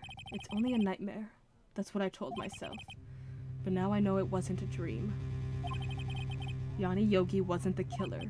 You mean in the incident where your father died? From the distance of the shot, it wasn't suicide either. Everything was as clear as day. The murderer, the criminal in the DL6 incident, it was me. Your Honor, I confess my guilt. I am guilty for DL6, the statute of limitations of which ends today. The culprit is me. No. Order, order. This is certainly unexpected. The defendant declared innocent is confessing to a different crime. Crime for which the statute of limitation runs out today. I'm not really sure how I should deal with this. Bah. It's obvious. We hold the trial, right here, right now. We tried this man for his crime of 15 years ago when he was 9 years old. When he was just a baby. I think I would like to take a 5-minute recess. During this time, I will consider the appropriate course of action to take. Court is adjourned. Ew. Karma hates children. All children are murderers. I'm sorry, Wright. Just wasted all of your effort.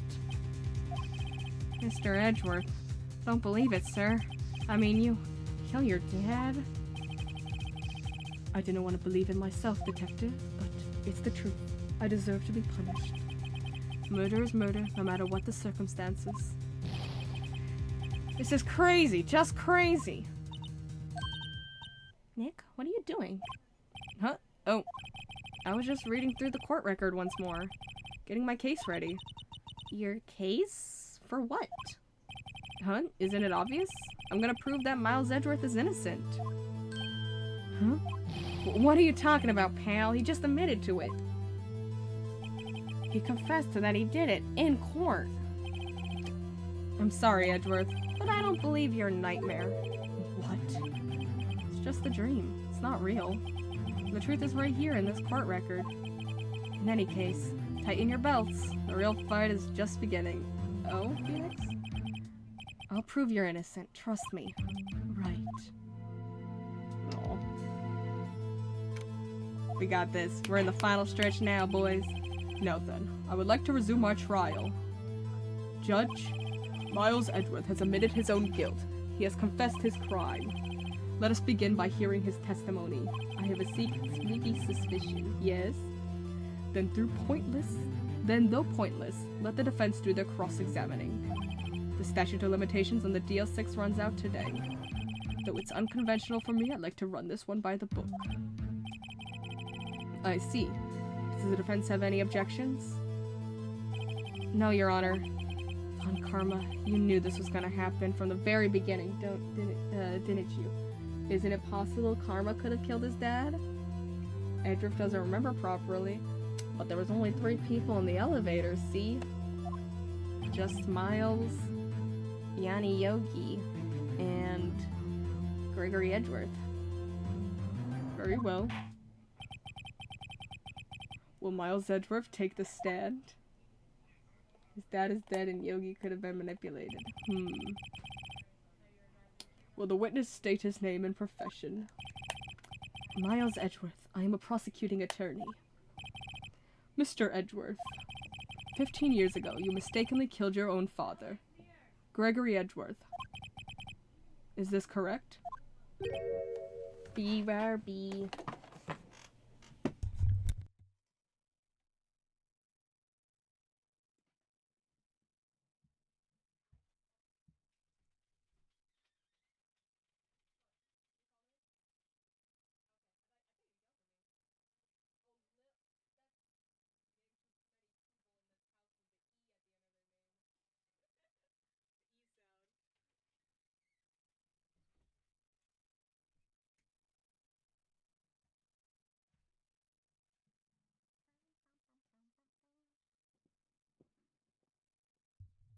I left y'all with no music again. I'm so sorry, so sorry. It's far-fetched, but if there weren't any cameras, then all they have is the word of 2 potentially unreliable witnesses. Interesting. It is correct. Then testify about this matter to the court. When Edgeworth was telling me about his dream yesterday, I noticed something. One detail didn't quite fit. That will be the key, but only if I can get it to work. Please, please.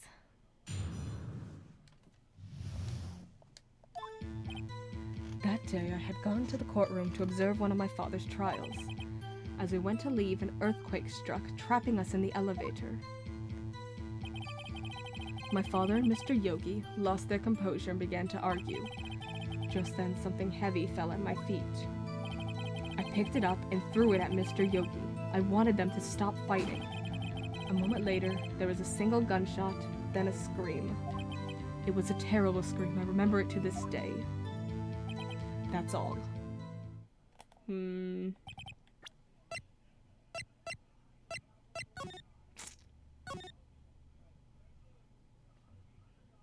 murder weapon was fired twice. We got him. We got him, boys. And until now, you thought this memory was a dream. We were stuck in that elevator for 5 hours. The oxygen in the elevator ran out and I had lost my memory of the events. Bah! The same claim Mr. Yogi has made. Very well. Mr. Wright, your cross-examination, please. Yes, Your Honor. Not necessarily. I don't think a trigger would have to have been pulled. I think it could have happened, potentially. Just chucking it at the ground and then a bullet goes pew!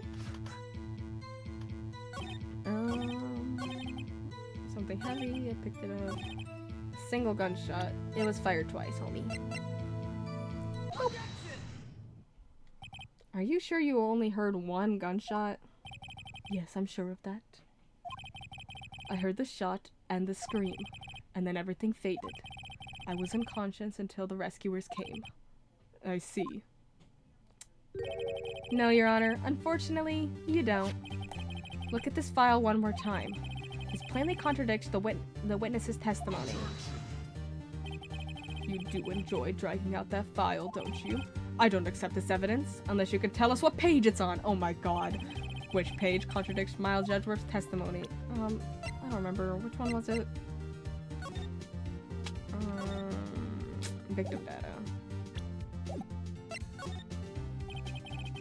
Look at the victim data in this file. It says it quite plainly. The murder weapon was fired twice.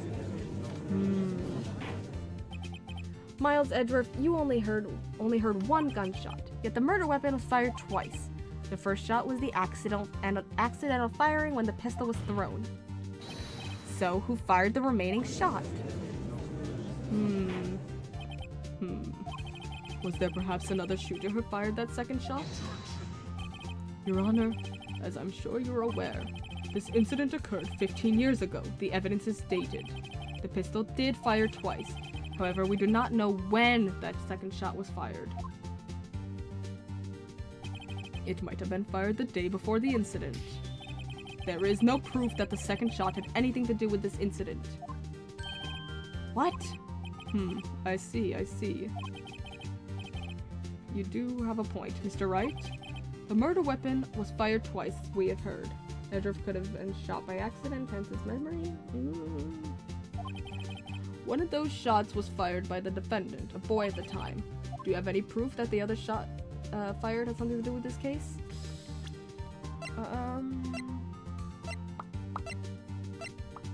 Taken from Gregory Edgeworth's heart, still bears the clear ballistic markings.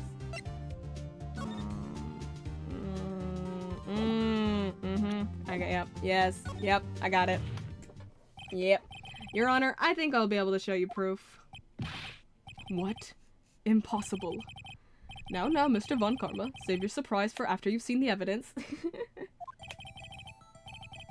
Very well, Mr. Wright, show us your proof. Do you have evidence that the second firing of the pistol is related to this incident? Yes, I do. Because one bullet's in his heart, huh?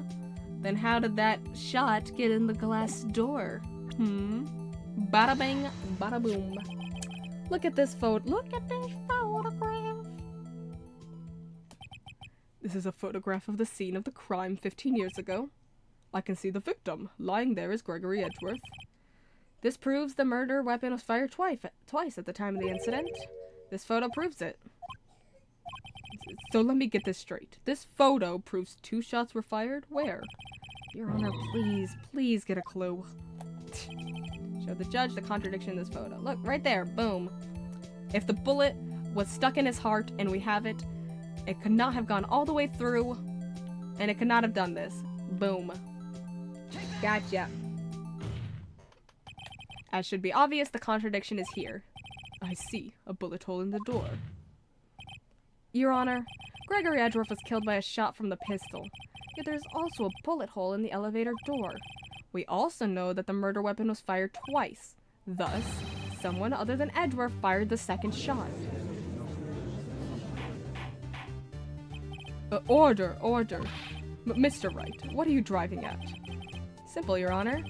At the time of the incident, 2 shots were fired. One went into Gregory Edgeworth's heart, the other hit the elevator door. Remember that the defendant lost consciousness after the shot he fired rang out. In conclusion, we must agree that the second shot was fired by someone else. Mr. Wright. But who could that someone else be? The murderer, of course. I knew I should have stepped in before your wild fantasies got out of hand. Mr. Wright, look once more at the DL6 incident case file. Look closely. Try the case summary page. The case summary page, that's on page 1.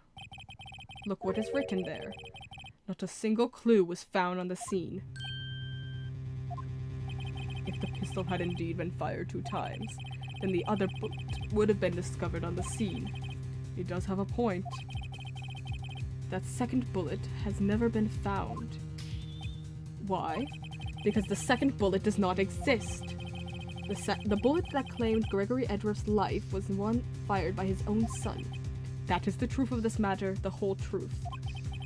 It was undoubtedly something else that made that bullet hole in the door. Order! I will have order. Mr. Wright has proven one thing to us quite clearly. That the murder weapon was fired twice at the time of the incident.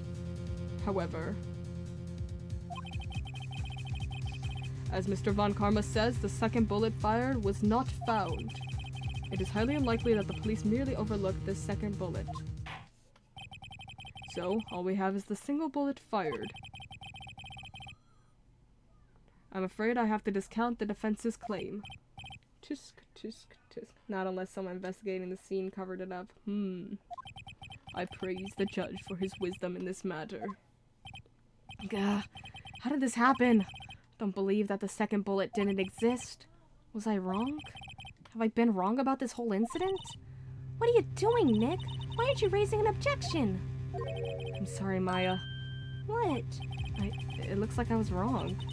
Nick? If the second bullet wasn't there, then all my conjectures are for nothing. No, but you said you'd do it, Nick. You said you'd get Edgeworth declared innocent. I'm sorry. It's just when I saw the photograph, I thought that 2 shots had been fired. I was so certain of it, thought I'd won. Thought there was another person, someone else who fired the killing shot. But now, I was wrong to think it could be that simple. This case has stood unsolved for 15 years. Nick. Well, it seems that we have finally cleared up this incident. 1 bullet was found at the scene of the crime. The shot was fired by Miles Edgeworth. Precisely. I would like to ask the one thing of Miles Edgeworth before passing my verdict. Have you been paying attention to the trial so far? Yes, Your Honor. Do you have any objections? No. No, I do not.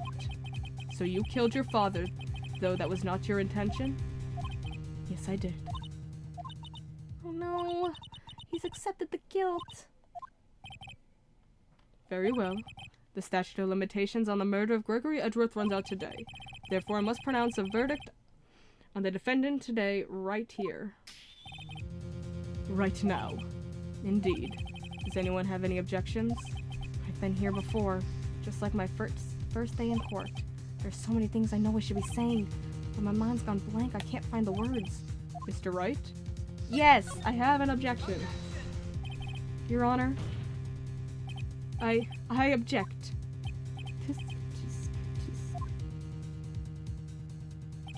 Mr. Wright, on what grounds do you object, Oof. Nick, I don't know. His case is perfect. Oh no. Grah. It must exist.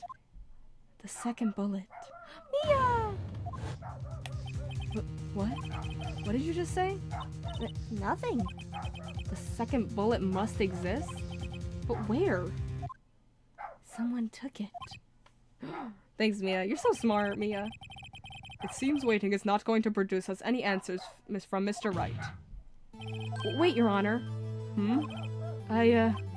The second bullet, it existed. The ghost told me so. The ghost of my dead boss told me so. What? But we just heard proof that it did not exist. I realize that, Your Honor. I'm really grasping here. It's just someone took it from the crime. That's what happened. But who? The murderer. The murderer? Then tell us, just who is this murderer?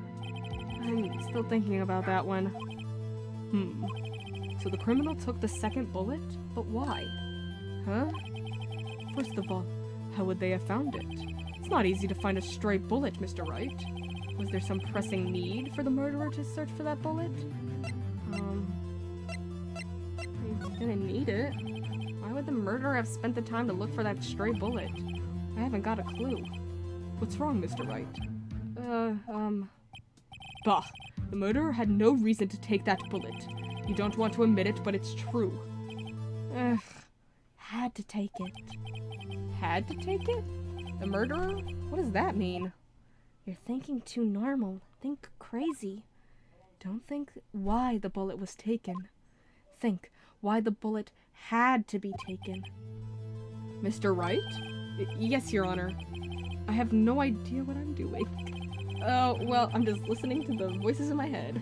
Well, the murderer had no intention of taking the bullet from the scene. But, the murderer had to take the bullet? Had to? Mr. Wright, what do you mean? Well, for instance... For instance, what? Maybe the bullet, hit the murderer? The bullet hit the murderer? Just saying, for instance. I mean, if it hit you, you would have to take it with you, wouldn't you? It's not like you could perform surgery right there. You know? Wait a second. I was just talking off the top of my head, but what if that's really what happened? Let me get this straight. So at the time of the murder, the murderer themselves was shot, and they left with the second bullet still inside of them, thus leaving only one bullet at the scene of the crime? Yeah, I guess that's how it would work, yeah. But there's a problem with that. The other two people rescued from that elevator, Miles Edgeworth and Yanni Yogi, were both unharmed. So that would mean the murderer came from outside, yes. Could be anyone. Could be anyone. Could be me. I could have been the murderer. The two men fight inside the elevator. Trying to stop them, the boy picks up the pistol at his feet and throws it. The pistol discharges, and the bullet goes through the elevator door and hits the murderer outside. The boy loses consciousness. Then, the murderer opens the elevator door and sees the men inside. Mr. Wright, you are truly the most unpredictable defense attorney I've ever known. I can tell you're grasping, yet I cannot deny the possibility of what you're saying. What are you saying? Deny it! Deny it! Oh, this makes sense. No one involved with the incident was wounded. There was no murderer. No one was wounded at the time of the incident. That's right.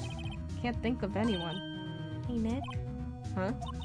I just thought of something really crazy. Crazy? I was crazy once. Remember what Mr. Grossberg said yesterday? Gregory Edgeworth dealt a blow to his perfect trial record. Wow. It must have been quite a shock for Von Karma. He took a vacation for several months after that, you see. Yes, an unusual event for that man. That was the first and the last vacation he's ever taken in his many years of prosecuting. What if Von Karma didn't take the vacation because of shock, but took it because he was injured? which would mean It could only mean one thing. he was the murderer in the DL6 incident? he was the man who shot Gregory Edgeworth. It was Von Karma. Oh man. Something wrong, Mr. Wright? You seem dazed. Also, if Edgeworth shot the killer and Karma was the killer, then it would perhaps make sense why he took Edgeworth under his wing. No, Your Honor. Well, you have indicated the possibility that the murderer came from outside. Can you give us the name of your suspect? Uh-oh. Should I come out and say it now? Yeah, say it now. Yes, of course. Keep your enemies close, or so they say. Yeah. Your Honor, there is a suspect, one lone suspect. Well, this is certainly interesting news. Very well, Mr. Wright. Who is your suspect? My hands are shaking. But what? Von Karma. Oh, Von Karma? Ew. You mean the Von Karma standing right there? he says that. The prosecutor, the one standing right over there. He said that. Bah, you don't object? I see no need. Why honor this ridiculous outburst with my objection? Because you took a vacation for several months starting the day after the incident. Yet you pride yourself on a perfect record. Why would you take such a long vacation without any reason? So you're claiming that I took a vacation to heal my injury from the incident? Fascinating. Prove it. I would have needed surgery, no? Where did I go under the knife at, Mr. Wright? Bring the doctor that operated on me. Have him testify. Ugh. Nick, let's find out who his doctor is. It's no use. Edgeworth? I know Von Karma, perhaps too well. He's perfect. He wouldn't leave clues. He probably didn't undergo surgery. That would leave a doctor as a witness. Ugh, nobody's that perfect. So what, Nick? Did Von Karma pull the bullet out by himself? That's insane. No, he couldn't have. You can't just pull bullets out of yourself. Wait. What does that mean? That bullet has to be somewhere, but where? Tisk, tisk, tisk. Well, Mr. Wright, can you produce evidence to prove that I was shot? I think I can. Alright, Von Karma, I'll prove it. And I'll even use evidence. I know how you like it so much. What? The evidence that proves that Von Karma was shot is...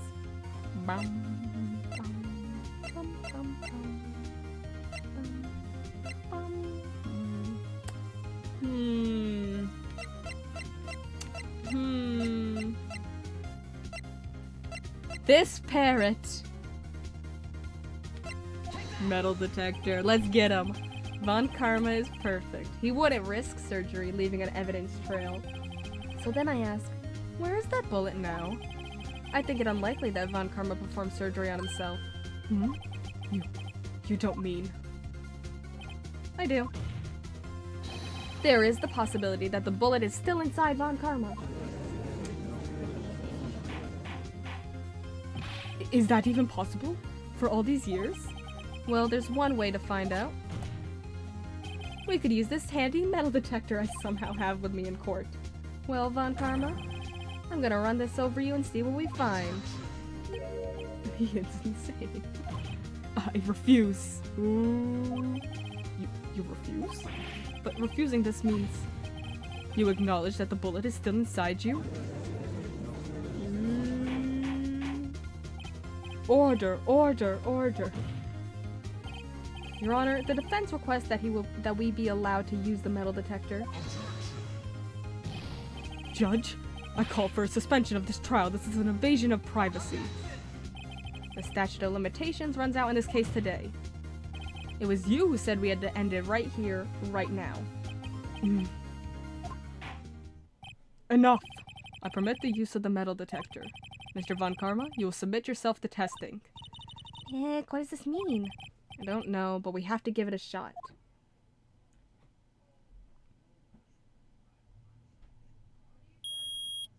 Got him. He's a microwave. It reacted. Something's inside his right shoulder. The bullet. Mr. Von Karma. You. It was you. I was afraid this would happen, and so I remained silent. Indeed, there is a bullet inside my shoulder. However, it has nothing to do with this incident. Oh, of course. How convenient for you. What? I was shot in the shoulder long before the DL6 incident. I claim that the bullet in my shoulder has no relation to DL6. You can't just say that. But, Mr. Von Karma, can you prove that? Prove? I have no obligation to prove anything. Yes, you do! It is Mr. Wright who must prove something here. Not I. Yeah, why keep it? Yeah. Why keep it in your shoulder? Well, can you prove it? Can you prove that the bullet in Von Karma's shoulder was from DL6? Of course you can't. You don't have any of the DL6 evidence. Yes, I do. Yes, I do. That's because you took it out of the records room yesterday. With no proof, you cannot convict me of any crime. So sorry, Mr. Wright. No, I'm the one who's sorry, Mr. Von Karma. What? You were close. One day away from freedom. But you see, I have proof. What? Who would have thought you would dig your own grave trying to convict Edgeworth? I can link that bullet in your shoulder to the DL6 incident. And here's my final proof. Thank you, Maya. Ballistic markings. We talked about this a couple trials ago, remember? But that's a bullet?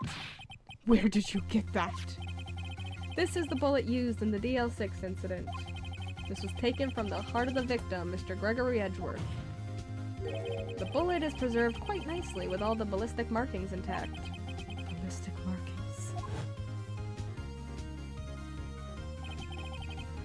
You may recall the term. It came up in the first trial 2 days ago. Ballistic markings are the fingerprints of a weapon. All bullets fired from a weapon are marked with that weapon's unique pattern. By examining the markings, you could tell which weapon fired the bullet. It's quite accurate. We have 2 bullets in our possession. One, the bullet removed from Gregory Edgeworth's heart. The other, Mr. Von Karma, is the bullet buried in your shoulder. We can analyze both bullets. Then if the markings matched, we would know that both bullets had been fired from the same gun. The very same pistol, in other words, the murder weapon that killed Gregory Edgeworth. We got him. Mr. Von Karma, you will let us remove the bullet from your shoulder. Then we'll compare the ballistic markings to those on this bullet. And solve this case once and for all. Well, Mr. Von Karma? Oh, dear. Oh, he's still yelling. I'm not gonna do it. I don't have the energy to yell right now. Oh, that scream. I've heard that scream before. Wait, I know.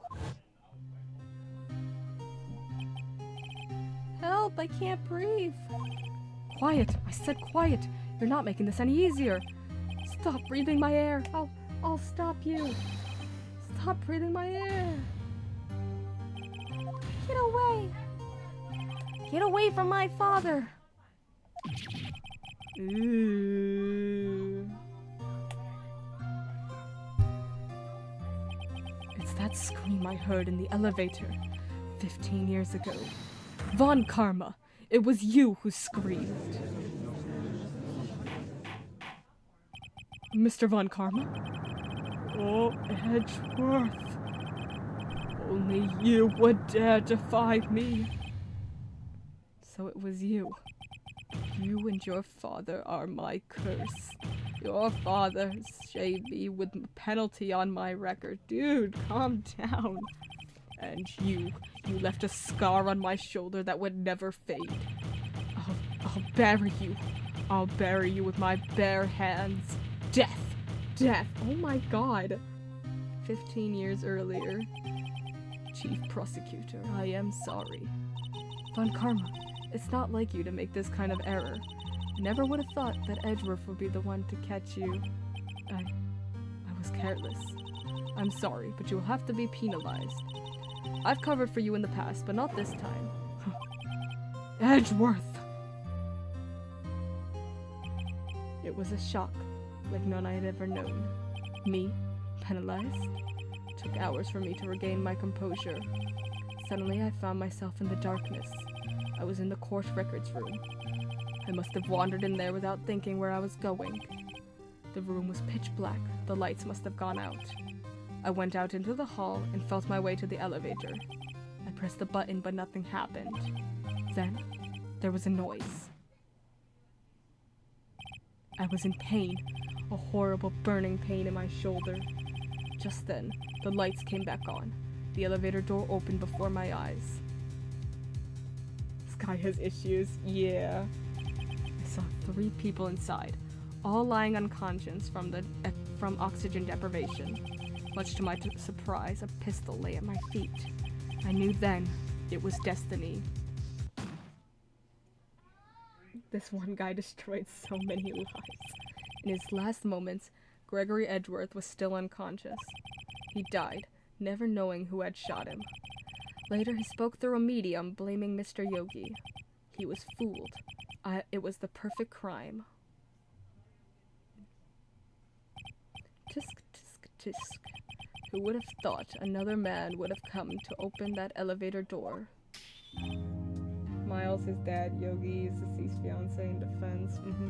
Judge? What? What are you doing? Do your job. Bring an end to this miserable charade. Now, end it. Very well. It appears that we have come a very long way to the end of this maze. 15 years later, Mr. Miles Edgeworth? Yes, Your Honor. You were innocent. You are innocent. As you said, it was all a nightmare. Yes, Your Honor. This court finds the defendant, Mr. Miles Edgeworth, not guilty again. Yay! No, imagine guilty. Guilty! That is all. This court is adjourned. We did it! 5:38 p.m. Oh my god. Nick! Nick, we did it! Did you see his face? Von Karma looked even paler than usual. He's pretending to be all cool, but inside you crushed him, Nick. Crushed. Gotta say, I'm impressed. It was pretty close, though. I was sure we'd had it. I know, I was on the verge of tears the whole time myself. But now it's all just a good memory. So it's finally over, Edgeworth. Right. Yeah. I'm not sure how to say this. I know. Try thank you. I see. Thank you, Wright. Aw. You're welcome. I think you could have done better than that. Sorry, I'm not good at this sort of thing. You got a lot to learn, Edgeworth. She's got you there. Whoop! Amazing, pal. You pulled through just like I thought you would. I'll never forget this. I owe you one, pal. And tonight, let's party. Dinner's on me. Yeah, my salary went down a bit this month, but who cares? See, Mr. Edgeworth, you should take a lesson from Detective Gumshoe. That's how you say thank you. I see. Ahem. Whoop! I feel foolish. Don't worry, take it a little at a time. You'll get used to it. It's been 15 years since I've seen Edgeworth this unguarded. Hey, y'all. Lotta! Y'all were great in there.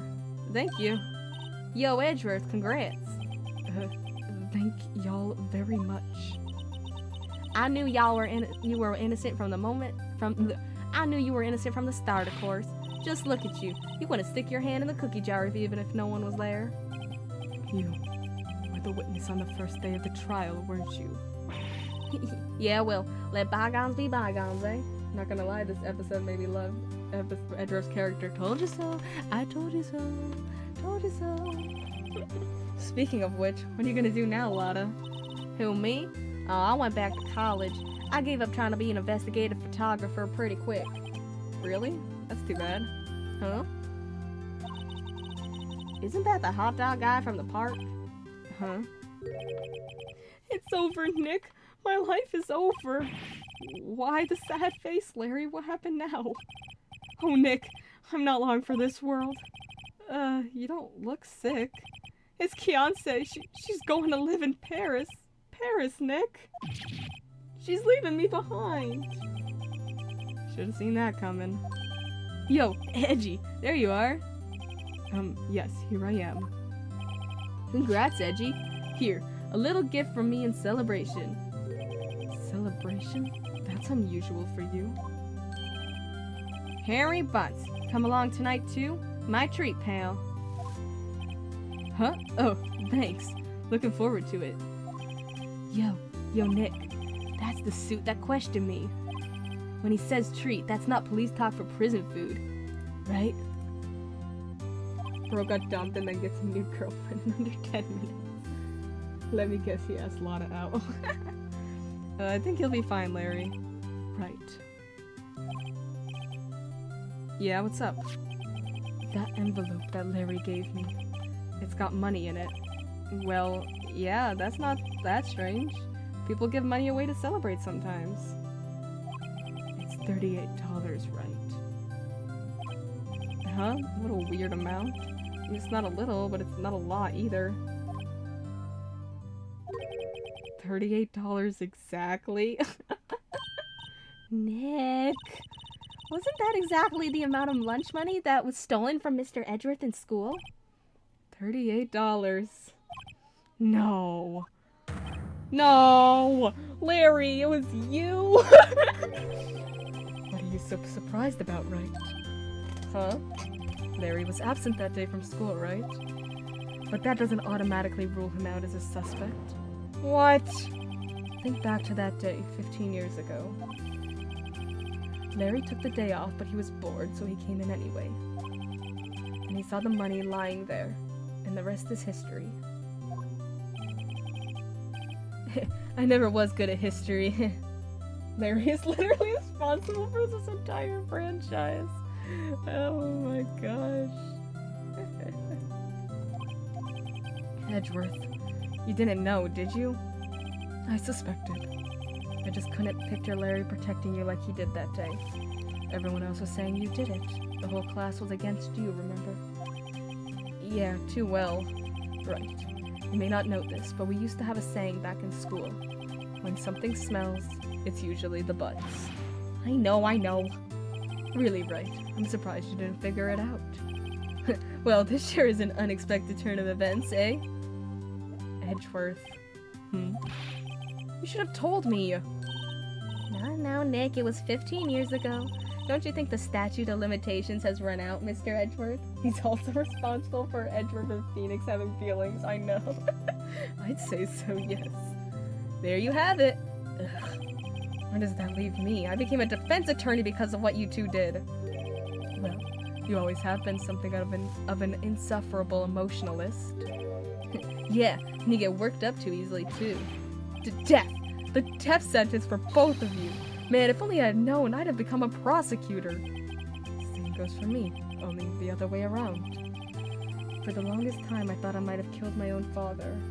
Who knew stealing money could bring two men together? Thought I might be a criminal. I became a prosecutor in part to punish myself. If I had known the truth, I might have become a defense attorney after all. Edgeworth. Want to switch, right? Hey, y'all. Line up, I'll take a photo. Hey, photo time, let's go. And after that... Oh, God. After that, dinner on me, pal. He didn't say pal, but he should have. Detective Gumshoe took us out on the town that night. We celebrated Edgeworth's newfound freedom, even though Edgeworth himself was still in detention. December 29th, 5:02 a.m., Wright & Co. Law Offices. Whoa, I went a little overboard yesterday. My head hurts. Huh? It's still only 5? Maybe I should go back to sleep. What's this? A letter? morning, Nick. You were really impressive yesterday. Seeing you made me think about what I'm doing here. I'm a spirit medium, in training, of course. I wanted to help Mr. Edgeworth, too. I wanted to help you, but I couldn't. I was useless. So I decided to go back to my training. I'll become a full-fledged spirit medium, for starters. Couldn't say it to your face, so I left this letter. Goodbye, Nick. Goodbye? What time is it? Gah, the first trains for the mountains have already left. To the station.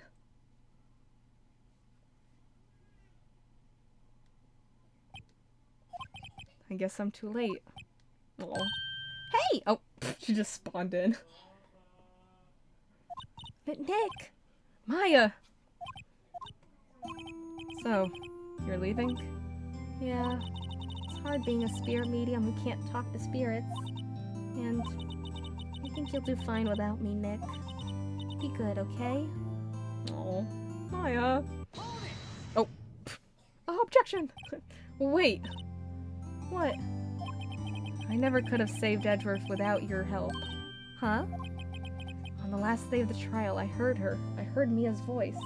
You heard my sister? Yeah, only her voice, but still. It was at the very end when I thought we lost everything.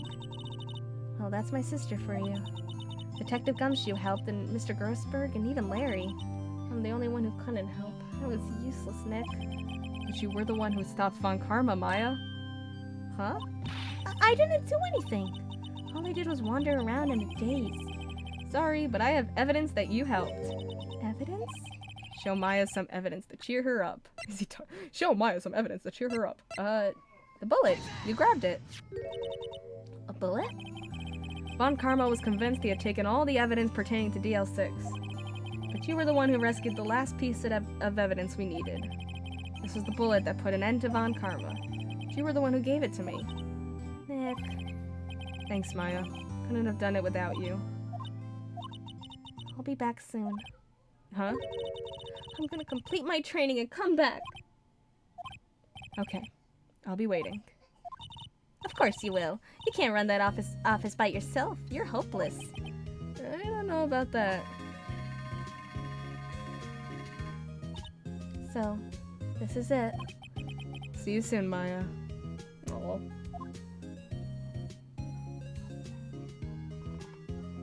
Oh, there she goes. Thanks, Nick. Oh, Maya. I'm sorry for ever mean then. Thanks. And so my story ends. Time to turn a new page. Say goodbye to the novice defense attorney that I once was. Now a new story begins. With the same old crazy cast of characters. Oh. Ha! Don't think you've graduated yet, amateur. Mr. Wright, perhaps you'd like to rethink that claim? Yes, Your Honor. I got a bad feeling about this. What was that? She never came back. Yay! We did it! Hey, pal. Mr. Edgeworth came down to the precinct to wish me a happy new year. Talk about a pleasant surprise. Oops, Detective Gumshoe. Then he hung his head low and went right back outside. Kind of like he was embarrassed or something. Strange, huh? So strange. Oh, we did it. Huh? Nick? Nah, I haven't seen him lately. Who, me? I've been working at a cheese shop. That Missy's a nice lady, but she's not exactly what you call a cheap date. Huh? Oh yeah, she's in Hawaii right now? Yeah.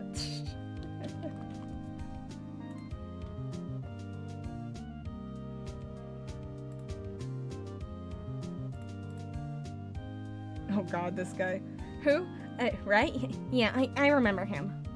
I hear he's been busy lately. You know, not to ring my own bell, but I sort of taught him everything he knows. I'm sure he's grateful. Oh my gosh. All his girlfriends leave him for some other country. Yeah.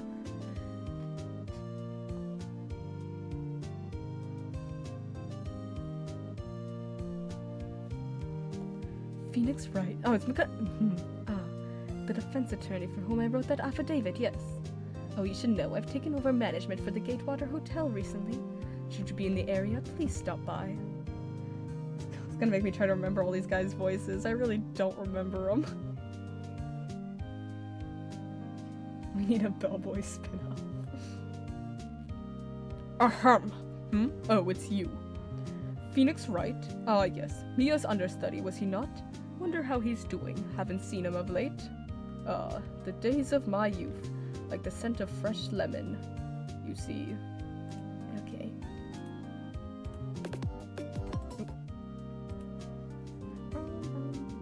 He's such an important character. Oh god. Phoenix Wright? Is he an actor? Well, I'm not buying it. You can't be a star with a name like Phoenix. Did you know there's some kind of, on a DVD, and not that I know what DVD is, so everything these days, how am I supposed to keep it? Okay.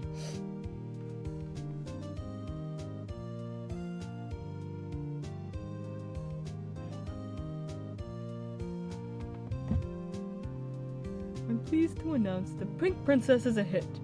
I sure owe that Mr. Wright a great deal. Oh, and I'm keeping my face out of the public eye till the show's over. I wouldn't want to ruin any kid's dreams, you know?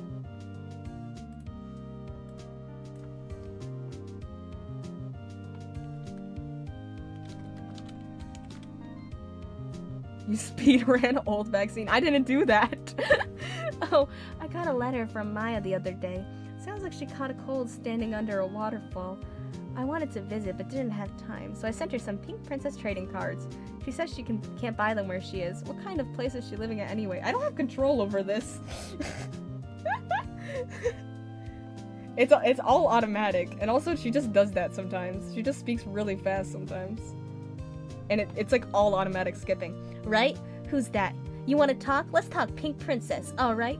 But, you know, I snuck into the studio the other day, and I saw her, the one inside the Pink Princess suit. Ugh, what a dog. It was kind of a shock for a boy of my tender age. Oh my god.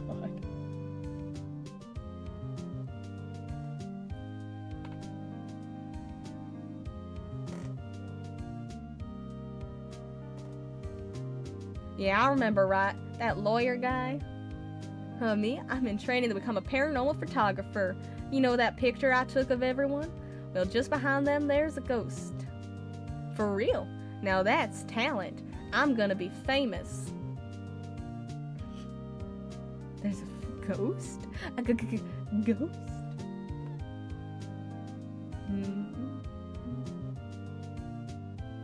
Oh.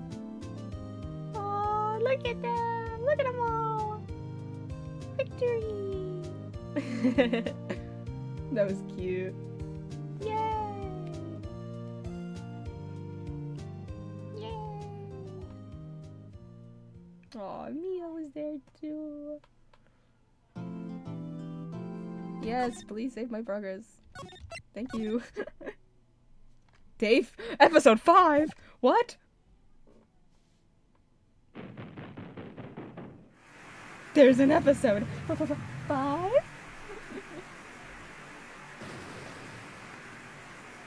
Rise from the ashes.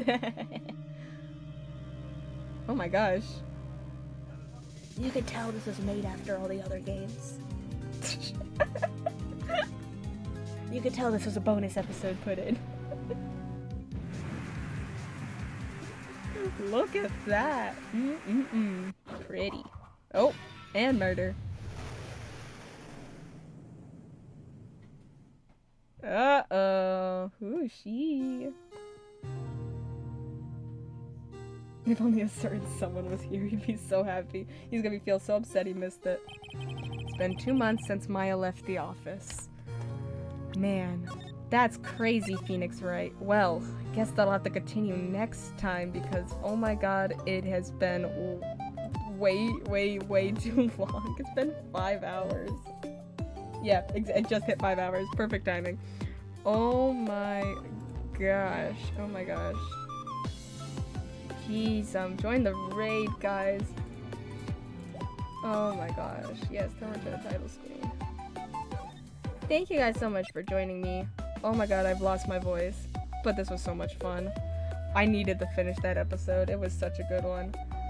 Thank you guys for joining me. We got a bonus episode next time. Maybe I'll stream tomorrow or the day after or something. I don't know. I need to go rest my voice. But goodbye, everyone. Thanks for joining me.